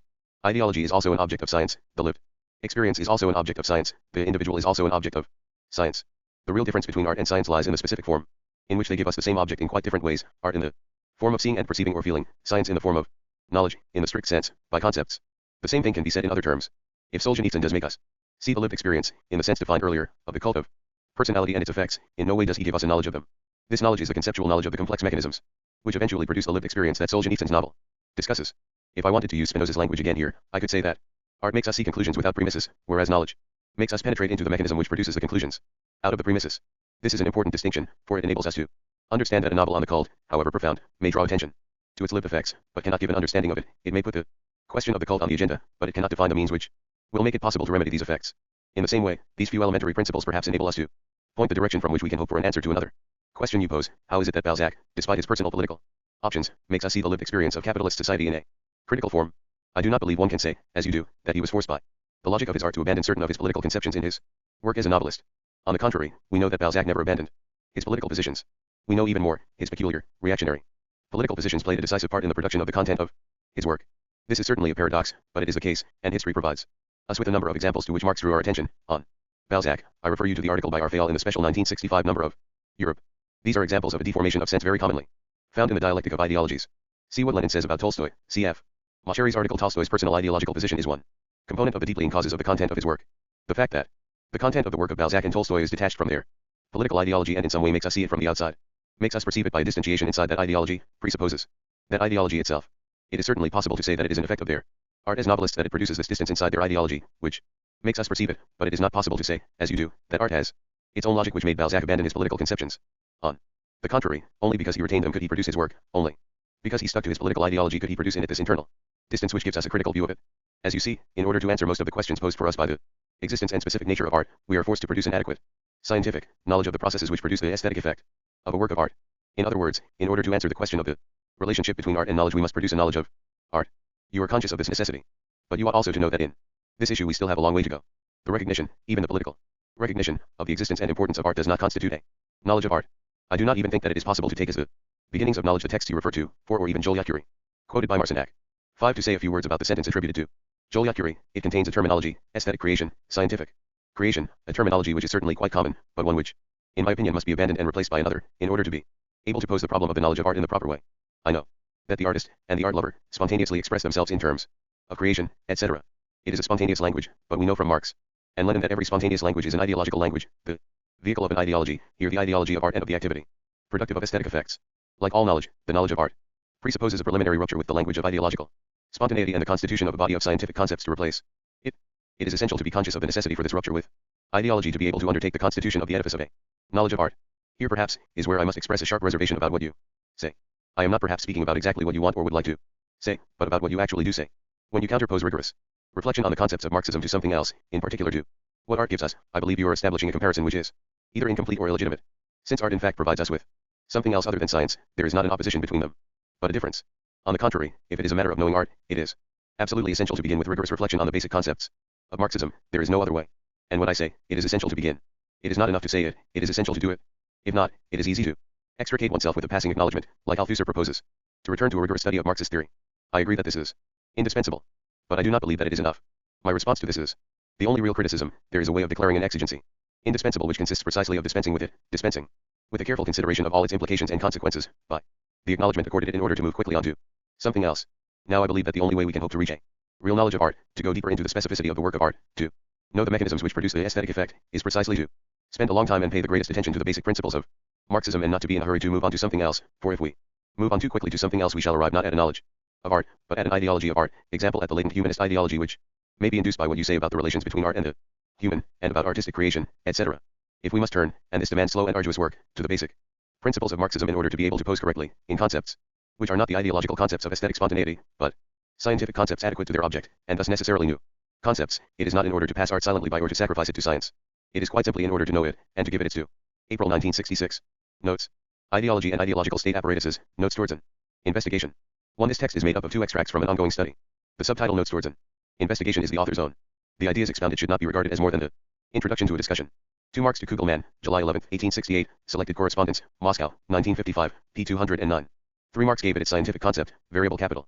4 Info Marx and Reading Capital, 1965, English editions 1969 and 1970 respectively. 5 Topography from the Greek topos, place. A topography represents in a definite space the Respective sites occupied by several realities, thus the economic is at the bottom, the base, the superstructure above it. 6 CP 158 below, on ideology. 7 To my knowledge, Gramsci is the only one who went any distance in the road I am taking. He had the remarkable idea that the state could not be reduced to the repressive state apparatus, but included, as he put it, a certain number of institutions from civil society, the church, the schools, the trade unions, etc. Unfortunately, Gramsci did not systematize his institutions, which remained in the state of acute but fragmentary notes. C.F. Gramsci, Selections from the Prison Notebooks. International Publishers, 1971, pages 12, 259, 262-3. See also the letter to Tatiana Skutsch, September 7, 1931, in Lettre del Carcere, Enauti, 1968, p. 479. English language translation in preparation. 8. The family obviously has other functions than that of an ISA. It intervenes in the reproduction of labor power. In different modes of production it is the unit of production and / or the unit of consumption. 9. The law belongs both to the repressive state apparatus and to the system of the ISAs. 10. In a pathetic text written in 1937, Krupski relates the history of Lenin's desperate efforts and what she regards as his failure. 11. What I have said in these few brief words about the class struggle in the ISAs is obviously far from exhausting the question of the class struggle. To approach this question, two principles must be borne in mind. The first principle was formulated by Marx in the preface to a contribution to the critique of political economy. In considering such transformations of social revolution, a distinction should always be made between the material transformation of the economic conditions of production, which can be determined with the precision of natural science, and the legal, political, religious, aesthetic or philosophic, in short, ideological forms in which men become conscious of this conflict and fight it out. The class struggle is thus expressed and exercised in ideological forms, thus also in the ideological forms of the ISAs. But the class struggle extends far beyond these forms, and it is because it extends beyond them that the struggle of the exploited classes may also be exercised in the forms of the ISAs, and thus turn the weapon of ideology against the classes in power. This by virtue of the second principle. The class struggle extends beyond the ISAs because it is rooted elsewhere than in ideology, in the infrastructure, in the relations of production, which are relations of exploitation and constitute the base for class relations. 12. For the most part, for the relations of production are first reproduced by the materiality of the processes of production and circulation. But it should not be forgotten that ideological relations are immediately present in these same processes. 13. For that part of reproduction to which the repressive state apparatus and the ideological state apparatus contribute. 14. I use this very modern term deliberately, for even in communist circles, unfortunately, it is a commonplace to explain some political deviation, left or right opportunism, by the action of a clique. 15. Which borrowed the legal category of subject in law to make an ideological notion. Man is by nature a subject. 16. Linguists and those who appeal to linguistics for various purposes often run up against difficulties, which arise because they ignore the action of the ideological effects in all discourses, including even scientific discourses. 17. And b. This double currently is one more proof of the fact that ideology is eternal, since these two currentlies are separated by an indefinite interval. I am writing these lines on April 6, 1969. You may read them at any subsequent time. 18. Hailing is an everyday practice subject to a precise ritual takes a quite special form in the policeman's practice of hailing, which concerns the hailing of suspects. 19. Although we know that the individual is always already a subject, we go on using this term. Convenient because of the contrasting effect it produces. 20. I am quoting in a combined way, not to the letter but in spirit and truth. 21. The dogma of the Trinity is precisely the theory of the duplication of the subject, the Father, into a subject, the Son, and of their mirror connection, the Holy Spirit. 22. Hegel is, unknowingly, an admirable theoretician of ideology insofar as he is a theoretician of universal recognition who unfortunately ends up in the ideology of absolute knowledge. Feuerbach is an astonishing theoretician of the mirror connection, who unfortunately ends up in the ideology of the human essence. To find the material with which to construct a theory of the guarantee, we must turn to Spinoza. Reply to John Lewis, Self-Criticism. 1. The title of John Lewis's article is The Althusser Case. Not surprisingly, in his conclusion, John Lewis compares Marxism to medicine. 2. And b. In the last instance, I do not want to be misunderstood. What I am saying is that philosophy is, in the last instance, class struggle in the field of theory. I am not saying that philosophy is simply class struggle in the field of theory. 3. This formula, which is extremely condensed, might mislead the reader. I would therefore like to add 3 points to help orient him. 1. Because of its abstraction, its rationality, and its system. Philosophy certainly figures in the field of theory, in the neighborhood of the sciences, with which it stands in a specific set of relations. But philosophy is not a science. 2. Unlike the sciences, philosophy has an especially intimate relation with the class tendency of the ideologies. These, in the last instance, are practical and do not belong to theory. Theoretical ideologies are in the last instance detachments of the practical ideologies in the theoretical field. 3. In all these formulations, the expression in the last instance designates determination in the last instance, the principal aspect. The weak link of determination, it therefore implies the existence of one or more secondary, subordinate, overdetermined and overdetermining aspects, other aspects. Philosophy is therefore not simply class struggle in theory, and ideologies are not simply practical, but they are practical in the last instance. Perhaps there has not always been a full understanding of the theoretical significance of Lenin's political thesis of the weak link. It is not simply a question of choosing the weak link from a number of pre-existing and already identified links. The chain is so made that the process must be reversed. In order to recognize and identify the other links of the chain, in their turn, one must first seize the chain by the weak link. 4. See note 2 above. 5. I cite the expressions of John Lewis himself. 6. In a philosophy course for scientists, 1967, to be published, I propose the following definition. Philosophy states propositions which are theses. It therefore differs from the sciences. A science states propositions which are demonstrations. 7. What is true is what has been done. Marx cites Vico in Capital, in connection with the history of technology. 8. I do not know John Lewis's personal philosophical history, but I am not sticking my neck out much in betting that he has a weakness for Jean-Paul Sartre. Lewis's Marxist philosophy, in fact, bears a remarkable resemblance to a copy of Sartrean existentialism, in a slightly Hegelianized form, no doubt designed to make it more acceptable to communist readers. 9. For us, struggling under the rule of the bourgeoisie, man who makes history is a mystery. But this mystery did have a sense when the revolutionary bourgeoisie was struggling against the feudal regime which was then dominant. To proclaim at that time, as the great bourgeois humanists did, that It is man who makes history, was to struggle, from the bourgeois point of view, which was then revolutionary, against the religious thesis of feudal ideology. It is God who makes history. But we are no longer in their situation. Moreover, the bourgeois point of view has always been idealist as far as history is concerned. Tenet is not certain, here I shall have to bow to the judgment of Marxist historians, that the slave class did not, in spite of everything, quietly but genuinely make history. The transition from the small property slave system to the large-scale system at Rome is perhaps significant here. 11 Capital, Part 7, CHXXV, Sector 4. Excluded from production, without fixed work or completely unemployed, often, in the street. The sub-proletarians are part of the reserve army, the army of unemployed, which capitalism uses against the workers. 12 To clarify this point, this reformist position must be related to its bourgeois origins. In his letter to Wade Meyer, March 5, 1852, Marx wrote, "No credit is due to me for discovering the existence of classes in modern society, nor yet the struggle between them. Long before me bourgeois historians had described the historical development of the struggle of the classes, and bourgeois economists the economic anatomy of the classes. The thesis of the recognition of the existence of social classes, and of the resulting class struggle is not proper to Marxism-Leninism, for it puts the classes in the front rank, and the class struggle in the second. In this form it is a bourgeois thesis, which reformism naturally feeds on. The Marxist-Leninist thesis, on the other hand, puts the class struggle in the front rank. Philosophically, that means, it affirms the primacy of contradiction over the terms of the contradiction. The class struggle is not a product of the existence of classes which exist previous, in law and in fact, to the struggle. The class struggle is the historical form of the contradiction, internal to a mode of production, which divides the classes into classes. 13 I put this idea forward in a study called Marx and Lenin before Hegel, February 1968. Published with Lenin and Philosophy, Maspero, Paris, 1972. English translation in Louis Althusser. Politics and History, NLB, 1972. For more details, see below the remark on the category, process. Without a subject or goal, S. 14 Transformation into a thing, res, of everything which is human, that is, a non-thing, man equals non. Thing equals person. 15 The word man is not simply a word. It is the place which it occupies and the function which it performs in bourgeois ideology and philosophy that gives it its sense. 16 I wrote one can only know what exists, in order not to complicate things. But it might be objected that this impersonal one bears the traces of man. Strictly speaking, we should write only what exists can be known. 17 John Lewis is right to criticize me on this point. Philosophy is not only concerned with politics and the sciences, but with all social practices. 18 How are these effects produced? This question is very important. Let us limit ourselves to the following comment. 1. Philosophy is not absolute knowledge, it is neither the science of sciences, nor the science of practices. Which means, it does not possess the absolute truth, either about any science or about any practice. In particular, it does not possess the absolute truth about, nor power over, political practice. On the contrary, Marxism affirms the primacy of politics over philosophy. 2. But philosophy is nevertheless not the servant of politics, as philosophy was once the servant of theology, because of its position in theory, and of its relative autonomy. 3. What is at stake in philosophy is the real problems of the social practices. As philosophy is not a science, its relation to these problems is not a technical relation of application. Philosophy does not provide formulae to be applied to problems. Philosophy cannot be applied. Philosophy works in a quite different way, by modifying the position of the problems, by modifying the relation between the practices and their object. I limit myself to stating the principle, which would require a long explanation. 19 Sartre's theses are obviously more subtle. But John Lewis's version of them, schematic and poor as it is not basically unfaithful to them.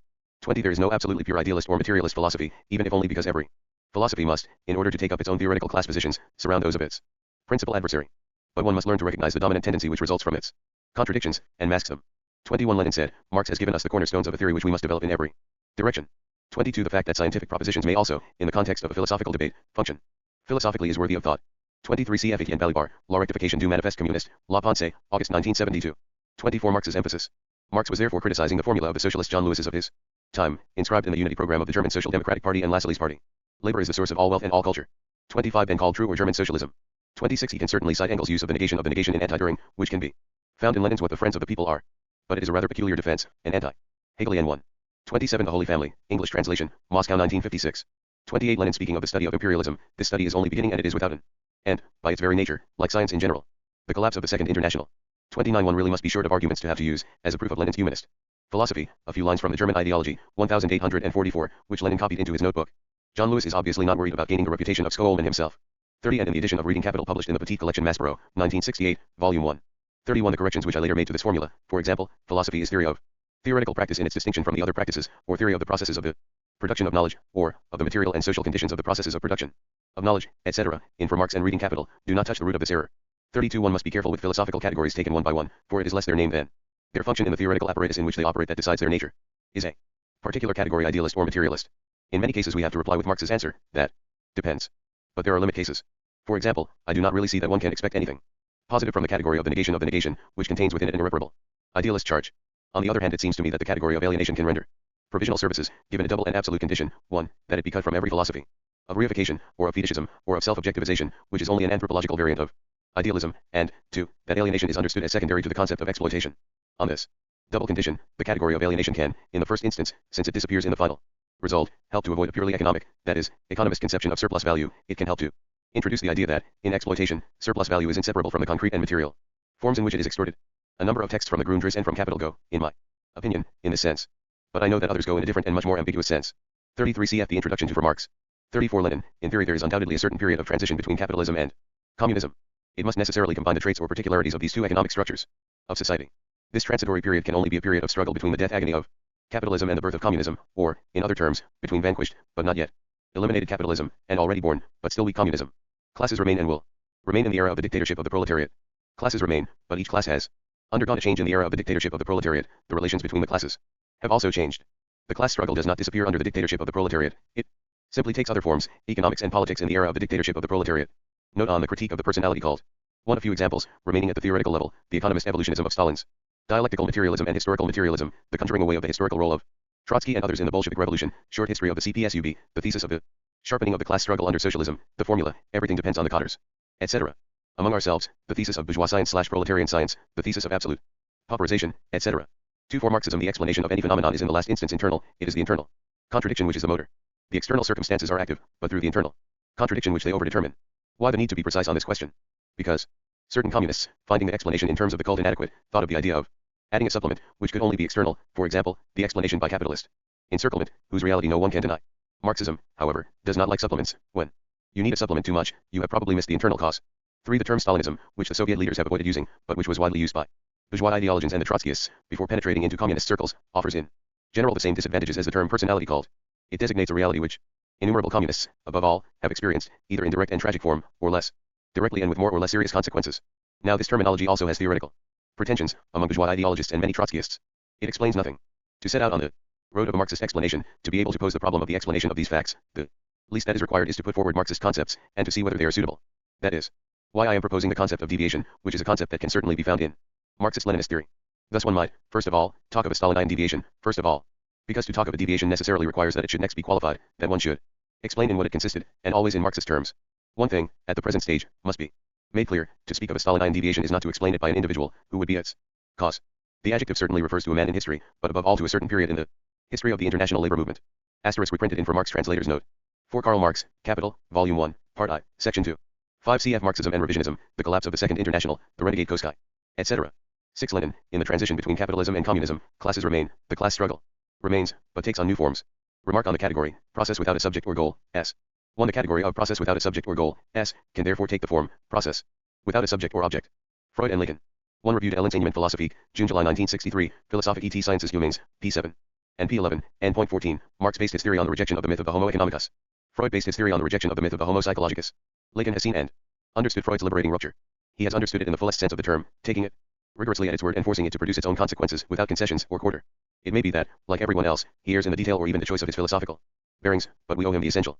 2. The most dangerous of these temptations are those of philosophy, which gladly reduces the whole of the psychoanalysis to the dual experience of the cure and thereby verifies the themes of phenomenological intersubjectivity, of the existence project, or more generally of personalism, of psychology, which appropriates most of the categories of psychoanalysis as so many attributes of a subject in which, manifestly, it sees no problem. Finally, of sociology, which comes to the aid of psychology by providing it with an objective content for the reality principle, social and familial imperatives, which the subject need only internalize to be armed with a superego and the corresponding categories. Thus subordinated to psychology or sociology, psychoanalysis is usually reduced to a technique of emotional or affective readaptation, or to a re-education of the relational function, neither of which have anything to do with its real object, but which, unfortunately, respond to a major demand, and what is more, to a demand that is highly tendentious in the contemporary world. Through this bias, psychoanalysis has become an article of mass consumption in modern culture, i.e. in modern ideology. 3. These are the two German expressions made famous by Freud, with which a small child under his observation sanctioned the appearance and disappearance of its mother by the manipulation of an arbitrary object that represented her, a cotton reel. 4. Formally, for the law of culture, which is first introduced as language and whose first form is language, is not exhausted by language. Its content is the real kinship structures and the determinate ideological formations in which the persons inscribed in these structures lie their functions. It is not enough to know that the Western family is patriarchal and exogamic, kinship structures. We must also work out the ideological formations that govern paternity, maternity, conjugality, and childhood. What are husband and wife being, father being, mother being, and child being in the modern world?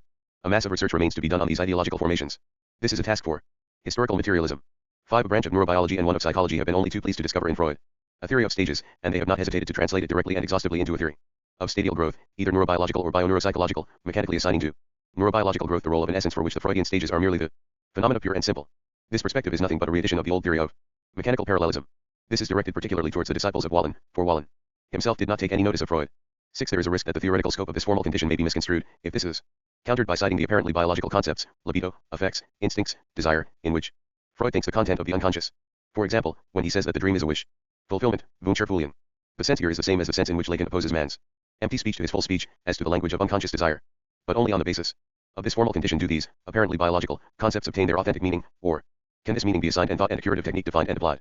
Desire, the basic category of the unconscious, is only intelligible in its specificity as the sole meaning of the discourse of the human subject's unconscious, the meaning that emerges in and through the play of the signifying chain which makes up the discourse of the unconscious. As such, desire is marked by the structure that commands human development. As such, desire is radically distinct from organic and essentially biological need. There is no essential continuity between organic need and unconscious desire, any more than there is between man's biological existence and his historical existence. Desire is determined in its ambiguous being, its failure in being, manca et says Lacan, by the structure of the order that imposes its mark on it and destines it for a placeless existence, the existence of repression, for its resources as well as for its disappointments. The specific reality of desire cannot be reached by way of organic need any more than the specific reality of historical existence can be reached by way of the biological existence of man. On the contrary, just as it is the categories of history that allow us to define the specificity of man's historical existence, including some apparently purely biological determinations such as his needs or demographic phenomena, by distinguishing his historical existence from a purely biological existence. Similarly, it is the essential categories of the unconscious that allow us to grasp and define the very meaning of desire by distinguishing it from the biological realities that support it, exactly as biological existence supports historical existence, but neither constitute nor determine it. 7. An expression of Lacan's machine, referring to Freud, ein Anders Schauspiel. Schauplatz. From Pulitzer, who talks of drama, to Freud and Lacan, who speak of theater, stage. Mise en scene, machinery, theatrical genre, metteur en scene, etc. There is all the distance between the spectator who takes himself for the theater, and the theater itself. 8. If this term effect is examined in the context of a classical theory of causality, it reveals a conception of the continuing presence of the cause in its effects. C.F. Spinoza. A letter on art in reply to André Daspry. 1. See La Nouvelle Critique, number 175, April 1966, pages 136 to 41. 2. La Nouvelle Critique, number 164, March 1965, 4 marks, pages 242 to 7. 3. Now in Pierre Macquarrie, Pour un théorie de la production littéraire, Paris, 1966, pages 125 to 57. 4. Jean Marcinac, El Citriolette, Lukács, among others. 5. Jean Marcinac, Les Lettres Françaises, 1966. I have always regretted the fact that F. Joliot-Curie never pursued the project he suggested to me at the time of Elyard's death, the project of a comparative study of poetic creation and scientific creation, which he thought might eventually prove an identity in their procedures.